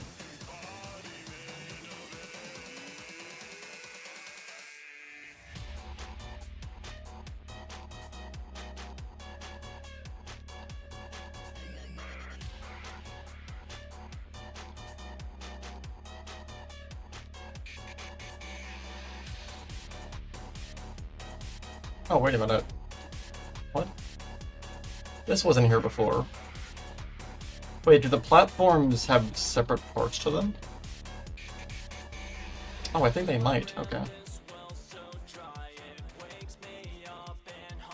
Cool.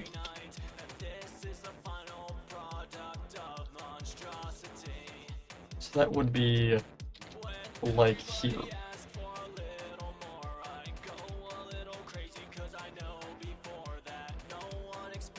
1, 2, 3, yeah.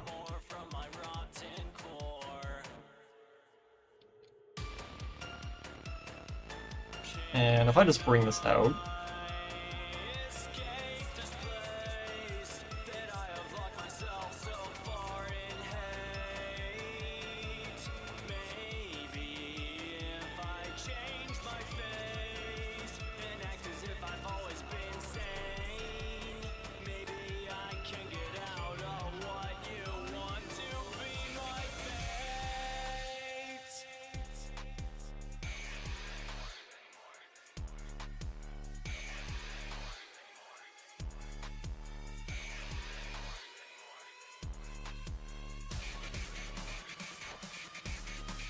okay, so we got that. Okay, and this one has one here.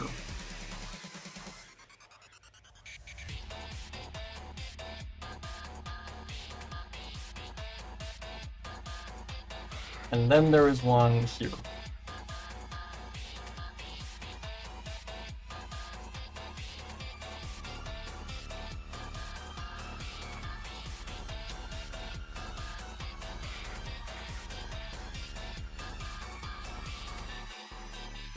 It's actually probably too far over.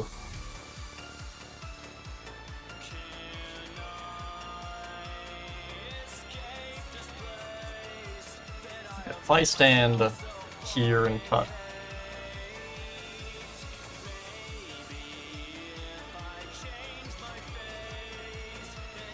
Yeah, more like that.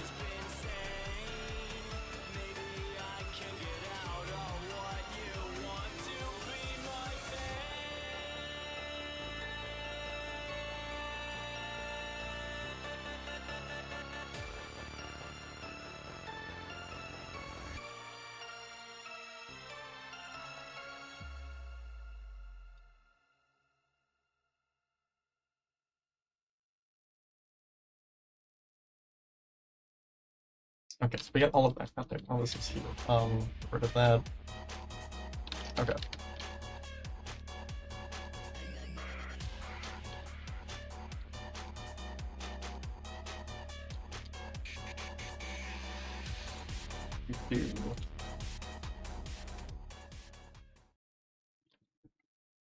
Okay, so there is another one here.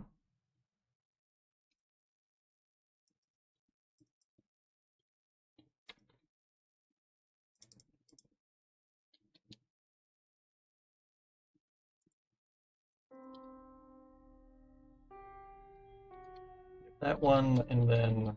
Okay, there's one here, which is... that's here.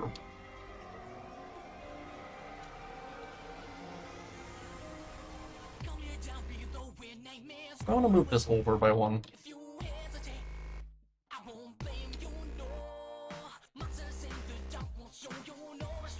That's fine.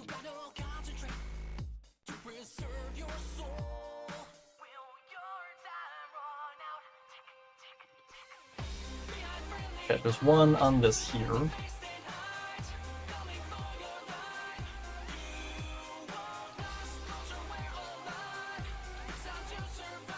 I didn't actually realize how many of these there were.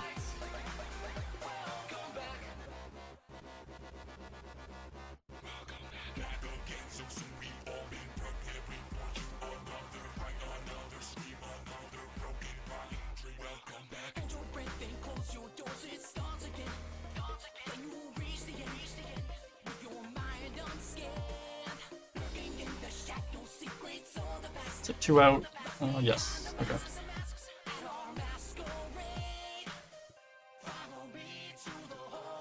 Okay, and then we have this one here.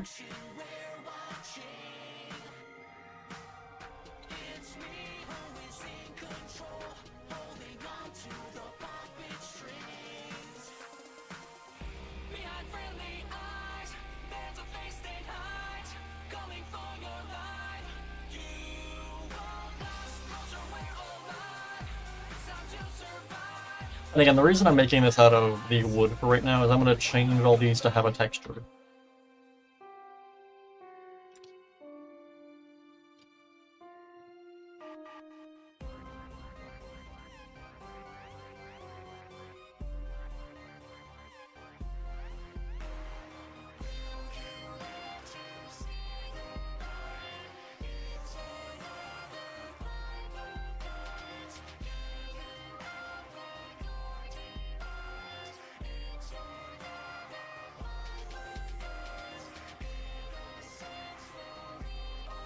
Fill that in. Is that the only one in the middle here? Yes. As for the other side,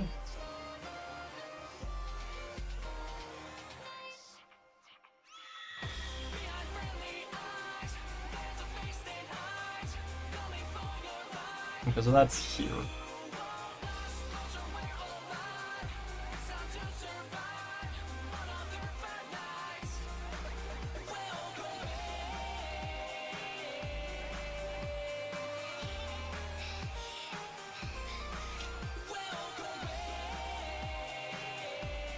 Okay, and that goes, there's one all the way down to here.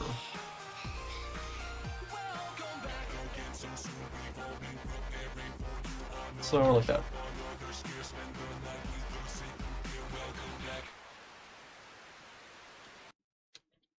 Okay, there's one on the end here.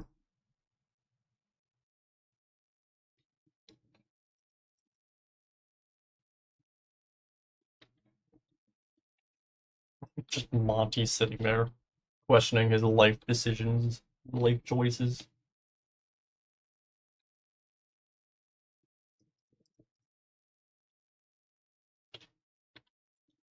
Okay, there's another one on the end here.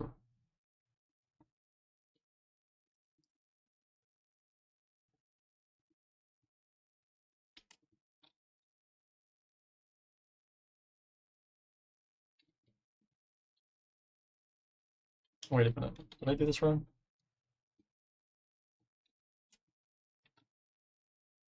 Yeah, wait, this is meant to go... right? Am I done? Wait.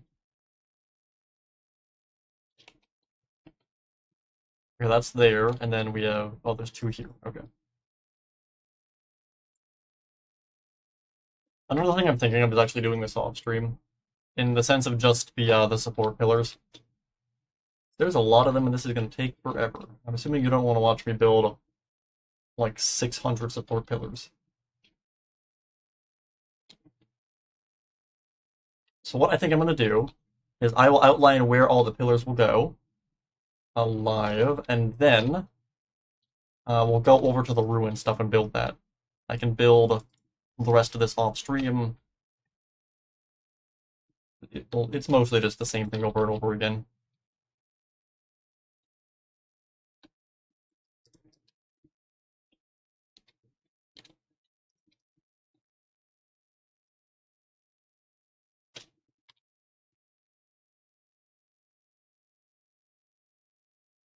Let's go to our FNAF World playlist.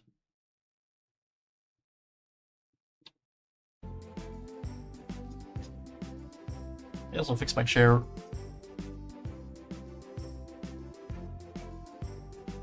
Oh god, what the hell? Ah, no, no, no, what did I just do? Okay, oh boy. Okay, we're good, we're good. I don't know what that was. Okay. Alright, so there's 2 in the middle here.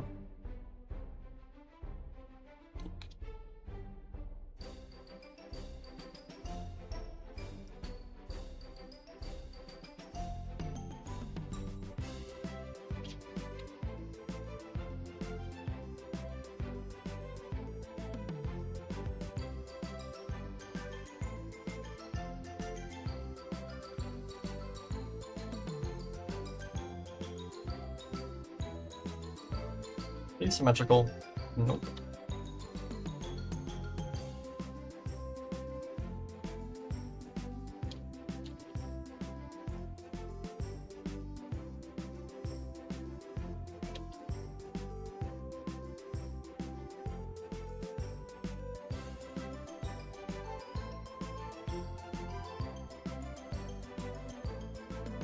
I think there's 1 on the end here.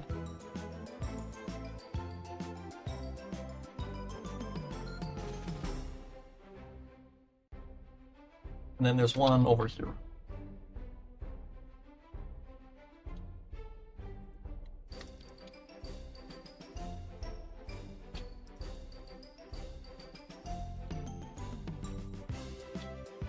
Okay, so I'm gonna map out all of these with green, and then I'll replace them with the texture, and then I think I'll call it there for the catwalks, and I'll do the rest of the catwalks off stream. And this is basically placing the exact same thing over and over again. It's kind of tedious, and I'm assuming it's not exactly entertaining to watch. So I'll do that, and then after this, we'll jump over to the ruin stuff and build some of the catwalk storage area. Oh, that's on the side, wait.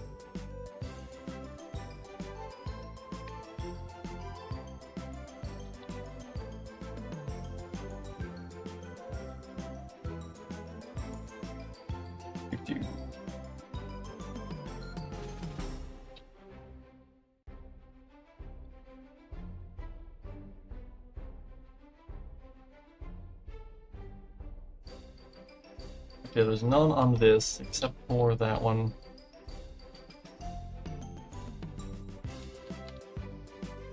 Okay, there's 1 about halfway down here. So, let's see.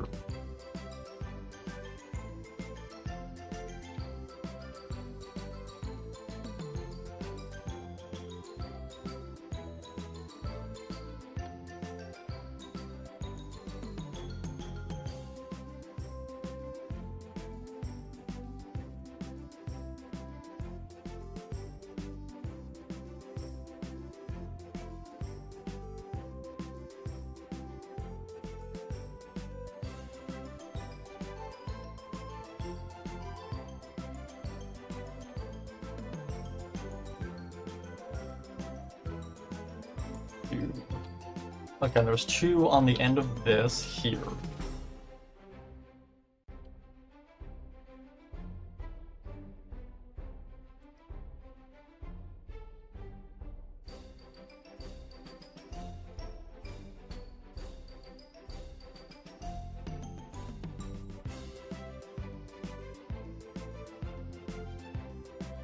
did I get the middle part here?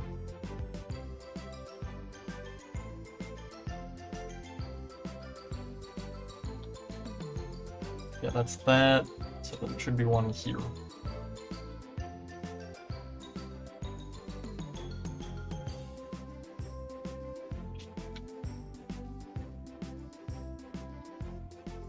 Are there two here? No.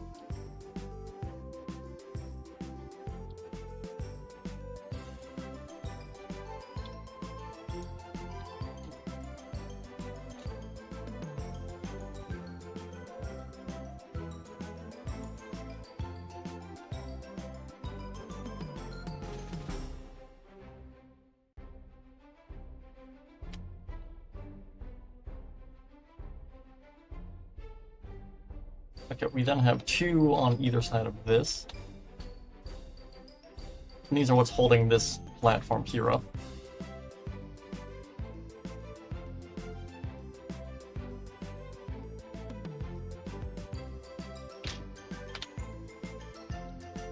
Monty's just sitting here, questioning his life.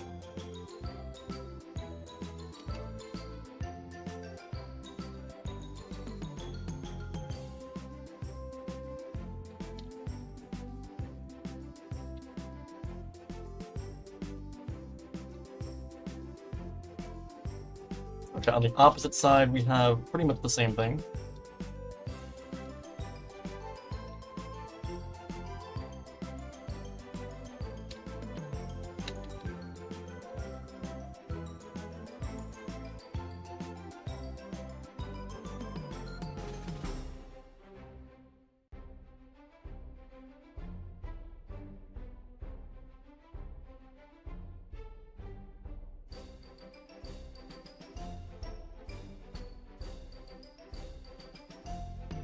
What?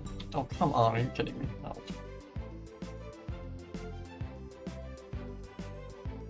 Paste. Here we go. Get rid of that.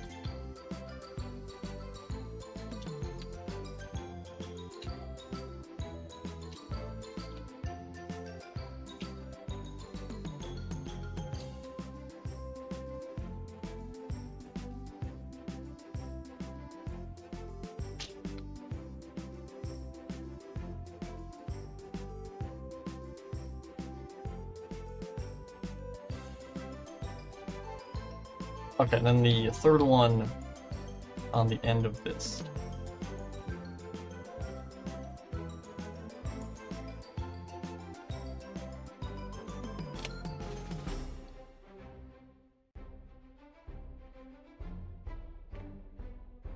Alright, and then looking at the rest of that, okay, there's another one in the middle here.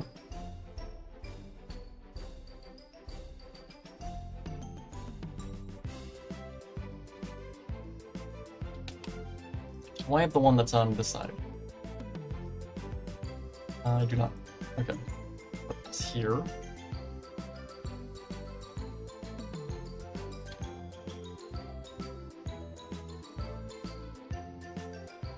Okay, and then there's one on the corner right here.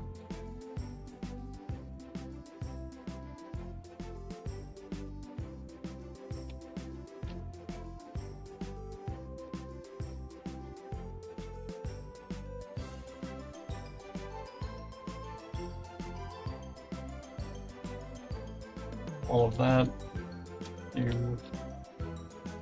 This goes up to here. Have all of this.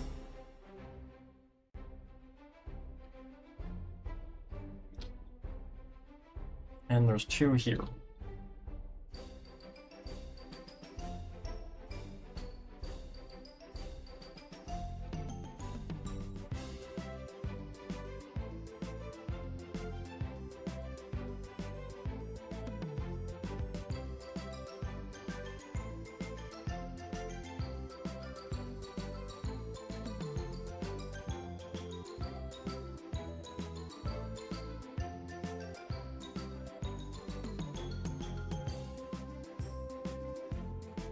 We have two on the end.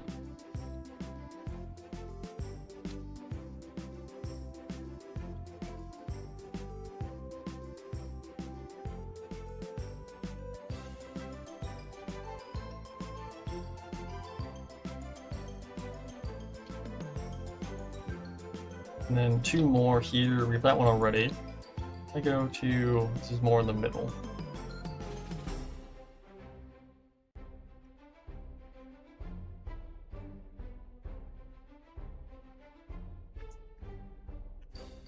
Let me move this one over.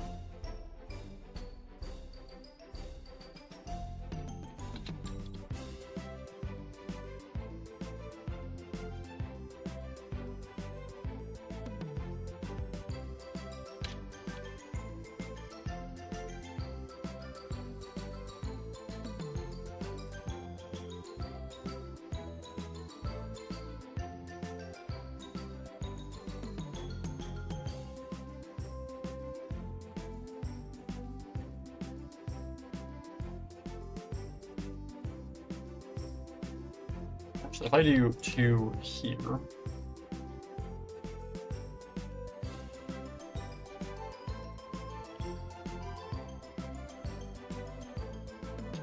there we go. I think that should be everything.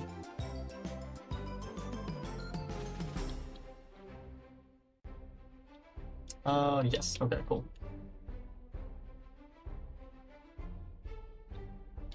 Do I want to do the ones on the containers? I can just do that when I build it. Okay, so what I will do now... What's a good block to use?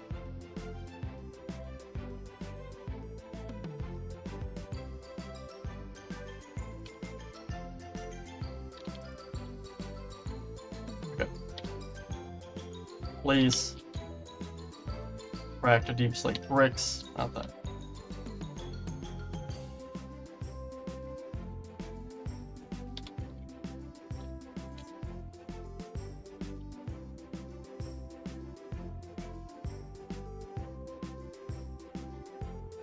Deep slate tiles.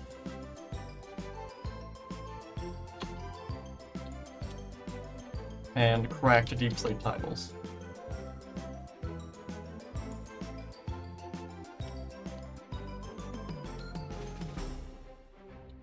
And mossy stone. Is it mossy stone bricks or... Yes.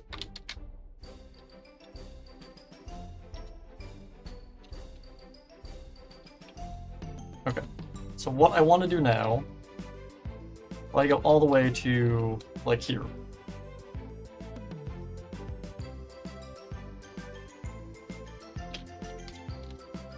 What block is this? This is jungle wood. Acacia planks, okay.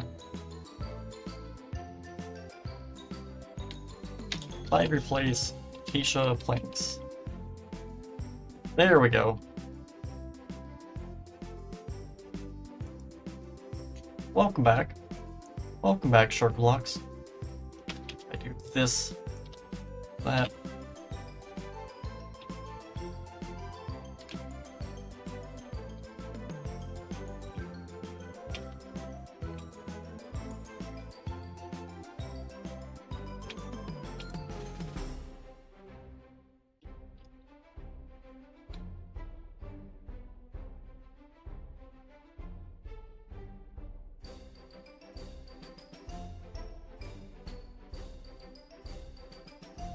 Can you explain how it was 60 years? I thought he was locked up for 34. I remember it being 60 years. I could be wrong on that.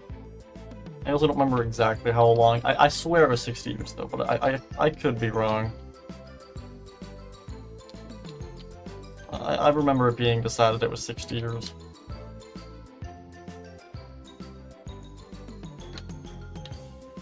That looks pretty good. Okay, so get everything here.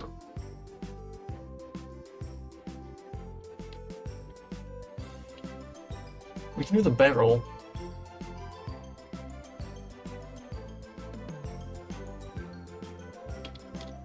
I also didn't realize how much stuff was actually up here.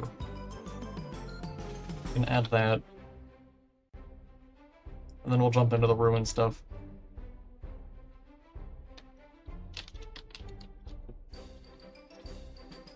All of this is basically from there. Okay. So if I put this here,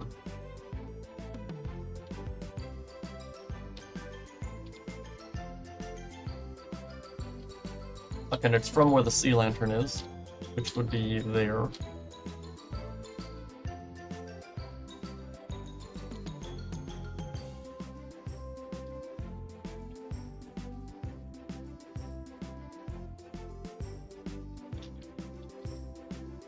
so that's here. Will you add Monty's hologram? Monty's hologram. I completely forgot that's a thing. Holy crap. Yeah, I'll add it eventually. I'm glad you reminded me of that. I just forgot that existed.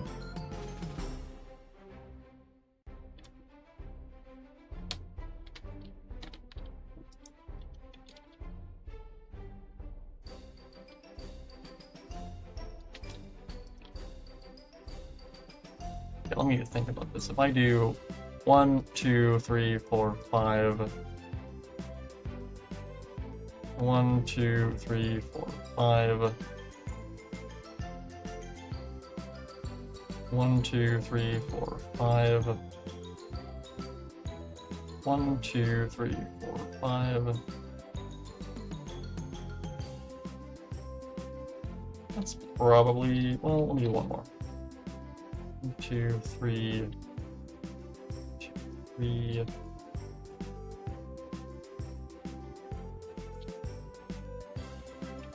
This is fine.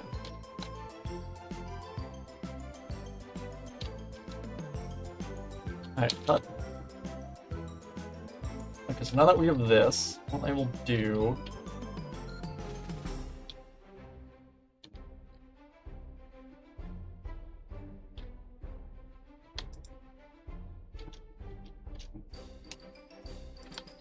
Okay, if I destroy this...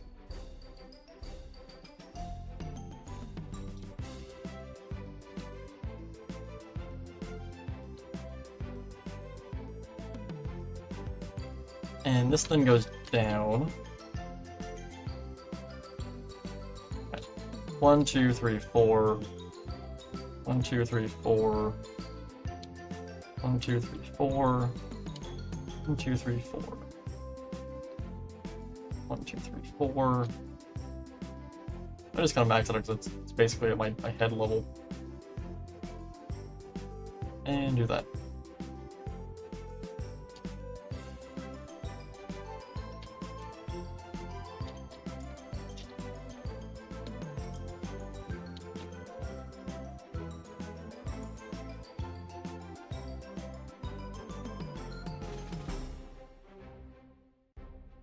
So it looks like that.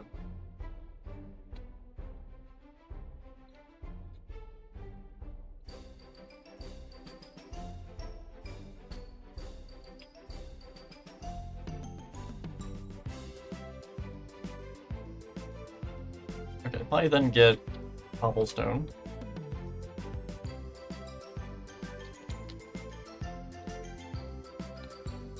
I do stairs.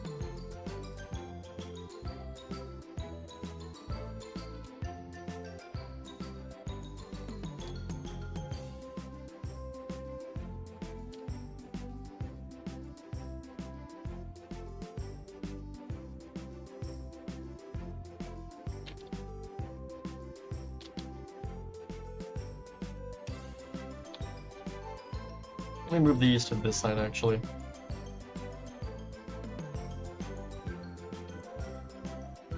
So like that. If I then get a wall...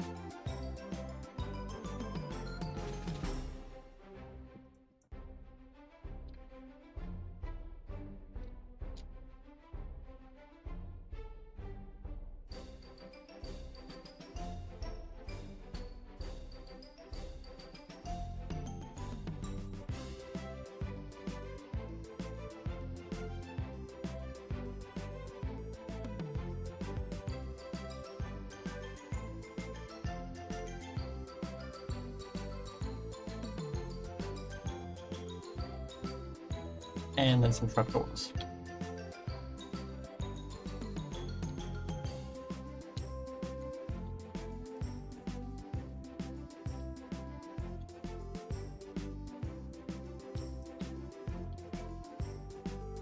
Okay, and if I then get some slabs...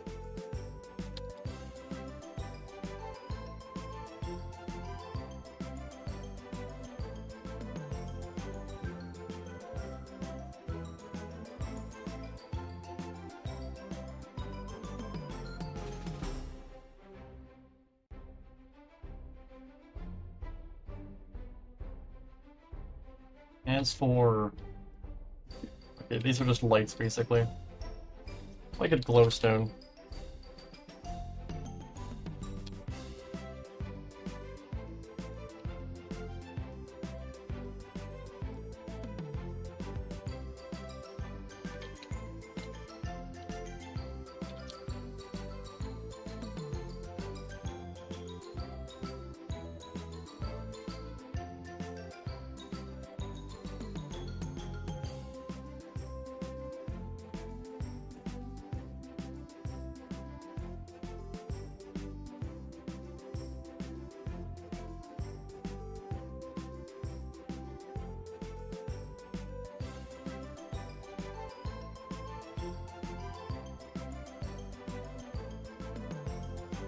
So, like that. Okay, and if I then copy this, I then stand here and copy.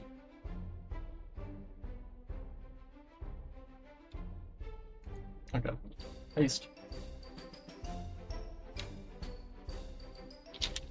Paste. And paste. There we go.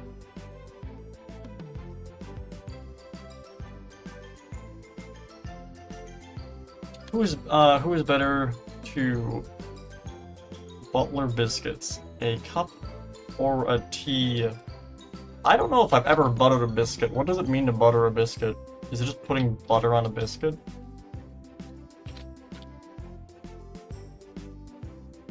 I'm not exactly a biscuit person, I guess.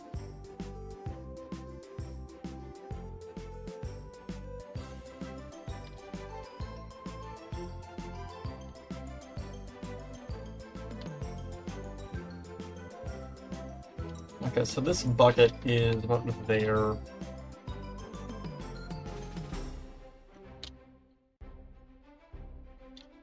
So that's like here.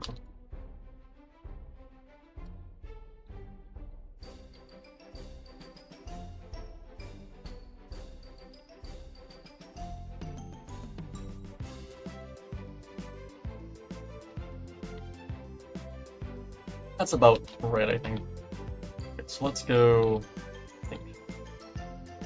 I just do like this. How big is this bucket? Actually, pretty big. I'm gonna go with like that. Where's the middle?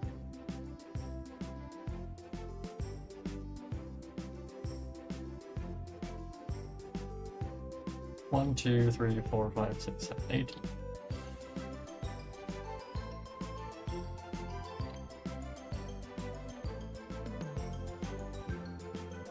Okay. 1, 2, 3, 4. 1, 2, 3, 4. 1, 2, 3. 1, 2, 3, 4. 1, 2, 3. 1, 2, 3, 4. 1, 2, 3. Okay, there we go. And then from here, I do 2, 2, I do 2, 1, 2, 1, 2.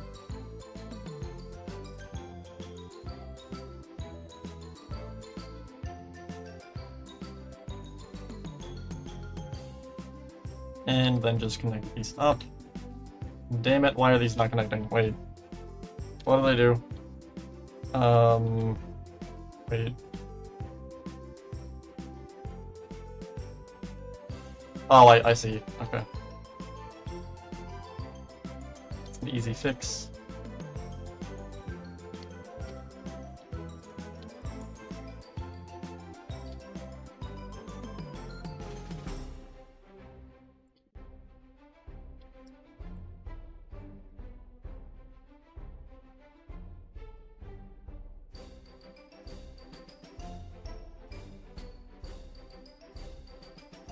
Okay, there we go. We got our bucket. Or our shape of our bucket. I then get some terracotta.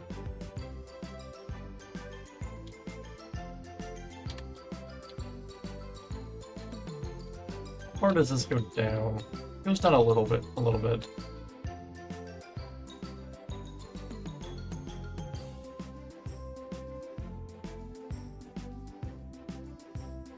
So I'm gonna give this a gradient. So it's gonna go from gray to light blue to more of a purple.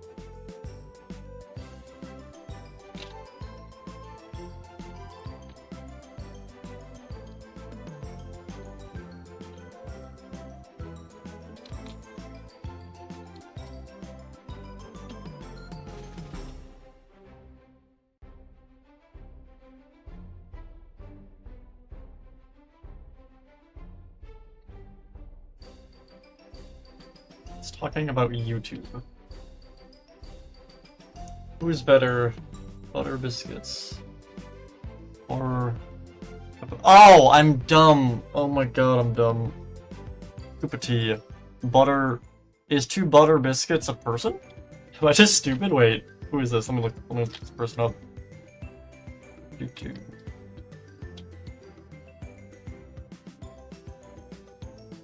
Butter biscuits. Who is this?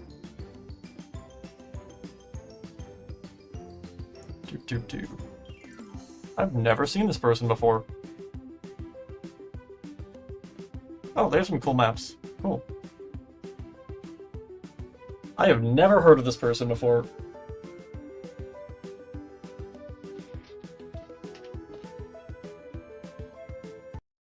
Uh-oh.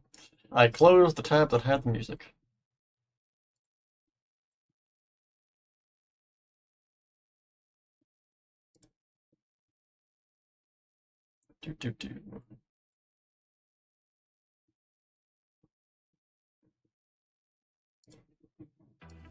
There we go.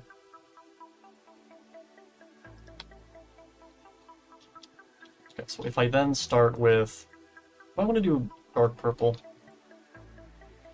I'll go with blue. Like the lighter blue.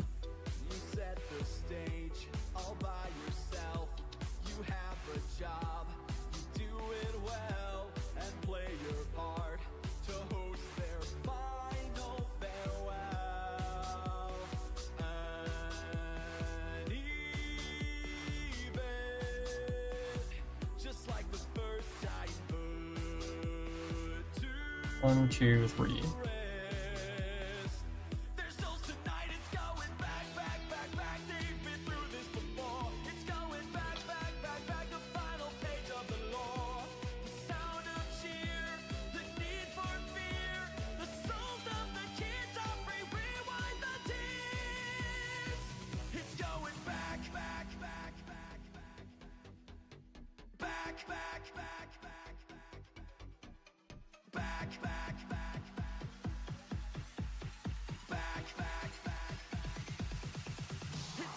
Okay, and if I then get purple,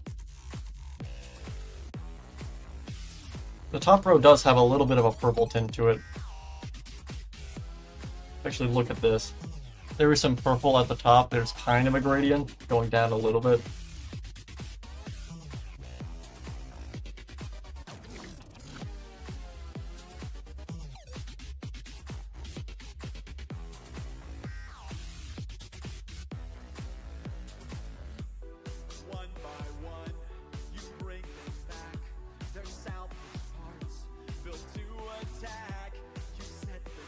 So, like that.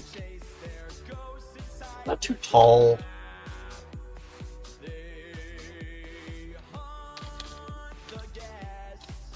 Yeah. 1, 2, 3, 4. 1, 2, 3, 4. 1, 2, 3, 4. 1, 2, 3.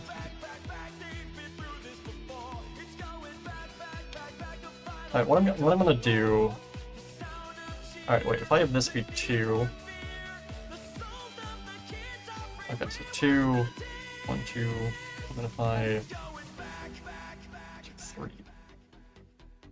I get rid of this row, and I can have the gradient slowly get larger, basically. So I bring this down. Okay, so 1, 2, 1, 2, 3, 1, 2, 3, 4.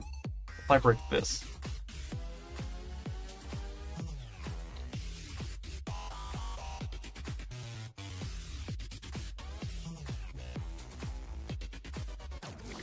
And bring all of this down. So 1, 2, 3, 4. 1, 2, 3, 4, 5. I think that looks better. Your endless search for blood is finally No, I am going to get rid of this row here. You're in a labyrinth. I know it's hard to tell. It's all an illusion of sights and smells. Okay, and if I get terracotta, Let me save you now because our time is overdue. maybe slabs. Daughter, if you can hear me, I knew you would return. Now it ends for all of us. I bring this all along here. I might actually raise the ceiling, maybe.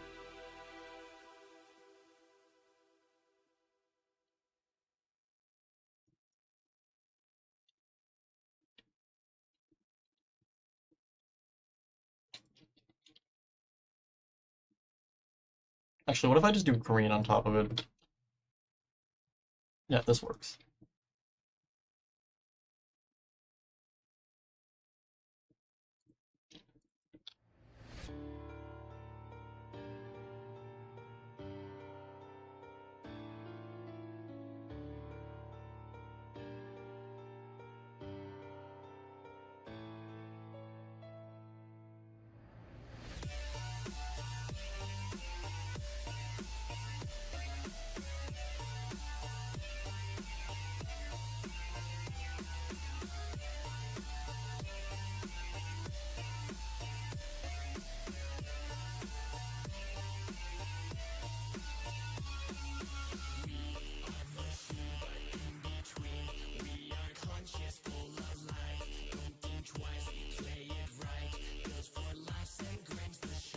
Wait, I just realized, wait, why is it that, like, all of the really big, like, Minecraft builders are British? Like, I never realized this before. Koopa Tea's British. Right? Koopa Tea is British. I'm assuming Better to Butter Biscuits is British. Green's British. A lot of the other builders I'm thinking of are also British. I never realized that, but is it like, if you're British, do you just, like, enjoy building more? I don't know. Why are all the builders British? I never realized this before. Kind of funny. Okay, well, let me go and... Okay, there is a lid on this. What I will do... Take it terracotta, and I'm gonna fill this in. Well... Is this meant to be empty, or is this like the actual bin I'm looking at? Oh, it's the inside of the container, I'm dumb. Okay. So if I put a floor on this...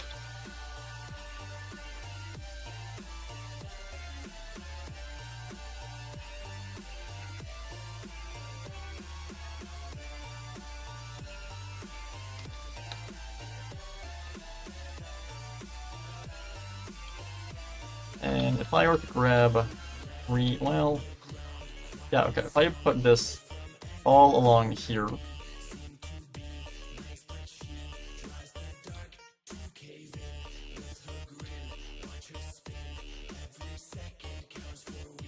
okay, and this is Dark Prismary. Oh, this is a full block, wait. If I just do this. Wait, that's gonna do this, isn't it? Oh, that works, okay.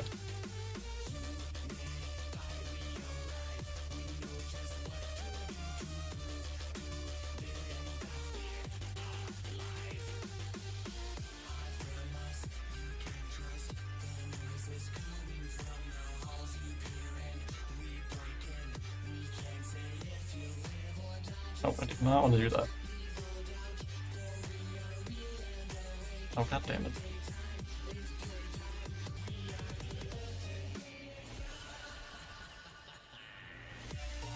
Here we go. That looks pretty good. Wait, what if I were to... Oh, that doesn't work. Okay.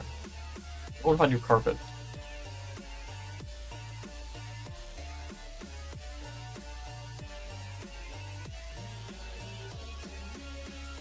Oh, that works.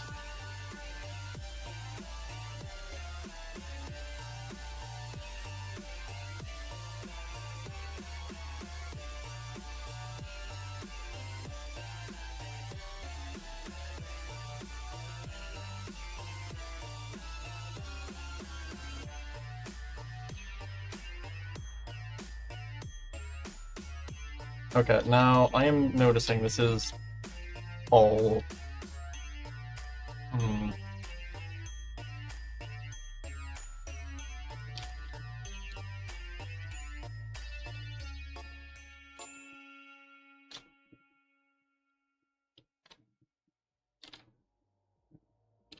Okay, I think the best way to do that would be to raise the ceiling.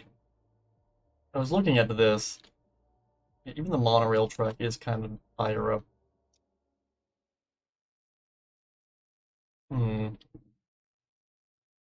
Yeah, okay, I think I'm gonna raise the entire ceiling up by maybe 10 blocks, and then I can raise all this up and have that be there. That, of course, is going to take some time, though. So instead, or in the meantime at least, we're gonna go and work on the part of Ruin that I was talking about, and I can raise this off stream since that's going to be a pain trying to raise everything without breaking stuff. So, let's go and launch up Ruin. Before we do that, though, let's go say hi to Legless Monty, who has been having an existential crisis, I imagine, the past, like, hour, because he's frozen in place. Hey there, buddy. Hey. How you doing? Hi. Okay, I was wondering if he was going to kill me or not. I was like, wait a minute. Why is he not killing me? Surprised about that. I was like, wait a minute, why are you just standing there? He's just standing there menacingly. Alright, so now that we've gotten all of that, we go quit to menu. And play Ruin. Now the question is, what level do we... Oh, here it is, the catwalks. Okay. So we're gonna go and load this up, and then we're gonna build the backroom area.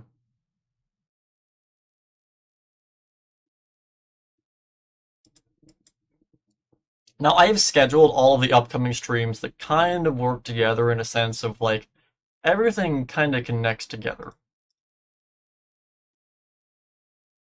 Again, I've kind of been planning out what areas to build in what order, which would work best.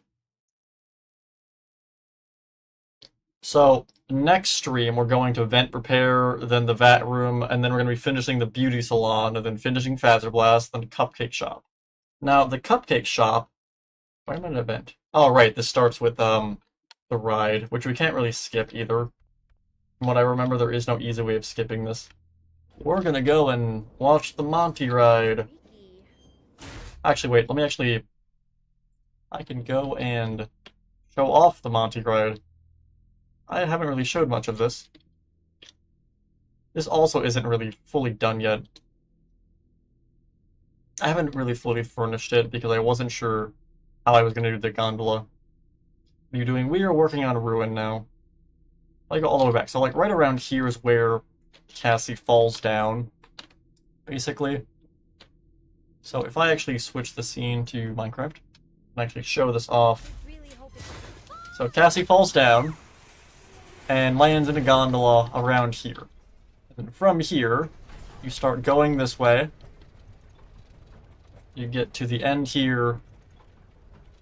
You then turn around this. And again, the way I'm thinking of doing this is having a hanging camel and have the player ride that. I just had to stretch this hallway because of the daycare being here. You end up here. You then turn around this and end up here.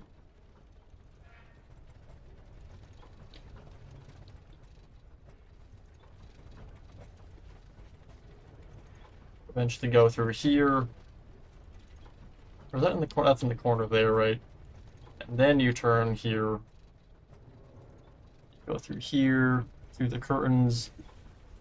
And you get some destroyed parts here, and then you end up in this room. Which, okay, so this room is actually in front of the daycare. So what I've done, in the actual game, you don't see any windows in this room. However, I go into spectator mode. These are the windows in the daycare. If I turn the shaders back on, can't really see through them. I didn't think I had them as this glass. I thought I had it as something different. But basically, I want to make it so you can see through into here. I thought it was cool. But anyways, so Cassie eventually goes around all of this, and then gets to the tunnel, and goes all the way up here. And then once she gets at the end, she will eventually go and crash. Speed up and then crash.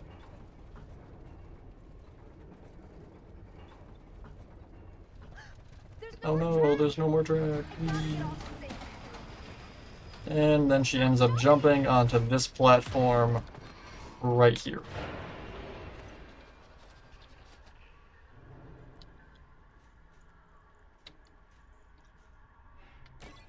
Okay. Now what I also want to do, if I go and mode, if I look at this. Right, this platform, yeah, this platform is not here in the base game.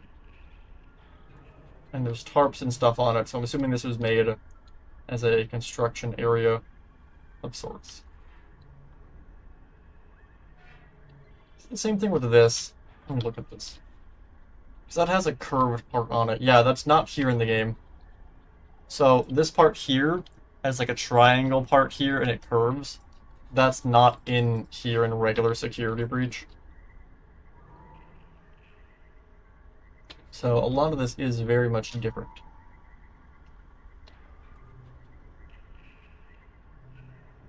I do find it really cool that all the MontyGolf is actually still down here. What we're going to be going and building, if I actually look around. Is there anything else that I don't have built?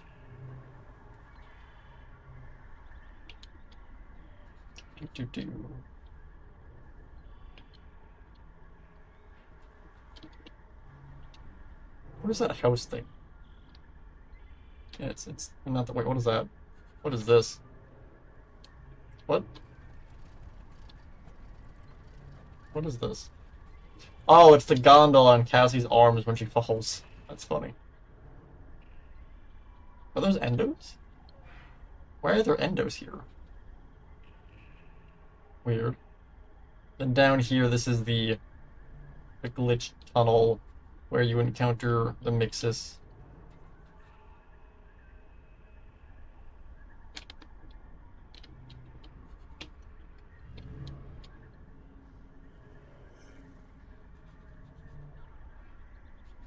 Yeah, so what we're going to be building is this section right here, basically. So we're going to start with... I just teleport Cassie in here real quickly. Didn't work.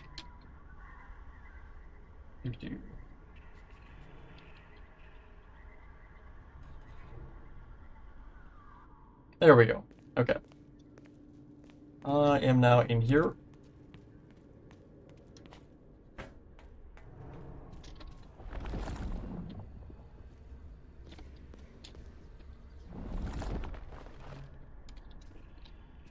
Okay, so this is this big shuttered door that opens and closes. And then we have a side room here as well, which this actually messed me up to my playthrough, because this is where one of the staff bot things are, the helper bots. And I got every single helper bot on my first playthrough except for this one. This is the one that made me have to restart to get the secret scooper ending. Either way, we fly over to here. I also want to see, wait a minute, where does the track go? Oh, it's actually like a separate track Interesting.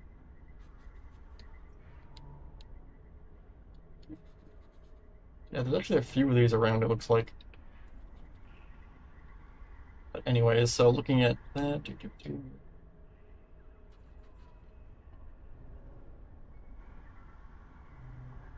Okay, so yeah, there's a big door, basically. We go in here. So to start with, looking at all of this, it's basically stone walls. If I go in here, let's start with the floor, I guess. So if I get...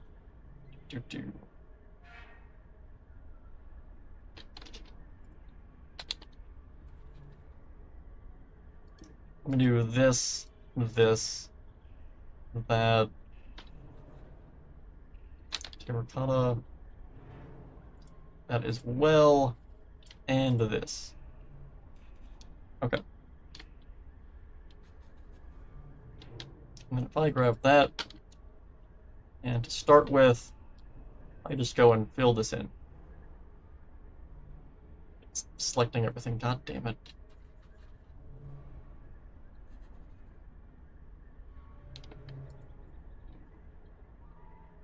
How much of this did that just mess up? Just fat. Okay.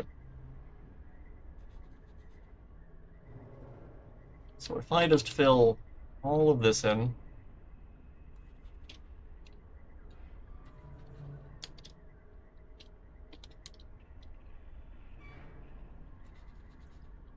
and if I right-click that and go to here. Okay. This is spruce planks. Replace spruce planks. Okay. So green glazed terracotta.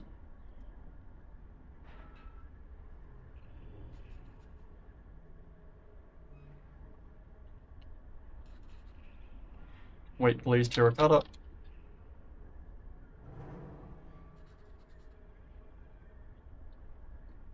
Blue glazed terracotta.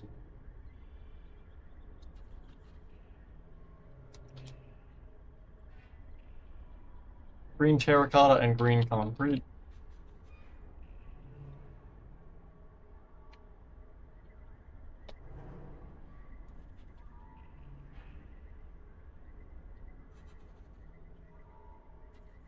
There we go. That looks good.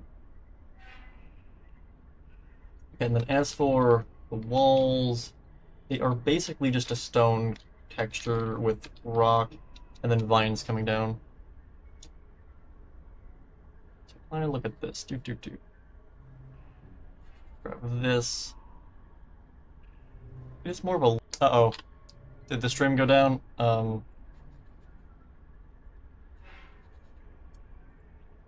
Are we good? I think we're good. Okay. Okay, so let's go with this for now.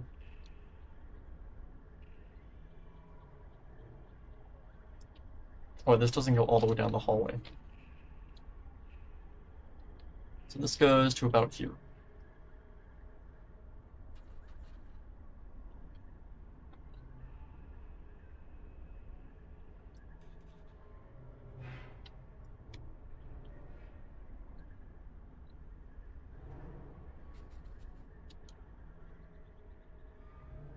And there is no side part to the door.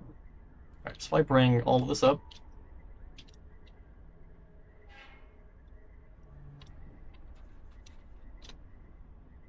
To there.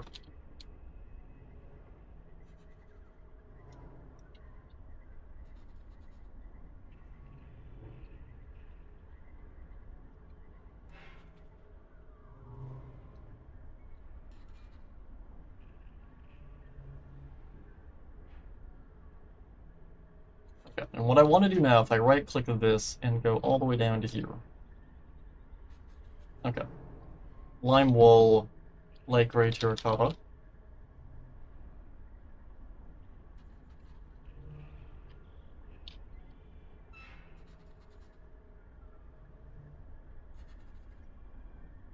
And gray terracotta.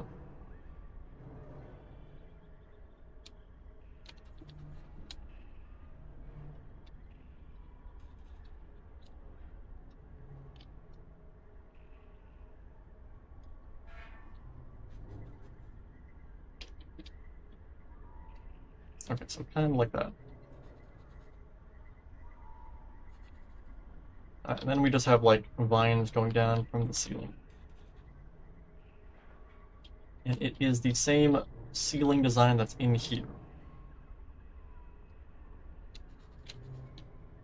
So if I were to get... I just grab this.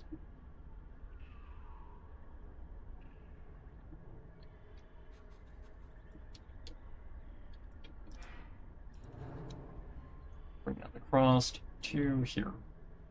Oh, god damn it, I didn't switch the scene over because I'm dumb. My bad. I'm a professional streamer. Like, why do I feel like I'm forgetting something? Oh, right, because I am.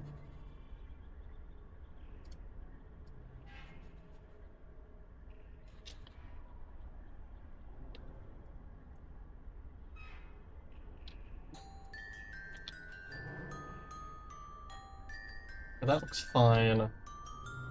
All of this is then brick.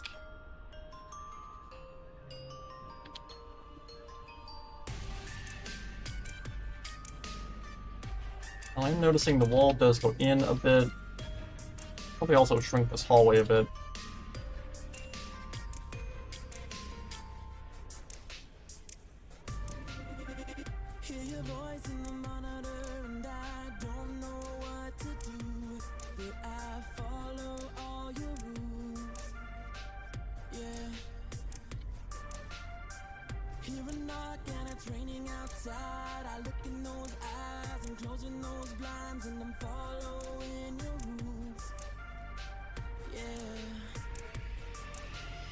Okay, now as for the inside part, this is all basically brick. So let's go with mud bricks.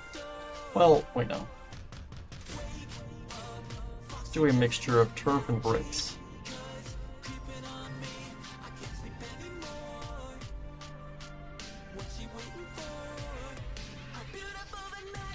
So I bring this all the way to up there.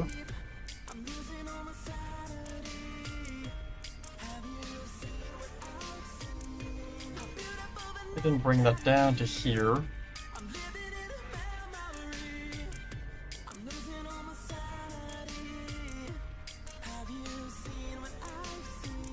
And let me also break this. I'm gonna then bring all of this up.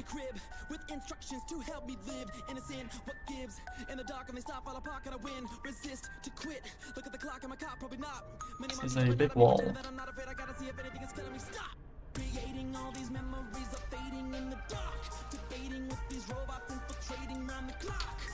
And I thought I lost, and the cradle. Alright, there we go. Got me stunned. Who can I trust? Night comes, Freddy lets me keep lights on, but I can't stand. There's knocking like. Okay, so this goes out a bit and then it starts going up. So that's a, hold on, let's go with like here. So I cut all of this. Okay, and then the rest of this is more of a stone, so let's go with... Let's go with white terracotta. 2, 1, 2, 1, 2, 1, 2, 2. There we go. And if I bring this all the way over to there.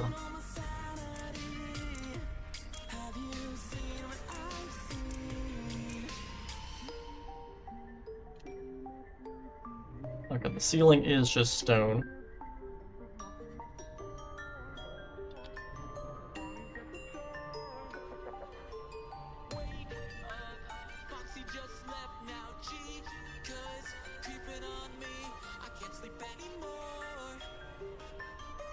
And if I then bring this all the way across...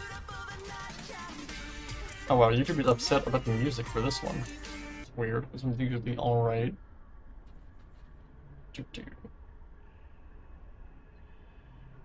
They probably detected something else, and now they're just like extra focused on it. Let's see. Let's go with this then. Did you change the ox color? I've changed a bunch of stuff in the texture pack. So there's that there, all of this, and then there's a staircase going across there. So if I get terracotta, bring this all the way along this.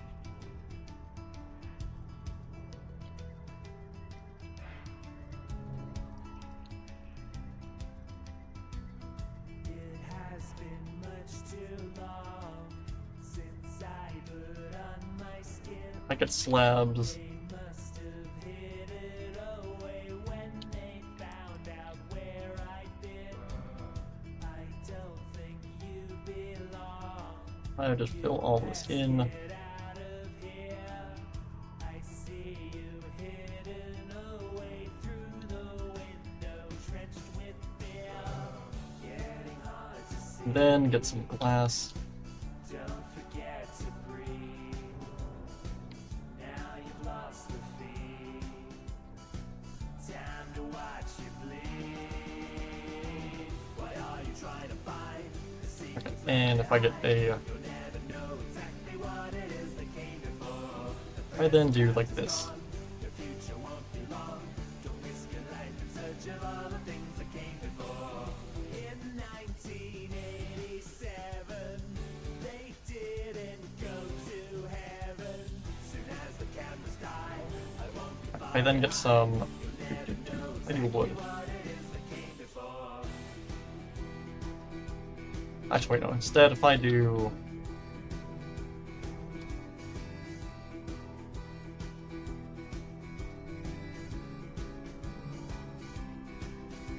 I do this.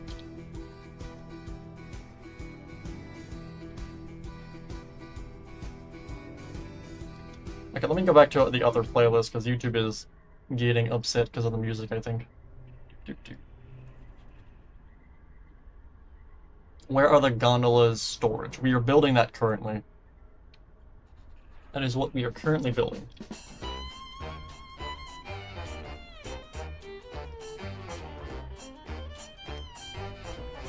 I don't know if it's a storage room or like a maintenance room, but it's basically the same thing.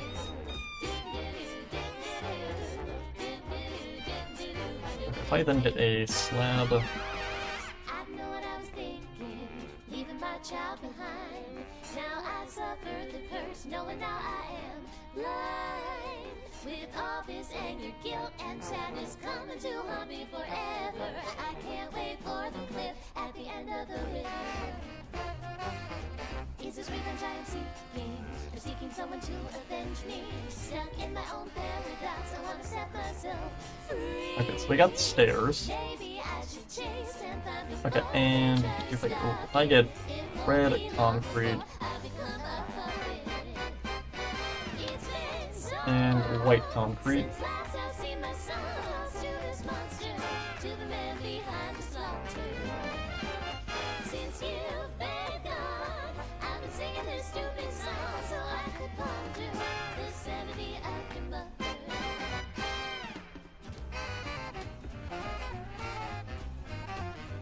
okay, past this, there is a row, so if I get item frames,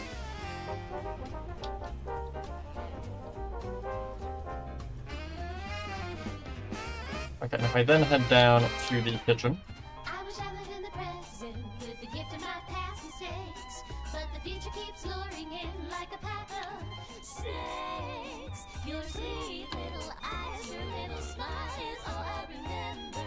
Those fuzzy and grab this. mess with my temper. Justification is killing me, the killing isn't justified. What happened to my son? I'm terrified. It lingers in my mind and the bug keeps on getting bigger.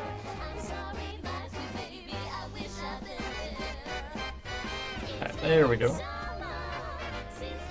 Oh, wait, this needs to be one more up.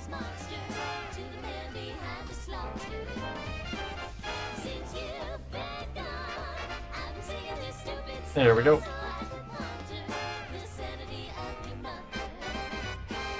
Have you worked on the trash cave or still holding off on it? I will not build the trash cave until the day I die.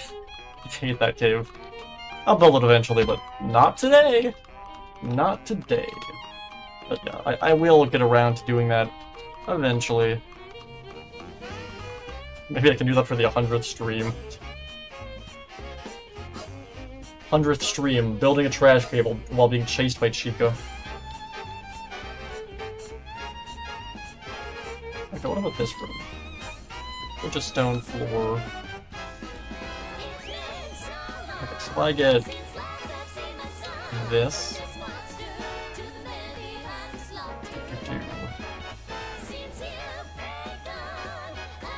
And stone.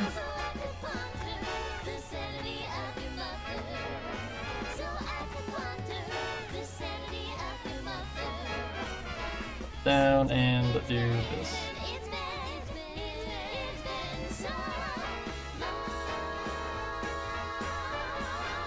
And this is bricks again.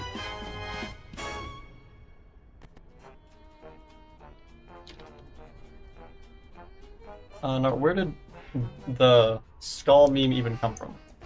The what? What's the skull meme?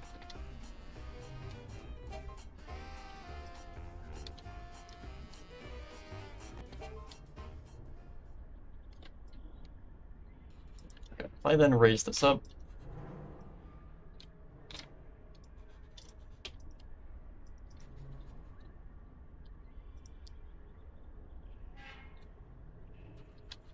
Okay, there is also a pillar in the corner.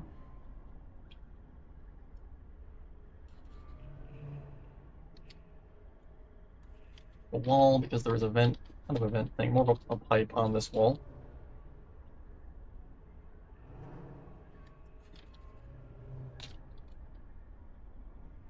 I get trapdoors. Never mind, okay.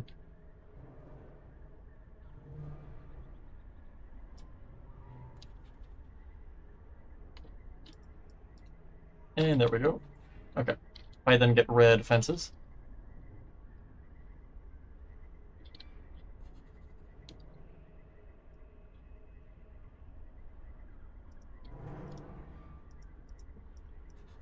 And do that.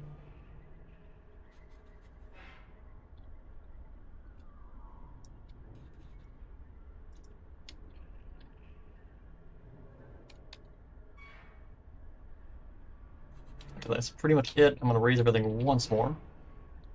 Up. If I then get, well, your terracotta.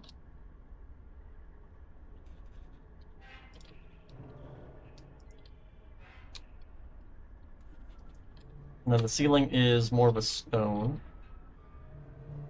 I'm going to go with deep slate.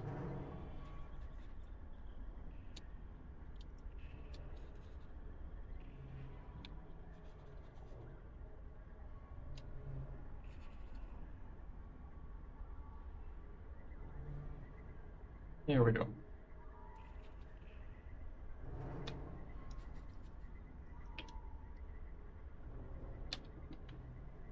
Okay, that is pretty much okay. We have two lights in here as well. I got a lamp. With some trapdoors. And a redstone block. Your Discord, I sent a funny video. I will check it in a second. Wait a minute.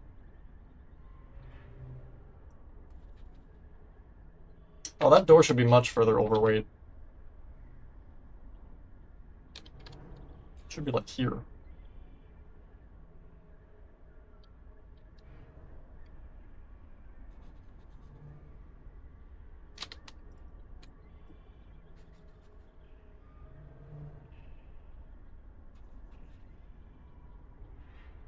Alright, so I go and put two of these, right? Yes, okay. Where's the middle?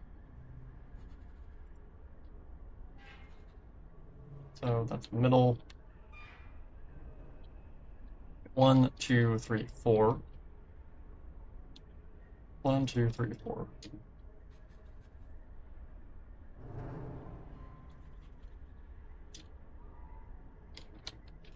One, two, three. I put the redstone down here. And then put the lamp on this.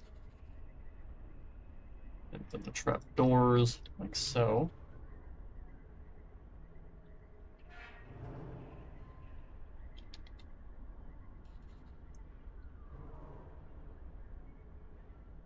And then add the bottom section. And there we go.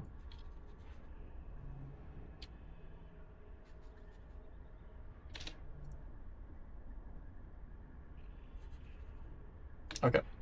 That, if I then head up here.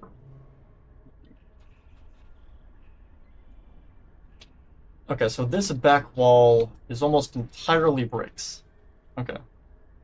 Floor is also mostly this stone-looking texture. Okay, so that goes up to there.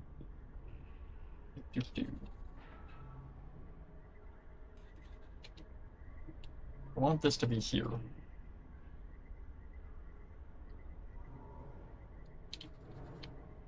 Make it a trapdoor.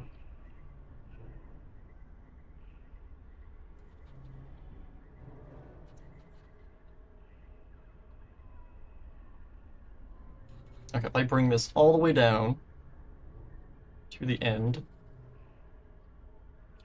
actually this will probably be faster.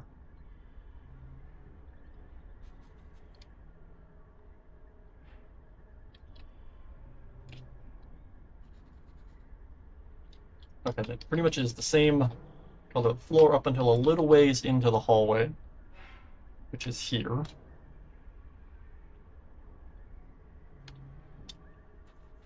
Everything within here is the room.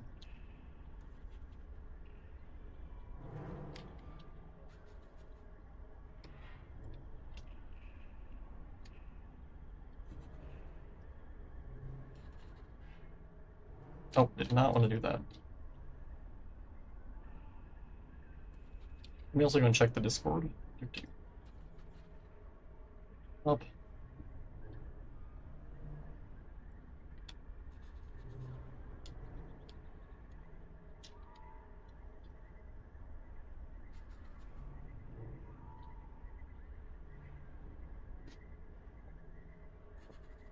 Let me see. English or Spanish? Oh, god damn it. Why am I not surprised? Alright, what is this?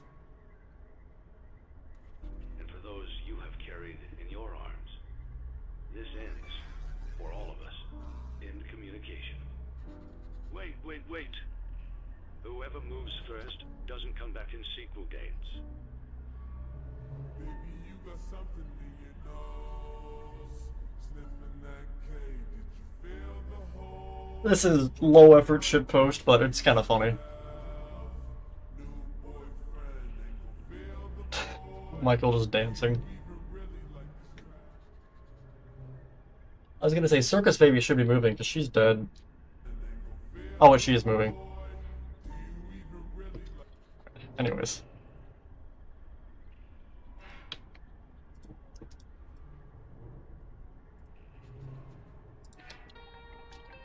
Okay, so it's all of that. And this then just continues going down from there, right? Yes, okay.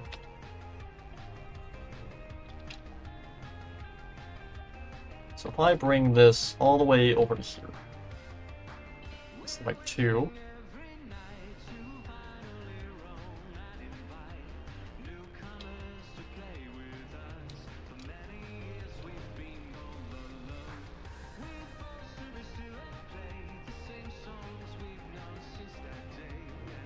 Okay, and it is the same going all the way up. If I bring this all the way up to here, where's that door?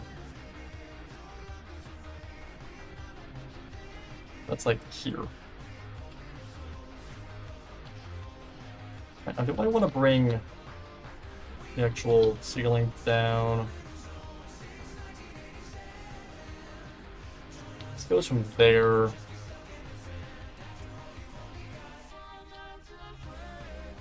I guess that's fine.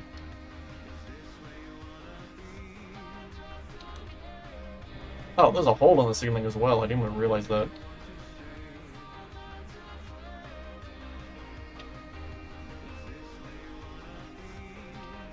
Oh, the ceiling actually goes up.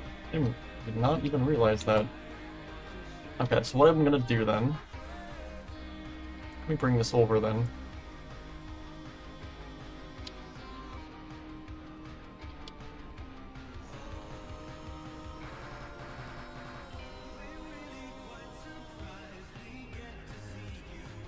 Okay, and this wall is the same, minus some green bricks, which I don't think I actually have. I'm just gonna go with Prismarine. Starting from here.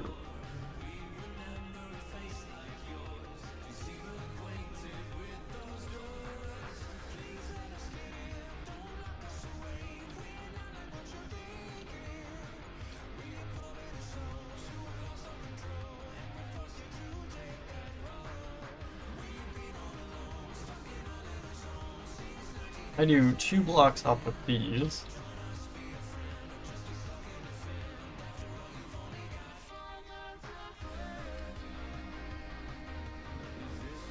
Okay, and what about the other side of this wall? Okay, this is also green. Okay.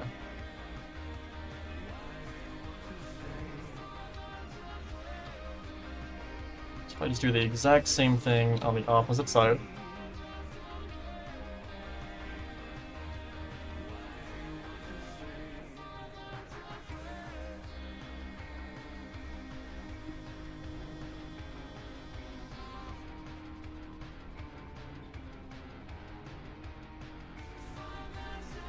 Bring that up by 2.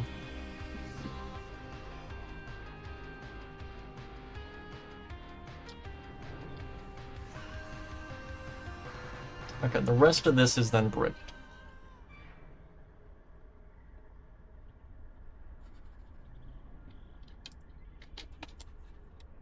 Let's go all the way around here.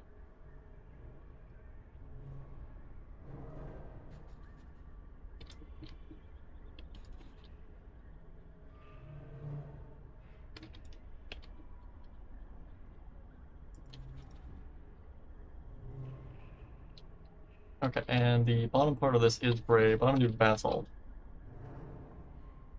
Check your Discord now. Okay, I can check it in a moment.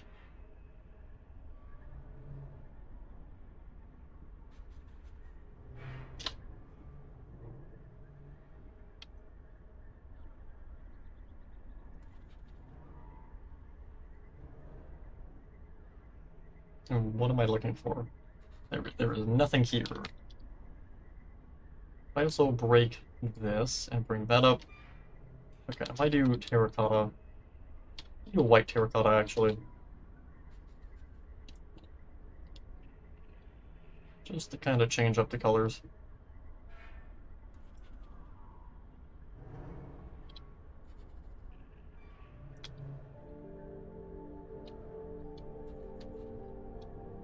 Oh, this should only be 1. If I do that, like so.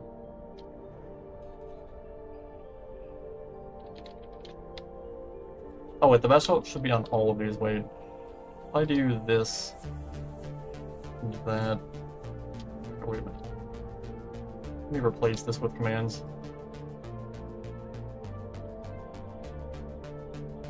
Oh wait, is that a basalt pillar? No.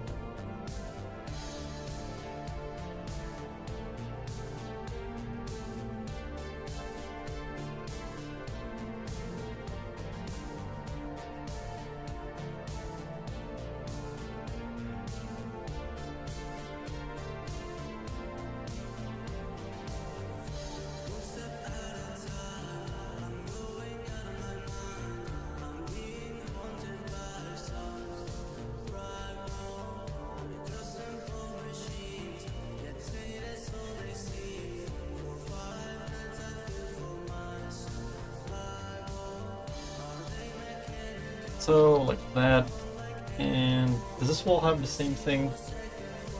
Yes, okay. So I'll start it from like here.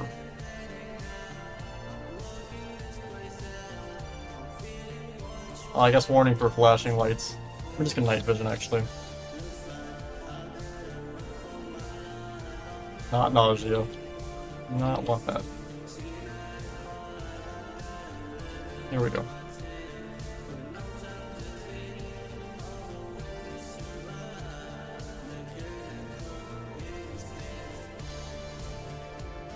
Not that.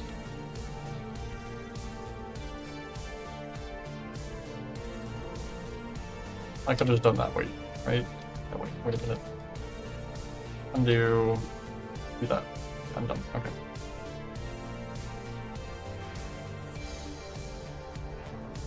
Bring this up to one more.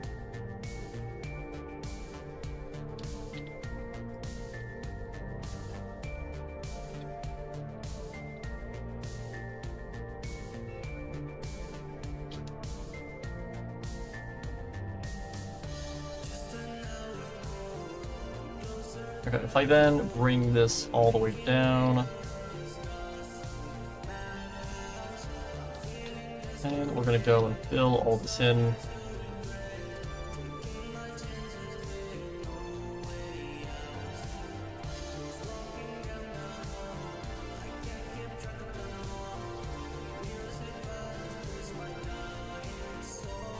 There we go.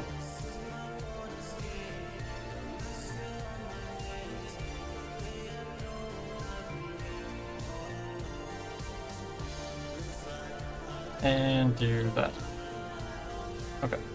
And if I then go and just bring this up to there.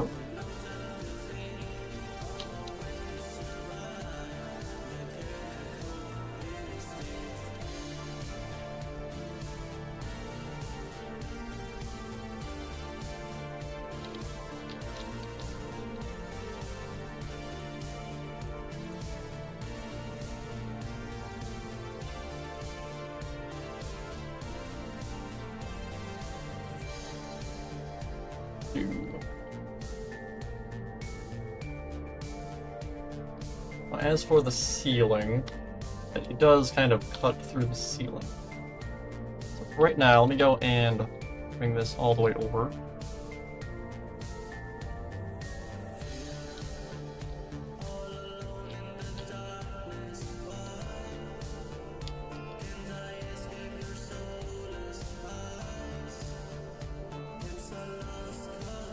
There we go. And yeah, it's just this middle part basically.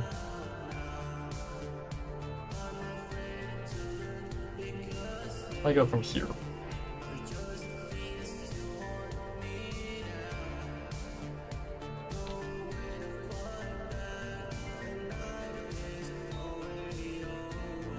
I'm gonna bring this all the way to the staircase.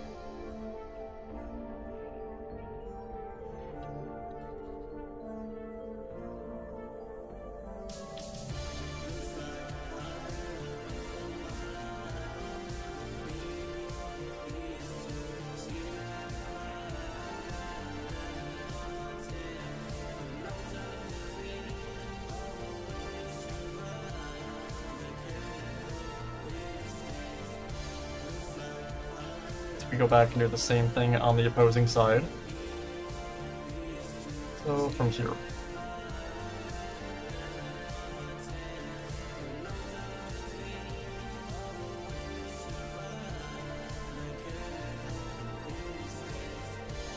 So the ceiling here goes up a little higher, and then from here we actually have multiple areas that the carts can basically kind of branch off from, and then be stored for repairs or just general storage when the ride is not in use.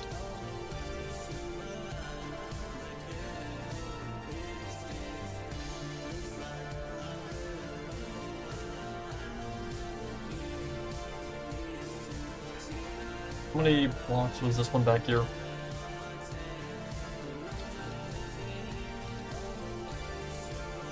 One, two, three, four, five. Okay.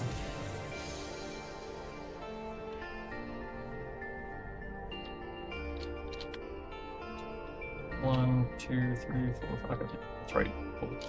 We also fix this. Or not fix that. Wait, I wanted to destroy this, right? There we go. Okay, what happened here?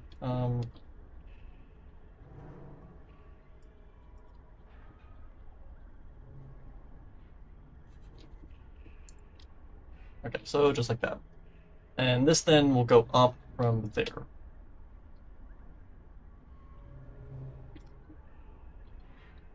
also go from probably about here. Like break this, and then break that. Or wait, do I want it to come down or up? It'd be better if I had it come down, actually. Okay, I'm gonna use smooth. Right. Well... yeah, no, that'll be fine. Okay. I bring everything down 1, 2.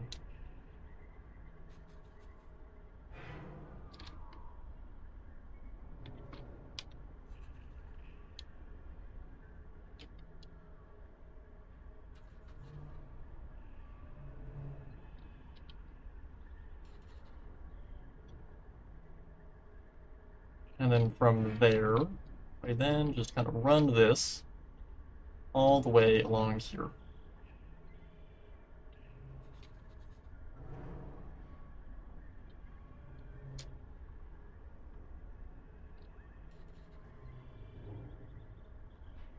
Done with roof, you look at the video. Also, I never remember that hallway being so long. Yeah, it's a pretty long hallway.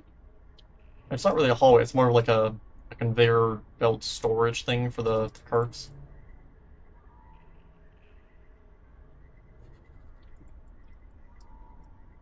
I looked at the Discord, I didn't see anything.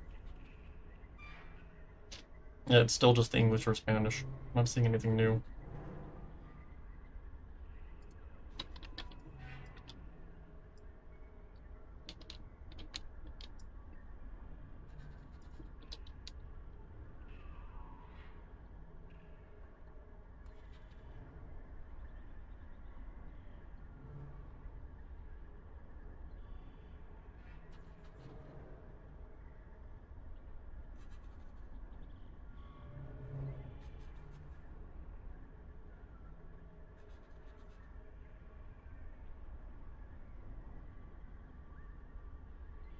I bring that into the wall, like that. Or does that start at the wall? Okay, no, it actually goes into the wall, I see. So, from like here. If I were to break this.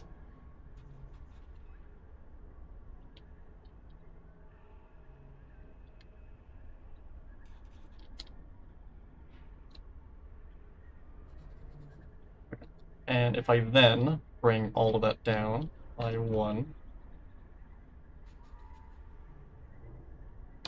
reach all the way to here, just about.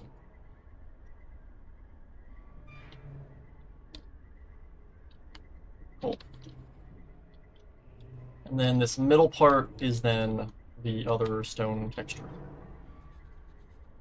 So this is 2s, right? 1, 2, 1, 2, break these.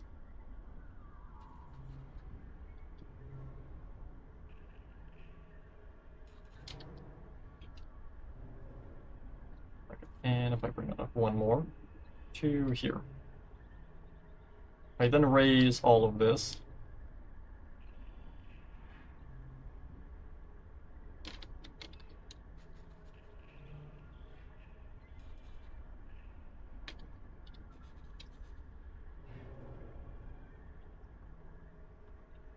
I made a funny video and you're getting a lot of views. Nice.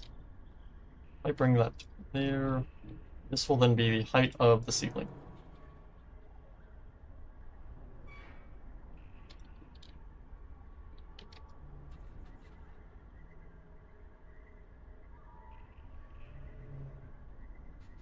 Now I just kind of basically close off the roof.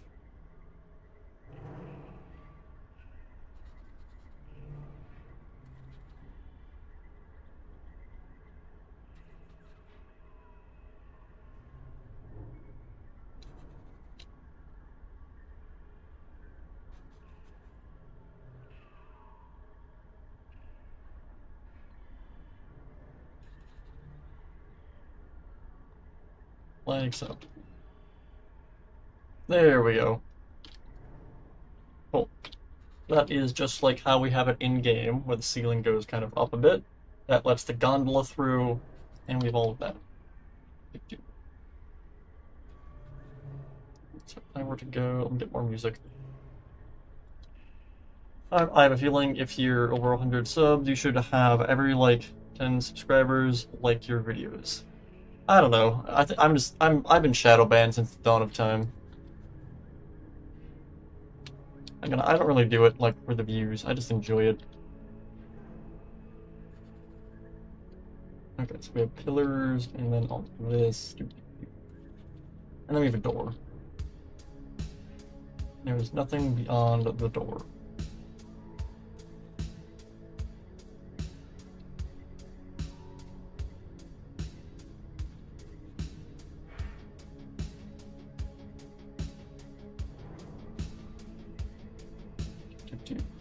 Looking at the rest of this, which is a wall and some pillars. I go over here and get that some maybe terracotta. I put that there. Are there any more of these? Yeah, there is a white pillar there.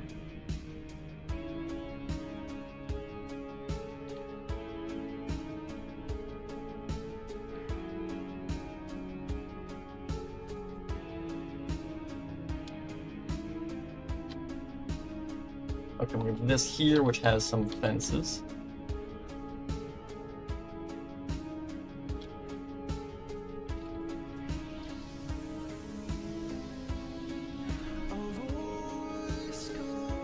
I get some carpet.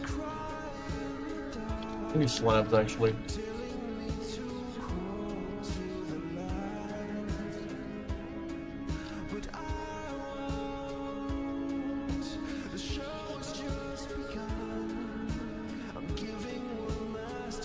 Get a trapdoor then, and put that there.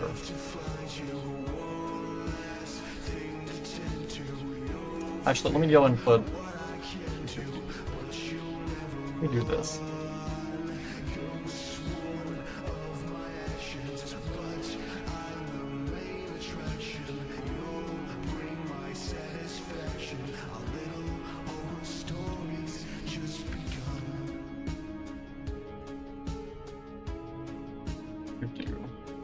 When will the FNAF 2 stream be? You mean the FNAF 2 stream? Staircase here. I break all of this. I think I'll get the same staircase design.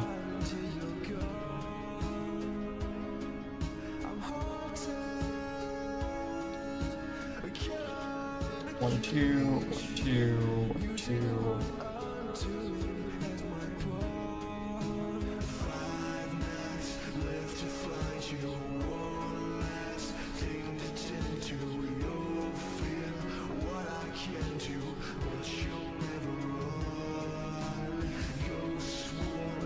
Wait, is that right? No, wait a minute. On the same two? Okay, it's there. Wait. Enough to reimagined. Oh, right. I don't know if I'll stream it. I might. That should be going here. Then that, this. I then get a trapdoor.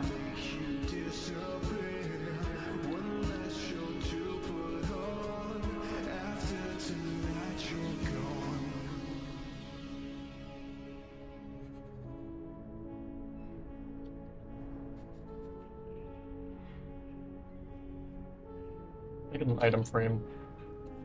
Can I put item frames there with that there? No.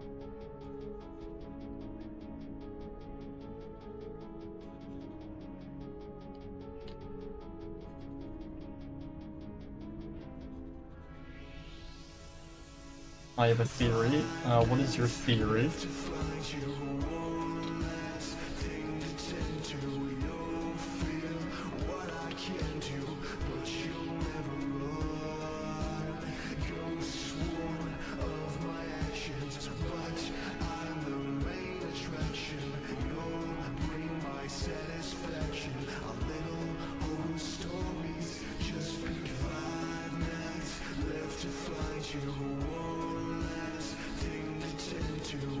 That goes up to there.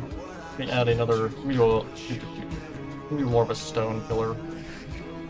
Let me replace this as well.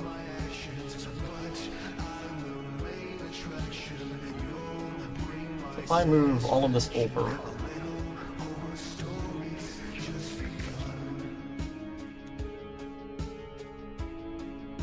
and put this here. A light on it.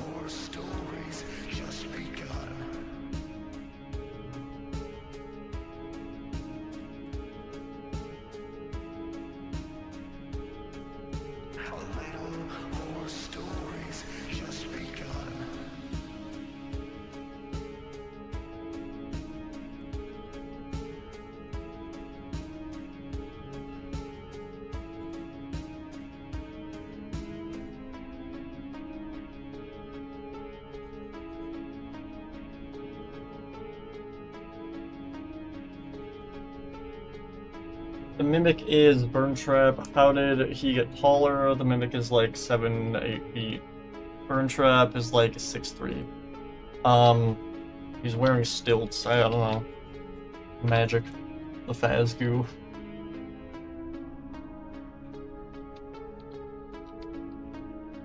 Who knows?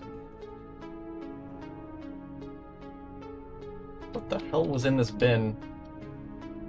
Is that meant to be blood or rust? I think it's meant to be rust.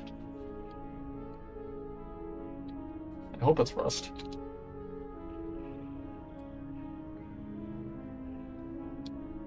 Okay, if I then get slabs...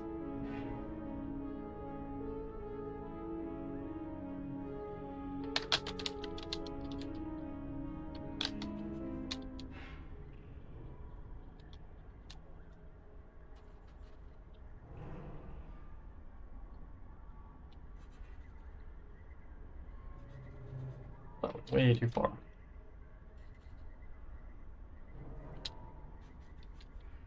Please only go to the edge of that. Yep.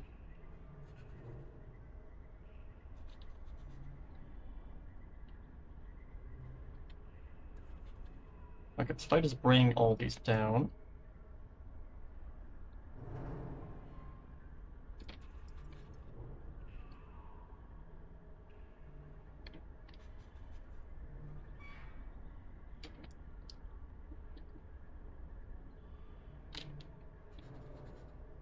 I mean, there's also the chance that the Mimic isn't Burn Trap and he just kind of stole his arm.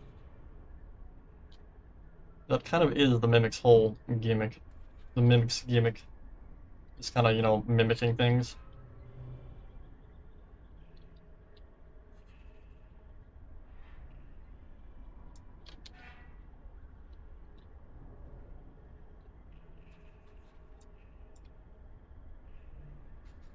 What other lights are in this room? Okay, so there's 2 lights here on either side. And then we have a staircase that goes all the way up there. And that then leads into the cupcake shop.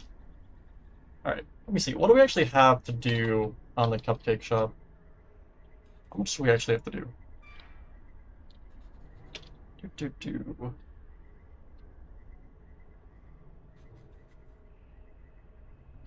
Okay, so we have this room. Let me get the music back up. Okay. Alright, we have the bathrooms. We have the kitchen here. We have the main room. And is that it? Because we already detailed the bathrooms, right?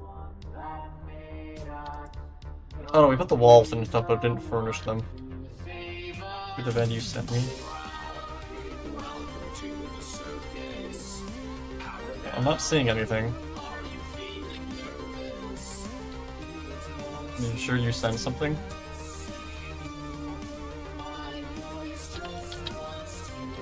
And looking around here, yeah, there's some detailing we have to do back there, I think. I think there's some generators around here as well.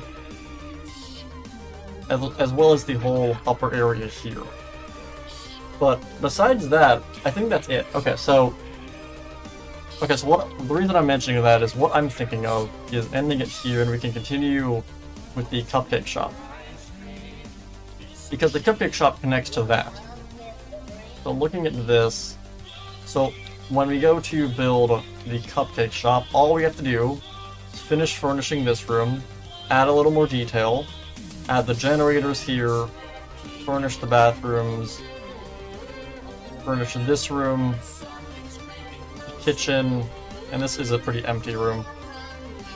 The bathroom here, and then we have the room up here, this room, and then this. And then once we get here, we can go and actually finish off this room. I think that's what I'm gonna do. Why is there a level 10 door? Because I placed the wrong door. Again, this stream definitely, we didn't get much done. I mean, we got the entire catwalks, which is definitely good. But like, again, they just are so time consuming, because that's just the same thing over and over again. But I might have maybe over-detailed them a bit. But I really like how they came out. Either way, I think that's pretty good. Yeah. And then the rooms over in the cupcake shop aren't that detailed, so we can get those done pretty fast. And then as for the hallway back here, this actually leads into the server room, which we can build that in the other stream as well. So I've basically kind of figured out in what order would be best to build everything that connects up. Okay, because, alright, next week, or I guess, well, not next week, well, this weekend, Saturday, we're going to be going and building, or finishing the vent repair area down underground. After that, we're going to be going and finishing the vat room. Then we're going to be returning to the Glamrock Beauty Salon and completely finishing that area. After that, we're returning to Fazerblast, where we'll be completely finishing Fazerblast and finishing and detailing the ruin area that connects it to Roxy Raceway. Then we have finishing the Cupcake Shop, where we'll finish the Cupcake Shop and then link it up to MontyGolf. And then after the Cupcake Shop, we go back to the hellscape that is the daycare, and then we have everything else that connects up. And then, okay, so the stream titled the Ruin Vending Network, that is the glitchy big giant room that we see the giant Mixus in. That is this giant box here. That's where that's going to go. I guess it's kind of more 2 rooms, but it's whatever. Another thing I realized when mapping this out, the giant glitchy room is actually the backstage. Basically blown up and with all the stuff in it stripped away. Which is kind of cool. It's meant to mimic the main stage of the Pizzaplex. But with that said and done, I'm pretty happy with what we got done today. I think that's probably where I'm going to end it. I might do a stream later on playing that Roblox game, but I'm not sure yet. With that said and done, I do want to see what this looks like with shaders. I drink this. And let's go see. I turn shaders on. Let's see what MontyGolf looks like with some ray tracing. Where can I kind of drop into? I'm just going to spectator mode. There we go. Oh, what did you send me? What is this?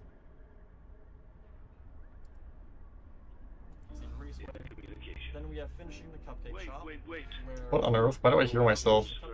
Doesn't come back to Did you record this over the stream?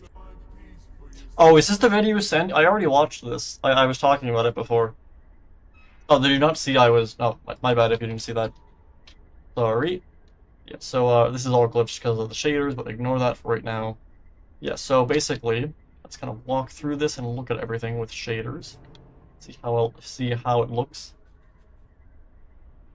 So we can kind of make our way all the way down here. I'm assuming my VTubing tracking is probably going to be dying. We also close security breach. So we can get a little bit less lag. There we go. Okay, yeah, ignore the fact that my VTuber tracker is like now is entering the frameverse. It should be fine in a bit. But yeah, so we can enter MontyGolf here. And that looks very cool. And this is basically, there's a big carpet here where that says MontyGolf. So that's why that's there. It's like a placeholder. We have our tomato, which is actually just like a grass plant. We can come down here and we have a bunch of stuff for MontyGolf. Have the little container here, and all of MontyGolf is looking very cool. I love how the stage came out. Again, there's still like a little, there's still some details I want to do. We'll get to that eventually. Okay, don't highlight your on. Let's look at like the back area. We also didn't detail any of this, but again, this will connect to the security office and the boiler room.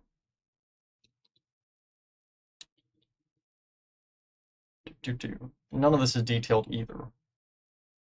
So again, this stream is called Finishing MontyGolf, which we did not finish MontyGolf, but we got a decent. We are almost done with MontyGolf.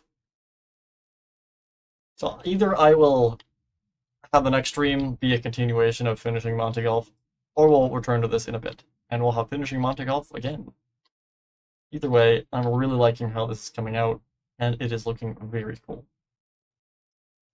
I especially love how this room looks. This looks awesome. And if I turn it to nighttime, I'll actually go into the main room so it looks better. But if I were to turn it to be nighttime, it gets very spooky because the ceiling is actually glass, so it lets in the actual light, the night light, or the sky, or not the sky. I'm being dumb. It lets in the sunlight. I'm dumb. And then when you turn it to nighttime, that goes away, and then everything gets incredibly spooky. So, I also have the walls glow when it becomes night as well, because in the original, I can go find this. Set day. Go and turn off shaders. Forgot, how will you add the glam rocks? Immense effort, and I don't know. We'll get to that when we get to that. In the meantime, let me go and find this. FNAF security breach. Do trailer. Which one is it? Is it this? Yeah, here it is. Do as I say. You will bring me what I want, and if you fail me, Okay, so this is the original trailer. To get you out by morning. So in the original version of the game, the vines in MontyGolf were meant to glow, as you can see here. So that's what I was trying to do with the walls, basically. Is it nighttime? Wait. Time set night. The walls basically glow and look incredibly spooky.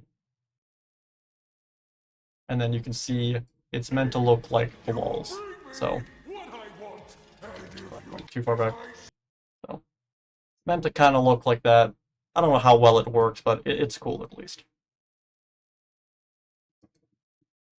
But either way, I'm very happy with how this has come out. Let's go see the catwalks, actually. They are incredibly dark and definitely need some lighting for sure. I turn it to daytime. That is much better. But still, it could absolutely use some light. I also am wondering if this is too bright.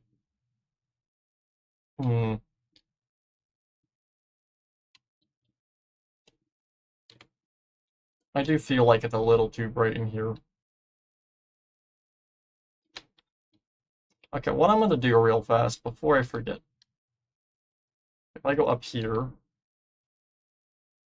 let's quickly go. I want to change the ceiling.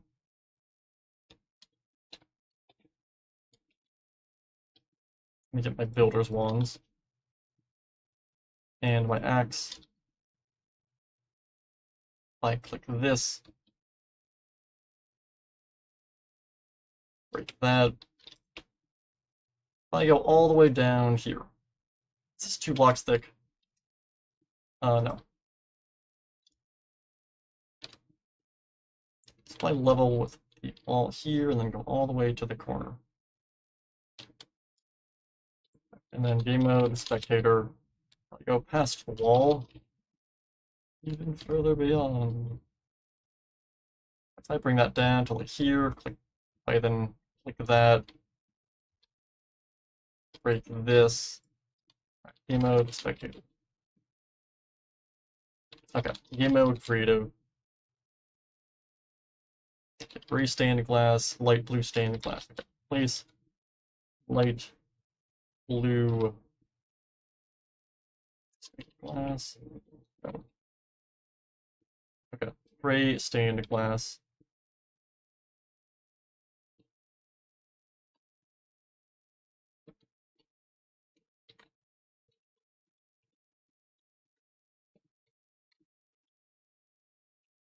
Okay, undo, undo, and that is mossy cobblestone. Mossy cobblestone. Okay. Can I copy this? Like doing? I can't. Okay. I do space and do. Actually, wait. Instead, if I do, wait a minute. Let's do spruce planks. Wait. Mossy cobblestone. Mossy cobblestone space. Why is this not working? Wait. Oh, I didn't put the full thing in. Mossy cobblestone space spruce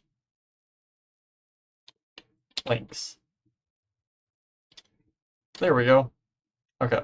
If I then it's backwards basically.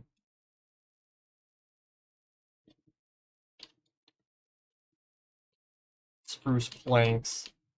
Okay. And then if I do mossy cobblestone 5%. Is that better in terms of the lighting? Do you play Poppy Playtime? Yes, I hated it. I got sent it to play early, and it was awful. I'm probably never getting sent another copy of that game. Mob Games probably hates me after the disaster of that. Alright, let's see. Do I have night vision on? I don't. Why is it so bright in here? I don't get it.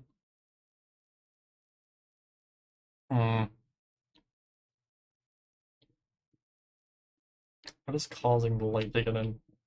What if I undo that? Okay, now it gets really dark. Okay, wait.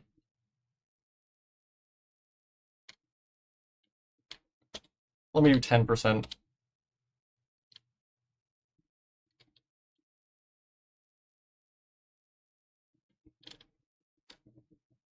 That's still very bright. Okay.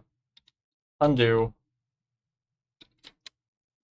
Let's go with 40%. That's better. Okay, everything's not... I want it to still be able to be seen, like to know what you're looking at. I just don't want everything to just be so bright. I'm gonna go with one more. No. Let's go with 60.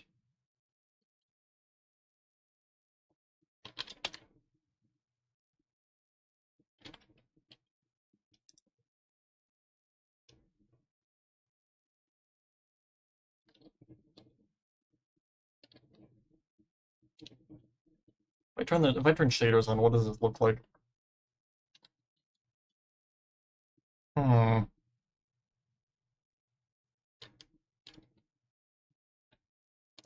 undo.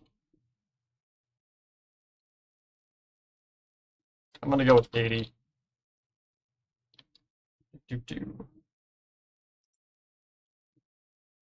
Okay, I think 80 is perfect. Yeah, 80 keeps it nice and dark, but also you can see what you're looking at. The reason I've done that is so I can actually add some lanterns and stuff in here, and they'll actually illuminate the area. Because if I added them in before, and then added lanterns, they wouldn't do anything, because the room would be the same light level of the lanterns, probably higher. Now, if I were to add a lantern,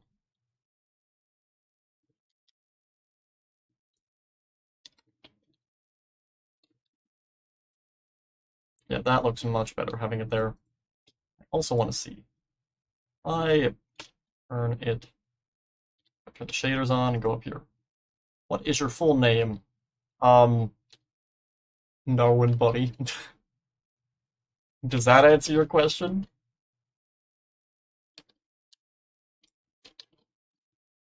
Nar Amphibian Fish Rabbit Bunny. There, that's totally my full name. Do you think anyone has their middle name as Amphibian? That'd be a cool middle name. Do a different wall, actually.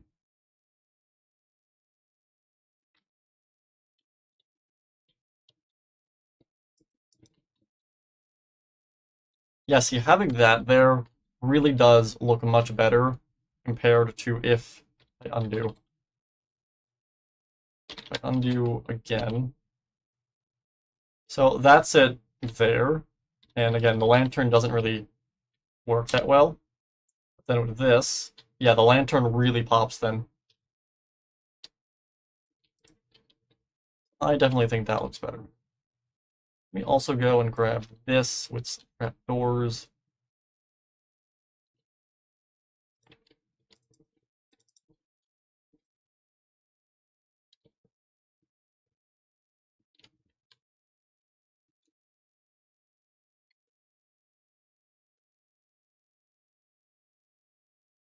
Oh yeah, scattering a bunch of these across the actual area would look very cool. I'm gonna go. There's nothing else happening. See ya. Alright, well, I'll see you later then. Assuming you pop by the Roblox stream, assuming I end up doing that. Have a nice day and a wonderful existence.